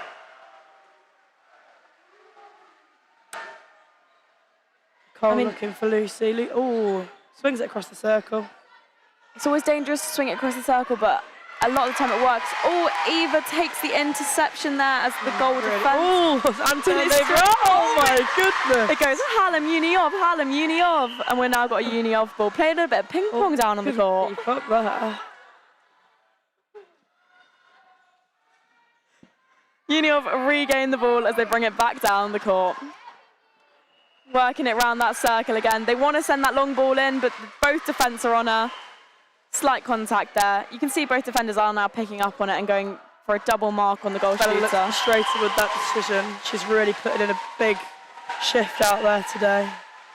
Score is currently 21. Oh, on comes Becca. As I was speaking Yay! about Becca Beecham. You called it into goal shooter. existence. Definitely.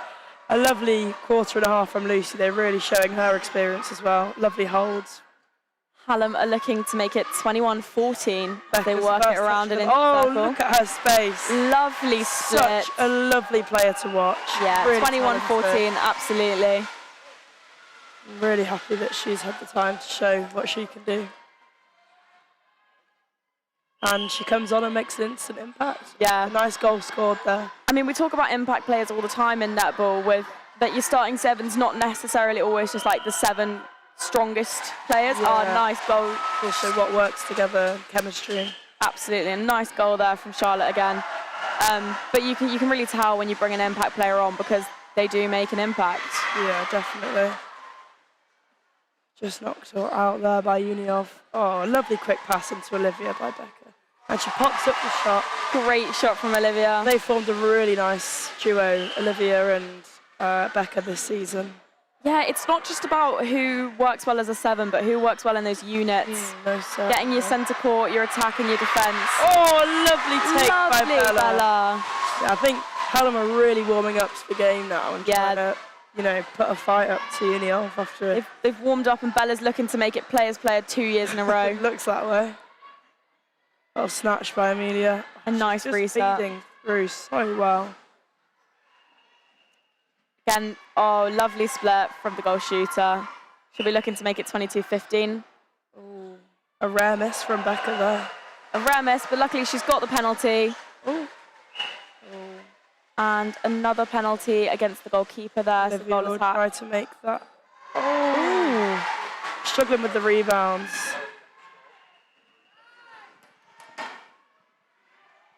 It's 22-15 to Uniov currently. Just a 7-goal gap here. Just a few interceptions and Hallam could be right back. Absolutely. I mean, you cannot call it until you're in the last 30 seconds of a match. It is still far too close to tell. Really good battle put up by both sides so far. They're a really exciting game to watch. Oh, great positioning by Nola. She's really, really working hard. Got a great quality of netball here.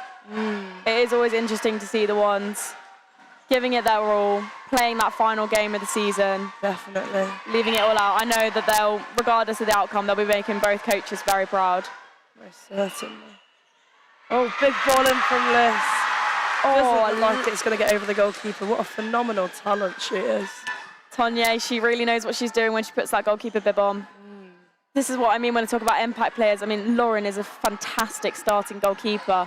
And once you bring Tonye on, she does make those moves. Lauren is very good at keeping it steady, keeping it calm. Yeah. And also getting crucial intercepts. Ball into the goal shooter, Charlotte.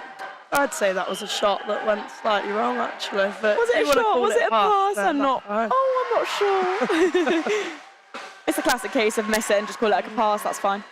Mia takes the back line, looking for an option. She stumbled there, I think. Slight Hallam will regain possession. misstep. Oh, Bella will chase that one. Well taken. Don't like to make the balls easy for Bella, do they? They know she's going to get it regardless. Yeah, they really push her. Absolutely. A contact call for Liz. Oh, lovely quick Hallam ball looking to narrow the gap here. Struggling a bit. Must be something wrong with the post, I'd say. Yeah, is that what we're going to do? Blame the post? Oh, definitely. The shooting has been really good today. There's been a high standard, very few misses. I think sometimes the nerves and the pressure just get into these Hallam shooters, but not there. Nice. Lovely goal. A swoosh of the net. No touching the rim. Really nice. 22-60. As she scores, she comes off. On comes Scarlett to retake the court, and this is the shooting duo that won Varsity for the ones last year. Oh, so we can expect big things from them. Big things. Really great chemistry. They've played together for 3 years now, I think. So it'd be really exciting to see what Scarlett and Becca can produce together. So we've got a fresher in Tonye in the goalkeeper. Oh, we've got an injury. Oh, Jenna is on her knees. looking to stand up. Oh, I think she's coming off. Okay, we've got an injury in wing defence. In walks head coach Taylor Wilkinson. Just going to make sure she's all right. A bit about Jenna then. So is she in her 3rd year or 2nd year? Jenna, I believe, is in her 2nd year. But we are very fortunate that she's a dentist. She's here for much longer. Yeah. That's the beauty. We've also got Becky, who was playing wing attack earlier, who is a medic. So it's always nice to have those players that are around for a lot longer. You know, they can really show their expertise. Definitely. Oh, great follow there. Unlucky from Becca. So is that the goalkeeper moved into wing defence then? Very versatile. Yeah. I mean, Seen her play there before? I've not seen this defensive combination before, but I've absolutely no doubt that it's going to work wonders. I'm hoping for you too. Normally what we would see is goal defence Eva moving into wing defence. But by bringing on Lauren, like I said, very steady, very level-headed, impressive goalkeeper, we've moved around the defence. I suppose with Tonya being so man-on-man and so body-on-body, Alicia's, you know, she's got a lot of speed and agility. She's a really hard player to mark, so maybe putting a taller, wiser and stronger player there might make it a bit harder for Alicia to play how she likes to play. Yeah, absolutely. Oh, a lovely ball there from Hallam. Played herself in there, Becca. Yeah, lovely shot. What do we make the score now? 22-17 to Hallam. So close the gap a little sorry. bit. I wish it was to Hallam. Absolutely working to close that gap. And I mean, we saw it last year when Hallam stormed ahead the first quarter and then did really, really well to hold that gap. This could be a game either way. Could be a game of 2 halves, you never know. Absolutely. Uniov trying to get that ball in. Some really strong defensive pressure from Hallam, trying to do everything they can to stop Uniov from getting the ball to the post. Yeah. We've swapped the goal attack out now from Mia to Faye. Oh, I didn't see as well. Molly Buckley's taken the court at goalkeeper. So one of the players that's come back from an ACL injury. Lovely take from Becca there. Absolutely lovely job from Bella. I mean, you can see why we're talking about her so much, why her name keeps cropping up. Definitely. Really good chemistry between Alicia and Becca. I know they're great friends outside of netball too. That was some lovely play from the Hallam shooters there, making the score 22-18. They are closing that gap. There's only 4 in it now. How long's left of the second quarter? There is 57 seconds left. Ooh. This is the all-important part. Keep composure now. Yeah. Uniov will be screaming, no goal, and Hallam will be screaming, to goal. So it'll be interesting to see what happens. I'm going to put up the shot. Oh, just say that was a pass. Yeah, definitely. Becca makes that another goal. There's 37 seconds left. Uniov are going to look to get one more goal and regain that 4-goal lead. I've really noticed in this season a lot of tactical changes has really come in as a thing that I'd never really noticed before. It's really interesting just to be switching it around, keep your players fresh legs. Yeah, and with big squads. I mean, this team do only have 8 players though, so. Oh, and then Uniov only have 8 players in the squad. No, they have 9, and they are borrowing 1 today to make it 10. Right. But most of the other squads within the university have 12. Yeah, your squads have looked really big today. Yeah. Well, the addition of the 9th team this year certainly helped with that. It's the end of the second quarter with 22-19 to Uniov.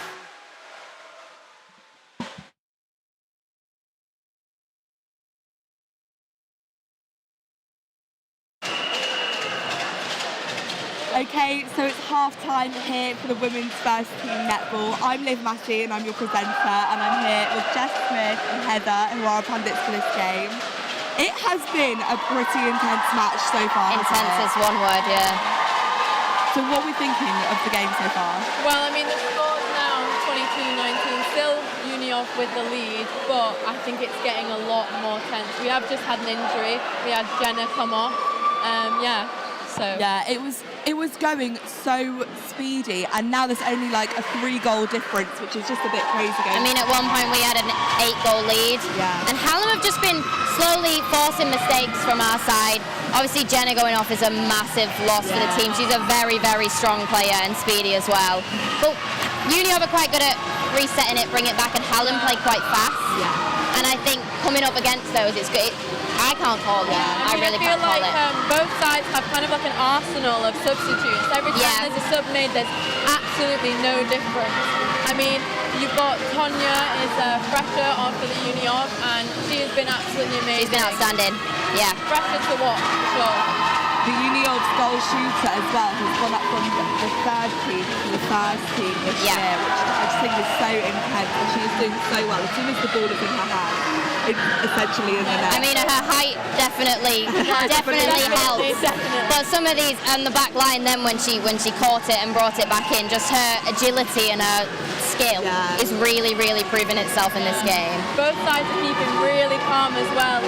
It's very odd calmness to the game. Quite unusual for a varsity game. Yeah. Well, this is what I was going to say. The power on the pitch is actually insane right now. These girls are just jumping about, but they're doing it as if it's the most casual thing in the world. Like, they make it look so easy, but I guarantee it. We've got to remember that this is like a very highly skilled netball game. Some of these girls come from clubs back home who are high level clubs. So what we're watching it's a pleasure to watch. It's really a pleasure to watch. They're floating through the pitch. It's the way beautiful. they jump, it's the way they land. Yeah. So graceful. They like fly. It's amazing to see. I'm really excited to see how the rest of the game goes. Yeah, it is one to watch. There is absolutely, it could go anyway. It's really intense. I actually cannot call what's going on. As it stands, I think Uni have the cool to keep the win. But Hallam are creeping up on them. Hallam are doing so good. And again, with that 3-score difference, I mean, who knows what's going on. Yeah, they brought it back in the last, 5 minutes. They were just shooting goals out of nowhere. The team talks on that side of the court must be very intense for the amount of intensity they're starting to The bring. stats for Hallam as well, shooting-wise. They are not shooting team are incredible. They are getting it in every single time the ball is in their hand. But I do feel like us defensively, we are kind of picking up. Absolutely. Getting to know where to stop the goal. Where the game plays. I think coming into next quarter, we've had Jenna come off. We've had a random change of players. Hallam have kind of come back. I think if we get into the flow of it now, the lead may start to come back to Uni of. Well, it'll be interesting to see what happens in the second half of the game. We'll be back after the game to have a little conversation about how it goes.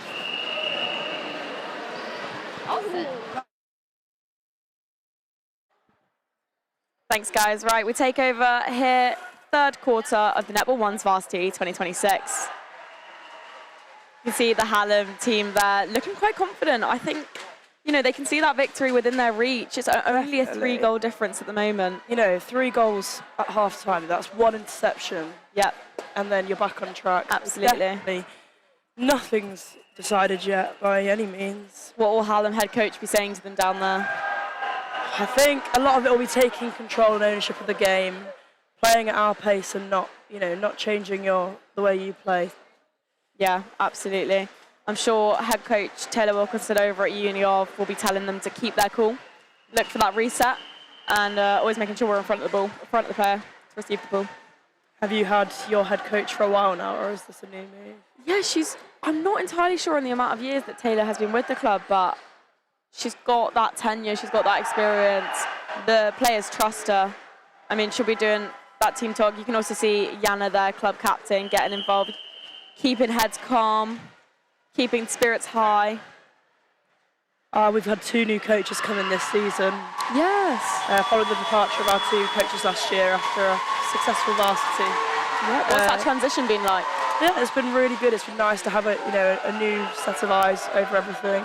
Yeah. Obviously not the outcome we would have wanted at varsity, but that's not necessarily down to anything specific. I think it's just been a really good level of competition this year. But yeah, Liv and Innocent both coming in as our new coaches this year.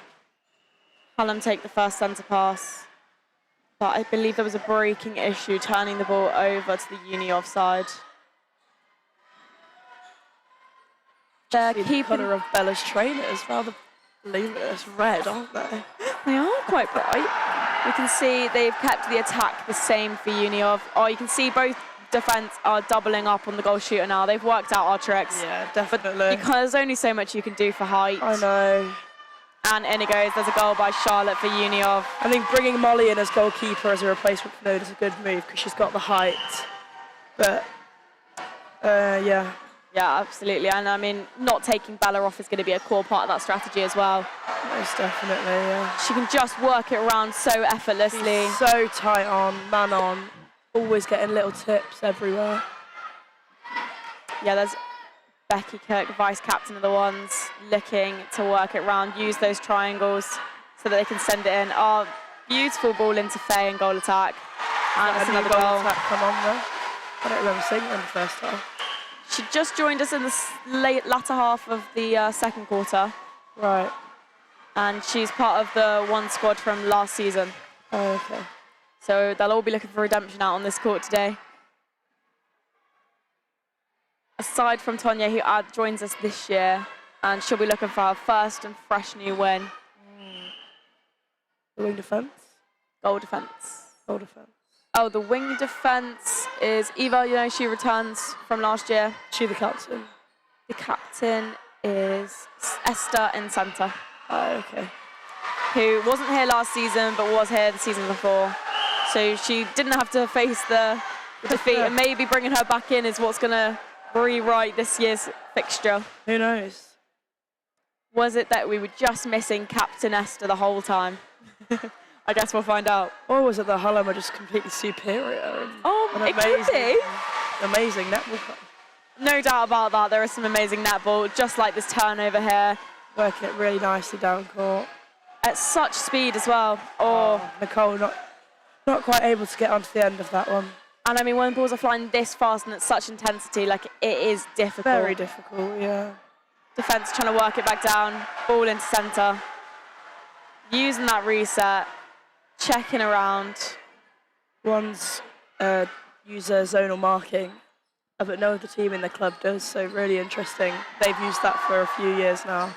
And I think that's how they did so good last year at Varsity, is that they were able to stop the ball from getting past the halfway line. Absolutely, that zonal marking last year really...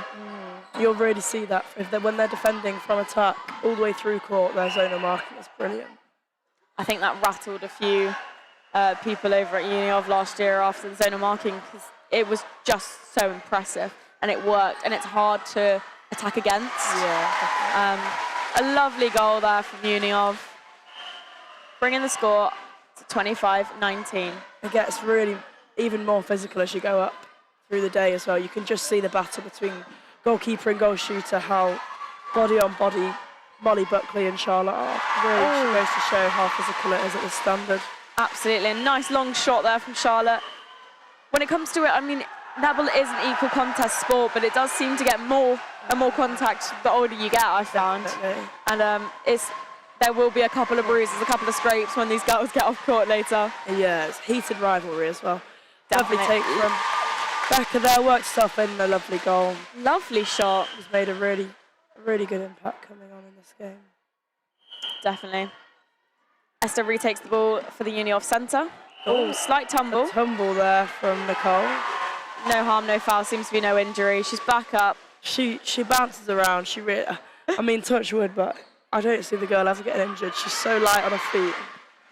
Lovely tip there from Faye, brings the ball back into the Uni of's possession.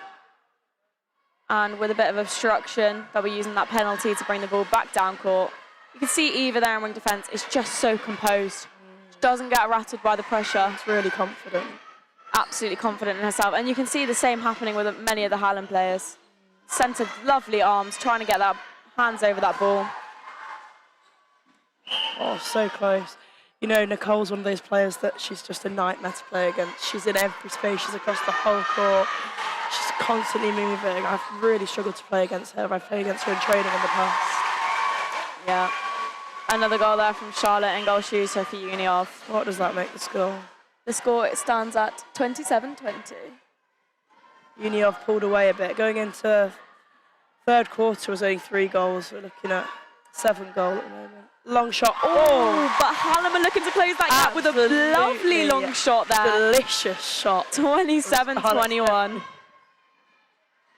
Yeah, that was a really impressive shot. I mean, when things like that happen, no matter which team you're rooting for, it's just the love of the game at the end of the day. It's just pure quality. And you have to appreciate that and do. Give up some pride and say, you know what, Hallam, you're amazing. Yep. I'm not sure I'll be saying that today, Meg, but thanks for the option. And Charlotte goes to put up another ball for Uni of. A nice shot under the post shot. Once again, working it around. Lovely give and go from Hallam in attack. passing that ball and then redriving. Great example there from Alicia. And she looks to feed into Becca. Yeah. Who I already know will put that shot up. Oh, around. Or possibly not, as Uniov take a back line after the mess. It happens. Oh, Very lovely. rare for Becca. You have those moments, you turn around when they're shooting and you head back to the centre pass because you're so confident. Yeah. That was one of those moments. Absolutely. You'd been she'll back at the prove me wrong. transverse line. Wrong. Be ready for the whistle to go. Oh, nearly. Nice ball there. into Charlotte with a split. Did she make the shot? Absolutely. Gorgeous shooting here from Charlotte. It's now 29-21 to Uniov. That's an 8-goal lead. Hallam need to get, 4 turnovers really now to try and equal. It's looking quite similar to the previous twos game with the gap at 3/4 time. I mean, anything's possible, But Hallam closed that gap, and they'll be looking to close this one, although another goal there from Faye means the score is 30-21. It's absolutely possible, though. That's the thing. We can't discount either team, either side, because they could get those 4 turnovers. They can turn it around fairly easily, especially with the strength of that defensive unit. Definitely. But how strange would it be if threes were the only team to win this year for Hallam after last year it being completely the other way around? Would be bizarre. I do think it would be a bit weird, yeah. I mean, there are some concerns downstairs that might be the case. I mean, my fingers are crossed, and I do have a lot of faith in this Hallam one side, a really strong and experienced team. And there you go, Becca just playing herself in, getting a nice angle, and putting a lovely shot. I mean, Becca's become such a dependable player out on the court. Her shooting stats are very impressive this game alone, never mind the rest of the season. Yeah. Oh, slight forced ball there from Uniov, meant a chase for Becky Kirk. Really trying to push Charlotte away from the post, Molly there, because she knows how dangerous she is when she gets in that position. You can hear Hallam booing downstairs actually, and must be getting tight. Yeah, lovely shot from Faye, brings us to 31-22.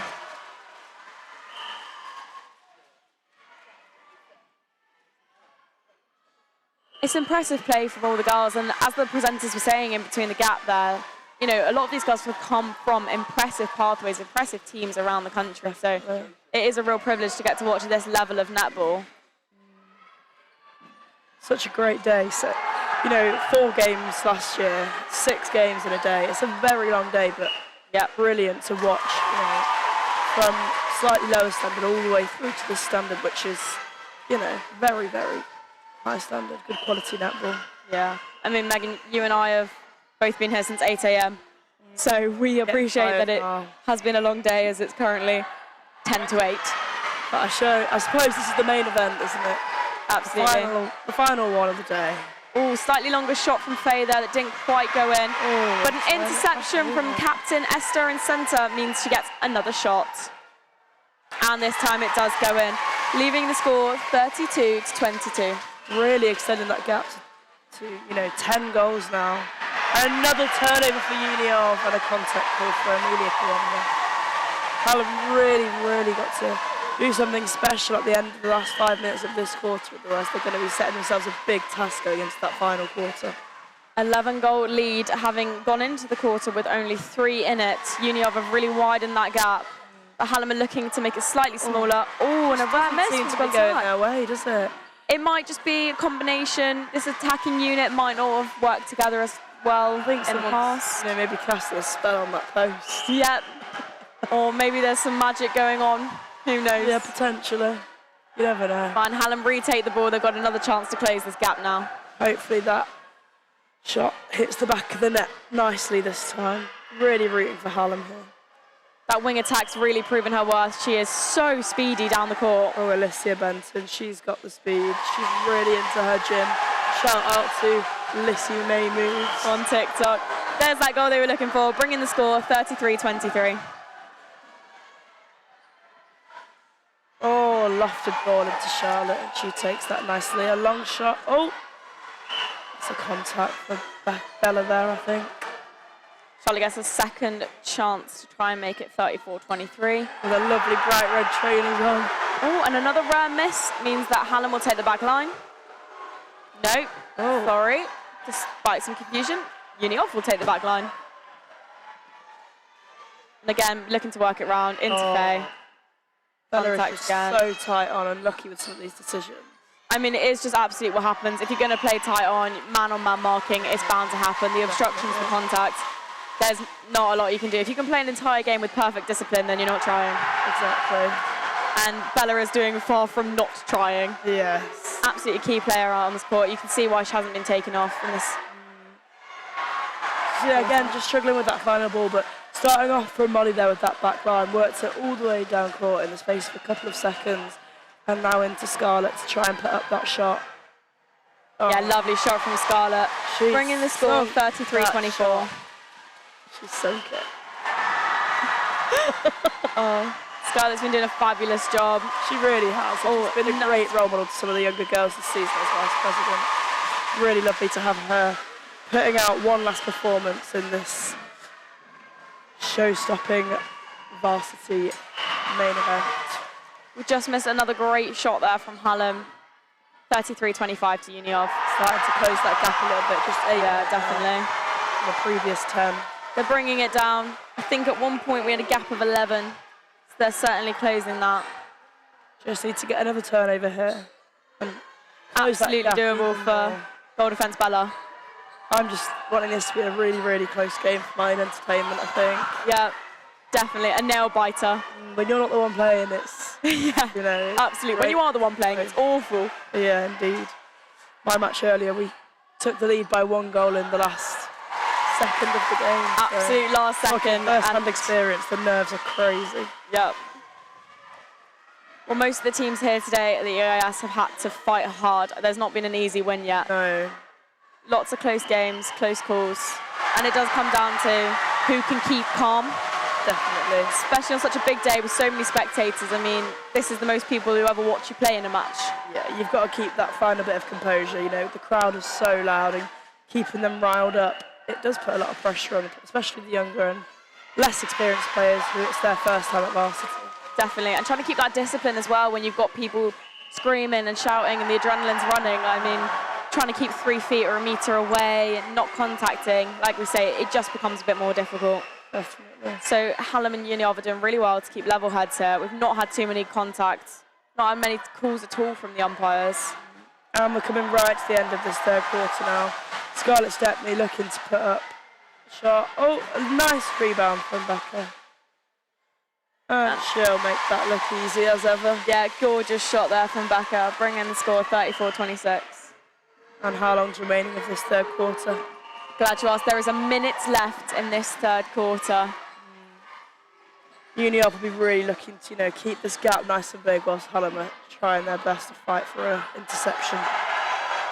Using the reset, they've got that minute. They want to score one more all-important goal. Hallam, but they've also got to play that careful possession game of not getting the goal too quickly and then allowing Hallam to score another goal. Exactly. It's working it round. There's a few seconds. Do you try and delay play for the centre pass, but then the umpire might call you up? And we saw that earlier in the threes game, didn't we? Bit of an issue with time wasting. Oh, defence working hard. And Charlotte puts up one last shot. Oh, lovely goal there from Charlotte and goal shooter. 20 seconds left on the clock, and it's 35-26 in this third quarter. Still 15 minutes and 13 seconds left to play. They'll be looking to just get one more goal before we enter into the break. Oh, so unlucky there, Scarlett. That is unfortunate. Goal for Uniov. And that brings the third quarter to an end. That is the end of the third quarter, 35-26.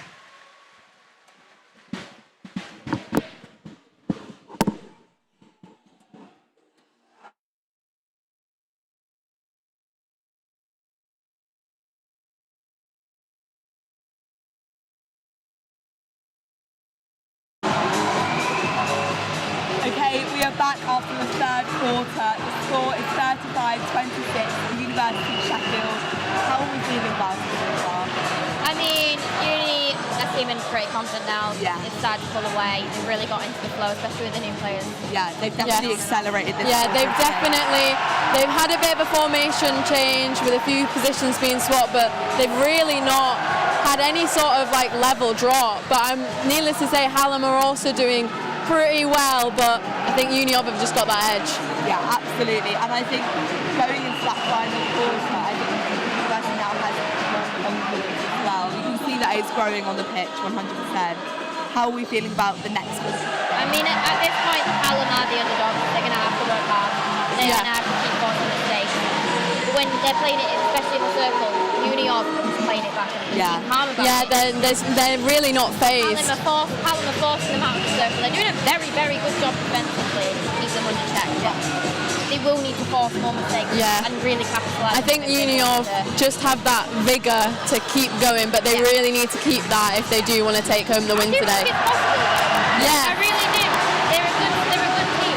They're fast, and I think they can do it. Yeah. I think that Uni, if they keep their heads, they will take the win. Yeah. But it could go anyway. We've obviously seen a switch in positions this quarter of the game. Do you think that has aided our gameplay as University is? I think it was nice to have a change. Yeah. Yeah. I think especially with defenders, they work out shooters quite easily. Having a change of shooters helps your game. And they're working really exceptionally well. Like, if that was me, I'd be discombobulated all over the place. But they've really kept their composure and they've done a really, really good job of it. All of the players are so in the zone. You can just see by the way they're going through. They are taking this game so seriously, as they should. They are absolutely locked in 100% right now. And if they all keep that energy up, I mean, just hear the noises going on. I know. When you're on the court, you can't hear a thing. They are in the zone, they are focused, they have a job at hand. Nothing's going to phase them out of this. I was saying this, if I was on the pitch, all of this noise going on in the background would throw me off so much. I promise you, it does not phase you. They are not blinking an eye. I do feel like Hallam are kind of dropping off that intensity though. I don't know if it was me, but in that third quarter, they kind of like switched off. Bring on some fresh legs. Yeah, definitely need some substitutes going on in there. It's looking really good. I'm so looking forward to seeing how the rest of this game goes. We'll see you after the game for the post-game briefing.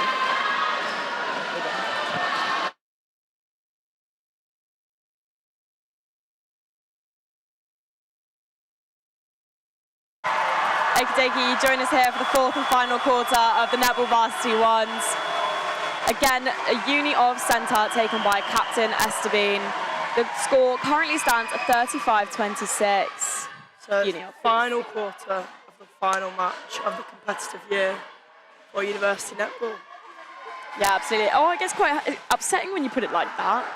This will be the last time for a few girls on court that they'll be playing in the black and gold. Definitely, and the same in the maroon. Lovely rebound there from Bella.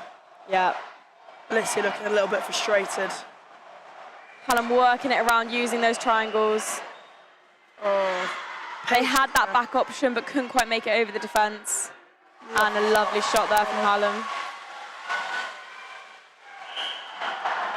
And that was a turnover, so really looking to close the gap now as Bella. Oh, the footwork call, how unusual.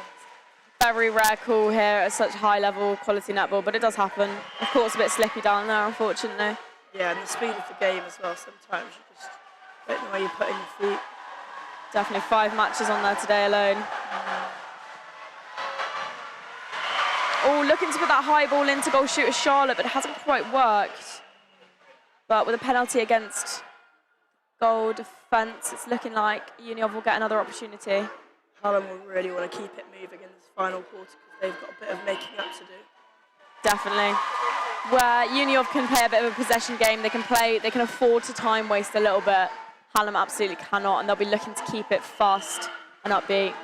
That's Eva Williams on the sideline looking to potentially come on at wing defence in this match. She is her first varsity back after suffering an ACL injury as well. She had surgery and she's been back this season. She's been in great form all season. I mean, this is on top point, you know, so I'm really excited to see what she can bring to this varsity match. You absolutely hate to see those kind of injuries because they can be, you know, university netball career ending. We've certainly had a couple in the club ourselves. Ooh, lovely fast ball across the channels there. Hallam looking to work it down. There's currently a 10-goal lead by Uniov, but Hallam definitely looking to narrow that gap. Got the ball into the goal shooter. She's been a trusty player. She really has. She's working really hard out there today.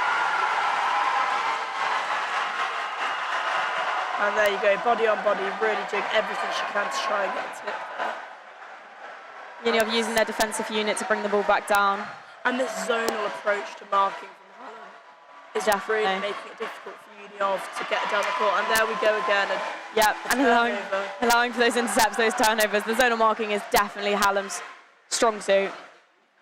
It's something not a lot of teams want to try. It is risky. They're the only team at Hallam that's adopted that style of play, but it's just, they've all played together for 3 years and it's worked so well for them. Yeah, all important shot there.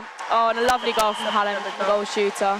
Are we looking to make Eva Williams now entering the court, and she'll replace Amelia Kwame, who's put out a brilliant performance today. Loads of little tips and interceptions, bringing that ball down the court really nice on every turnover. They've managed to close the gap there by 2, 36-28 to Union. Ball into Charlotte and goal shooter. Oh. A pass that gets tipped by Bella. But we take it back to the goal shooter for a penalty. And it's a shot, it's a goal. I mean, we've talked about Charlotte a lot in this match. That height advantage, yes, the agility as well. Doing really well to just maintain consistency. And I think that's what Union are doing. There's not been too many changes with the bench. We've not seen the return of Jana, unfortunately, due to injury, but here's to hoping she'll be all right for her next season. That's the only silver lining of getting injured at Varsity, is that you have ages to recover. So I'm sending her lots of well wishes. It's really nice to see both teams being really patient out there today as well, you know.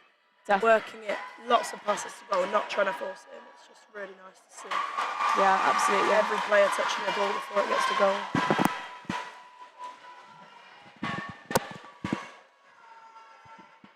Yep, Esther regains that centre, passing it out. I mean, they'll be looking to keep possession, but also extend that lead if they can. Yeah, definitely. It's a tough balance there.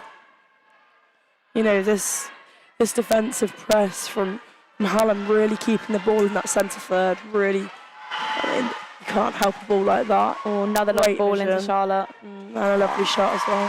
Great shot. 40-28. Back up, extending that lead. I think we missed a couple there, Meg. I think so. Too busy chatting away. It's 10 minutes left in this quarter and 10 minutes left in the entirety of the game. I mean, we've talked about the fact that Hallam obviously won last year, and I think they won by about 10. Yeah, they did. They took, I think it was 10 or 11 goals they won by in the end. It's looking like we're going to do the absolute reverse of last season. I mean, I wouldn't speak too soon, 10 minutes. Very true. Touch wood, because all can change in 10 minutes. It's not enough to call it certain yet. I'm just optimistic.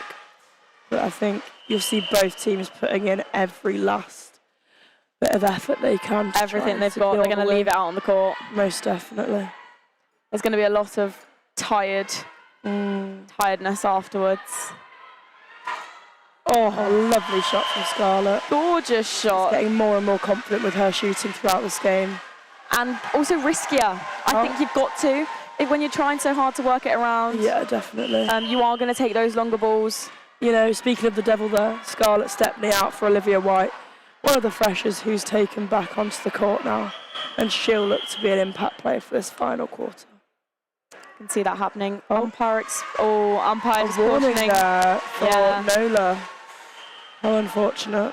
It happens. We've seen it before today. I mean, it's not like in other sports. She's not going to be sent off. She's still got a couple of opportunities. You know, it's hardly ever intentional, but it's so difficult when you're in that much heat and physicality. And you can see the look on her face there. She looks a bit miffed by that decision, but yeah, and you would not let that affect her gameplay. The score is currently 41-29, with just under 9 minutes to go in this quarter. And Becca with a big ball to Bella at the back. Lovely pocket ball there. A little captain interchange and a lovely feed. Absolutely gorgeous, working it around from the goal shooter there from Just Hallam. the way she shoots, it's so smooth. It's really impressive to be able to pull both defenders out and give yourself all that space. She's a really lovely player to watch, Becca. And she's doing that really well. You can see the chemistry she's got with the other players on the team. Definitely. Oh, a slight fumble there. Oh, goal picked up by Nicole there. Hallam will use this to their advantage, no doubt. Working it around into the goal shooter. Yeah. That's another goal, so what does that make the score now, Larissa? The score is now 41-31. So a 10-goal gap. And it looks like we just heard a change from Union. I mean, you can hear it behind us. There is so much noise going down on courtside. Trying to keep both teams in it, motivated, energised for the final 8 or so minutes. Definitely. Really impressive show of quality though today. I'm really impressed from all 6 teams. Yeah. All 6 matches and all teams. What they've displayed today has been phenomenal. Regardless of the outcome, we have had such a fortunate day here at the IAS with some really incredible netball. Some great support from spectators as well. It's been a really good turnout this year. I mean, Varsity is always such a fun and big event, and it's just so nice to get that community aspect and feel for it as well. Yeah. Lovely shot from the goal shooter. Nice rebound and a lovely shot from Becca there. 41-32, looking to close that gap. And Becca really has shown her experience today, you know. Definitely. An unfortunate contact call then from Olivia White, but Hallam have turned over possession and looked to bring the ball back towards goal. You can see the man-on-man marking there with the goal attack and the goal defence while the rest is zonal. This zonal marking has proved to be really effective for Hallam. I mean, the score doesn't necessarily reflect it at the moment, but you can see the pressure. Definitely. And you can see the errors that are being forced with Union's attack. A good rebound there for Charlotte. Yeah, well followed. She looks to put it up again. That's a goal for Union. Some troubles we've had this year at Varsity, like not every player following their shots and really getting up to those. Lots of the time, tall players rely on their height and they don't jump, and it's so frustrating. But Charlotte's showing there that that's not the case for her, and she's still jumping for those rebounds and following her shots nicely. That is what's going to make the difference. An unfortunate miss there from the goal shooter with what would have been a lovely goal. Lauren takes the ball from the back line in that goalkeeper bib. Again, looking to work it down. They've got 6 minutes. What's the gap looking like? There's a 10-goal gap, so it's actually still too close to call. Hallam could have a massive comeback here. Just 6 turnovers needed in 5 minutes, you know. Anything is possible, and they will fight right to the end. A nice tip, but slightly offside there from the wing defence. Slightly. She may as well have been hugging the post. And they'll look to reset after that error. Ball's into Charlotte. She puts it up. Oh. It's an unfortunate miss and a little trip for Bella there. She looks all right. Don't think we have another injury in our hands. I do hope not. That wouldn't be ideal. Yeah, such a key player. You'd absolutely hate to see her come off with She's got a bit of a limp on her there, but yeah, hopefully she'll run that off. But you know, if needs be, there are subs on the bench that would be delighted to take her place, I'm sure. I am sure of it. Yeah, Union have tried to use almost their entire bench here today, but when things start to work, they do keep them the same. Lovely goal from Hallam there. Really well seen, that space on court. And it looks like another change here for, I'm not sure which team it's for. Can't quite see from this angle, but sure we'll know in a second. And it was a Union change, bringing on Mia into goal attack. Taking Faye out, giving her a nice, well-deserved break after just putting a shift in this final quarter. And I think goalkeeper as well, Molly Buckley, takes the place of Nola. Another goal there from Charlotte, goal shooter for Union, brings the score 43-33 with that 10-goal gap. Hallam are working so hard to close it, and then Charlotte, with her height and those short balls under the post, is doing a really good job to extend it and maintain. Nicole with some great vision, really picking out the shooters when they've got that space and passing the ball into the space so they've got the opportunity to take shots. She's done that a few times with Becca now, some great links and interchanges of play. Some great attacking from Hallam here on display. And I mean, both teams will be working to that absolute final whistle. There's 4 minutes left. They'll be giving it everything they've got. They'll be coming off panting. Great move there from Olivia as she takes the ball from the centre pass in that first phase. Alicia on the second phase, into Becca, who plays herself in. Playing herself in has proved vital for Becca there. And it's you know, bits of play like that, and it really goes to show, you know, how simple it is. A few passes into goal, score the goal, and Union centre pass. And, you know, if Hallam had settled a bit earlier, perhaps, could be a bit of a different story. They've closed the gap back down to 9, 45-35 to Union. But Charlotte sends it right back, 45-35. really great show of performance from both teams. I can only imagine the nerves of the players on court right now. Definitely. You know, Uniov trying to maintain it, trying to keep possession, Hallam trying to close that gap.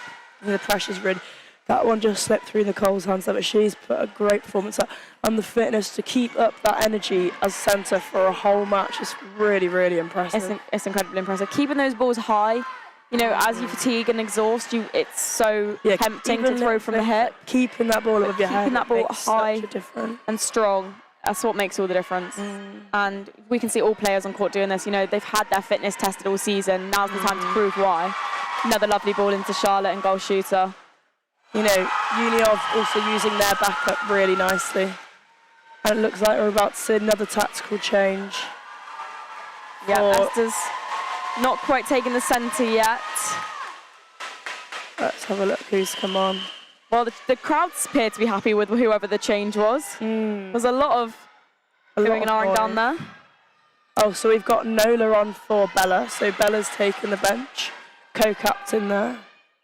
Lovely, another shot from Charlotte. Score currently stands at 47-35 with 2 minutes left in this game. So with Bella on the bench, let's see if it looks like the rest have stayed the same. I'm not sure, maybe if Bella took a little knock when she went down a few minutes ago. Perhaps a bit of an injury there. I'm unsure. Unfortunate after some incredible play from Bella throughout this game. You hate to see it. You hate to see not being able to finish the game. Yeah. But she can definitely take pride in the way she's played. She's had a great game today. Who would you look to give man of the match to for your side today, Larry? Ooh, great question. I mean, the easy, obvious answer would be Charlotte. It's always easy to give it to a shooter, but I think for me, I'd have to give it to somebody in defence. I'd have to give it to Tonya. I think Tonya's had an incredible game. Those turnovers, those tips as well. Yeah, not very much Varsity. experience in this kind of situation and this environment, but really strong performance. The pressure is absolutely insane, and you don't know what to expect, but she's handled it really well. Look, there she is again, fighting for that ball. Yeah. Who would you give it to on the Hallam side? I think Becca's came on and made a massive difference. Becca's had an absolutely incredible game, you know, definitely. She'd be my shooting man of the match. In centre court, I think Nicole's put up a great fight. And in defence, I think, you know, Bella, such a trusty player. There's not a single player who's half-arsing it out on the court. They're all doing really well. You know, even to the final whistle, which is going to go in less than a minute. Another change as Lucy Haynes comes and takes the goal attack bit from Olivia White to finish off her last bit of time on the court. That'll be the last tactical change in this game, as there are none in the final 30 seconds. And Lucy we are Haynes rapidly approaching that. 40 seconds left on the clock. A great president she's been this year, and just wanting her to get to finish that game on the court will mean so much to her. Yeah, absolutely. There's an impressive lead here from Uniov, and they'll be really excited to hear that whistle go. And claim that all-important one. Oh, great turnover from Alicia. Turnover. Maybe just one more goal for Hallam would feel so amazing. What a turnover that was. Oh, it looks like that's going to be it.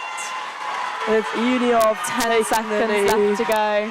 And the score is 48-36 to Uniov.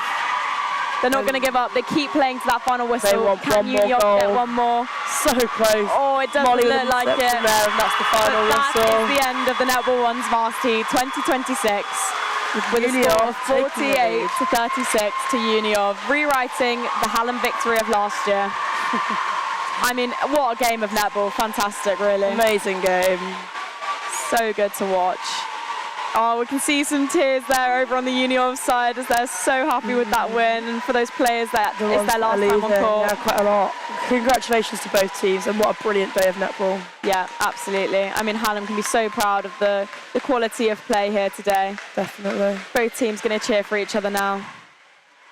Been a really quite a nice day, quite sporting, you know, on court. Obviously, you've got the rivalries in the stands, but I think on court it's actually been really quite nice today. Yeah, definitely. All those rivalries melting away when it just comes to getting the win. It gets more aggressive off court than it does on. Definitely. With those chants and those cheers, shaking those hands. I mean, I think all players will walk away today proud of how they've played and happy with the outcome. I'd have to agree. It's been a pleasure. Absolutely. It'll be exciting to see what happens next year. Maggie, you're going to be commentating it again? You'll be back for us? Could I make it my third Varsity win in a row? Potentially. Oh, look at the Uni of supporters there. Absolutely ecstatic with that win. That'll be 5 wins for them today and 1 for Hallam. So, Hallam looking a little bit disappointed, but again, what a game for them. And what a day. 3s win earlier on. I can't wait to get down there and celebrate with the whole of the club. Yeah, get absolutely. a final club picture. I know they'll be going out to celebrate tonight. Yeah, and it's completely ecstatic, the atmosphere and the energy down there. Like, all the players are going to be so happy with the turnout today. Just coming around and supporting the club as well. Final talk there. Just planning in on Uni of, really showing what they're made of. What a great team bond they've got between them in that one. Definitely. That one's team, they just are friends on and off the court, and they've done incredibly well here today, proving how strong those relationships and those dynamics are. Head coach Taylor Wilkinson and assistant coach Nick Wilson will be so happy with the play today, and that all their hard work over the season has paid off. And there they go to collect their medals. Well deserved. They put out a great performance. I think it could have gone either way. You know, a really close game. Definitely. I don't think the score quite reflects the game. I think it was a very close game. It felt like a very evenly matched game. The sides are evenly matched, and then just once you gain that lead, it's easier to extend it than it is to close it. So definitely. Yeah, absolutely well played to both teams, and what a game to watch. Much easier watch for me than last year, I'll be honest. Can't say the same for myself. Not quite the way I would have liked it to go, but can we make it another 7 years, do you reckon? I don't think so. I'll take pride in the fact that my team secured the 1 win of the day. Oh, it looks like Jenna's being carried off there. And the 5th medal of the day for Nick there. Assistant coach has been with us since 8 a.m. She's been coaching all the teams. Bless her, absolutely exhausted, but she's taking a lot of credit wearing those medals around her neck. Yep. Well, she's done a good job. I mean, to follow a club through for so many years, and then to follow a team through from the beginning of the season until now, you've got to go through so much. It's not just the Bucks games and the league games, it's the grueling training and the early morning fitnesses and showing up even when there's other things going on. Like, it takes a lot of commitment and a lot of grit, and I think Hallam and Uni of have both proved that today. Definitely. It's such a long day, you know, arriving at 12 hours ago for me. It's a very long day, and I think a great day of netball. We can now go to Maria, who's going to interview the captain.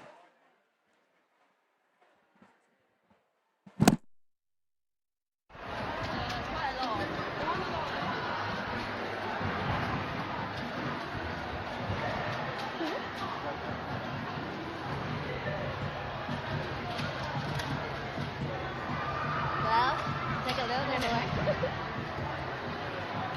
You're just waiting for the signal and the start. Okay. So, hi Esther, congratulations on the game today. It was a fantastic performance, also such a tense game. What do you think made the difference securing the victory tonight? I think we just didn't let the pressure get to our heads, and we played our own game, we played steady, and I think we got that initial lead in the first quarter and then maintained it, and I think we did really well. As a captain, you played an important role out there. What do you think the team learned more from you? I think more than anything, I've got a calm head, so I keep everybody calm, make sure everybody knows what they're doing, and just giving people advice whenever they ask for it. That's nice. So how important was the connection then between the teammates to create this attack performance that you guys did? Sorry, say that again.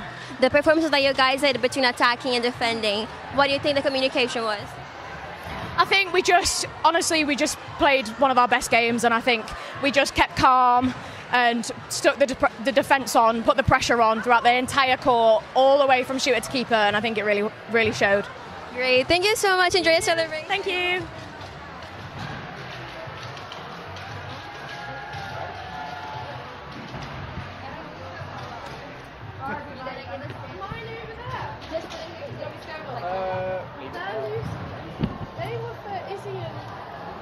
I'll leave the wide shot there.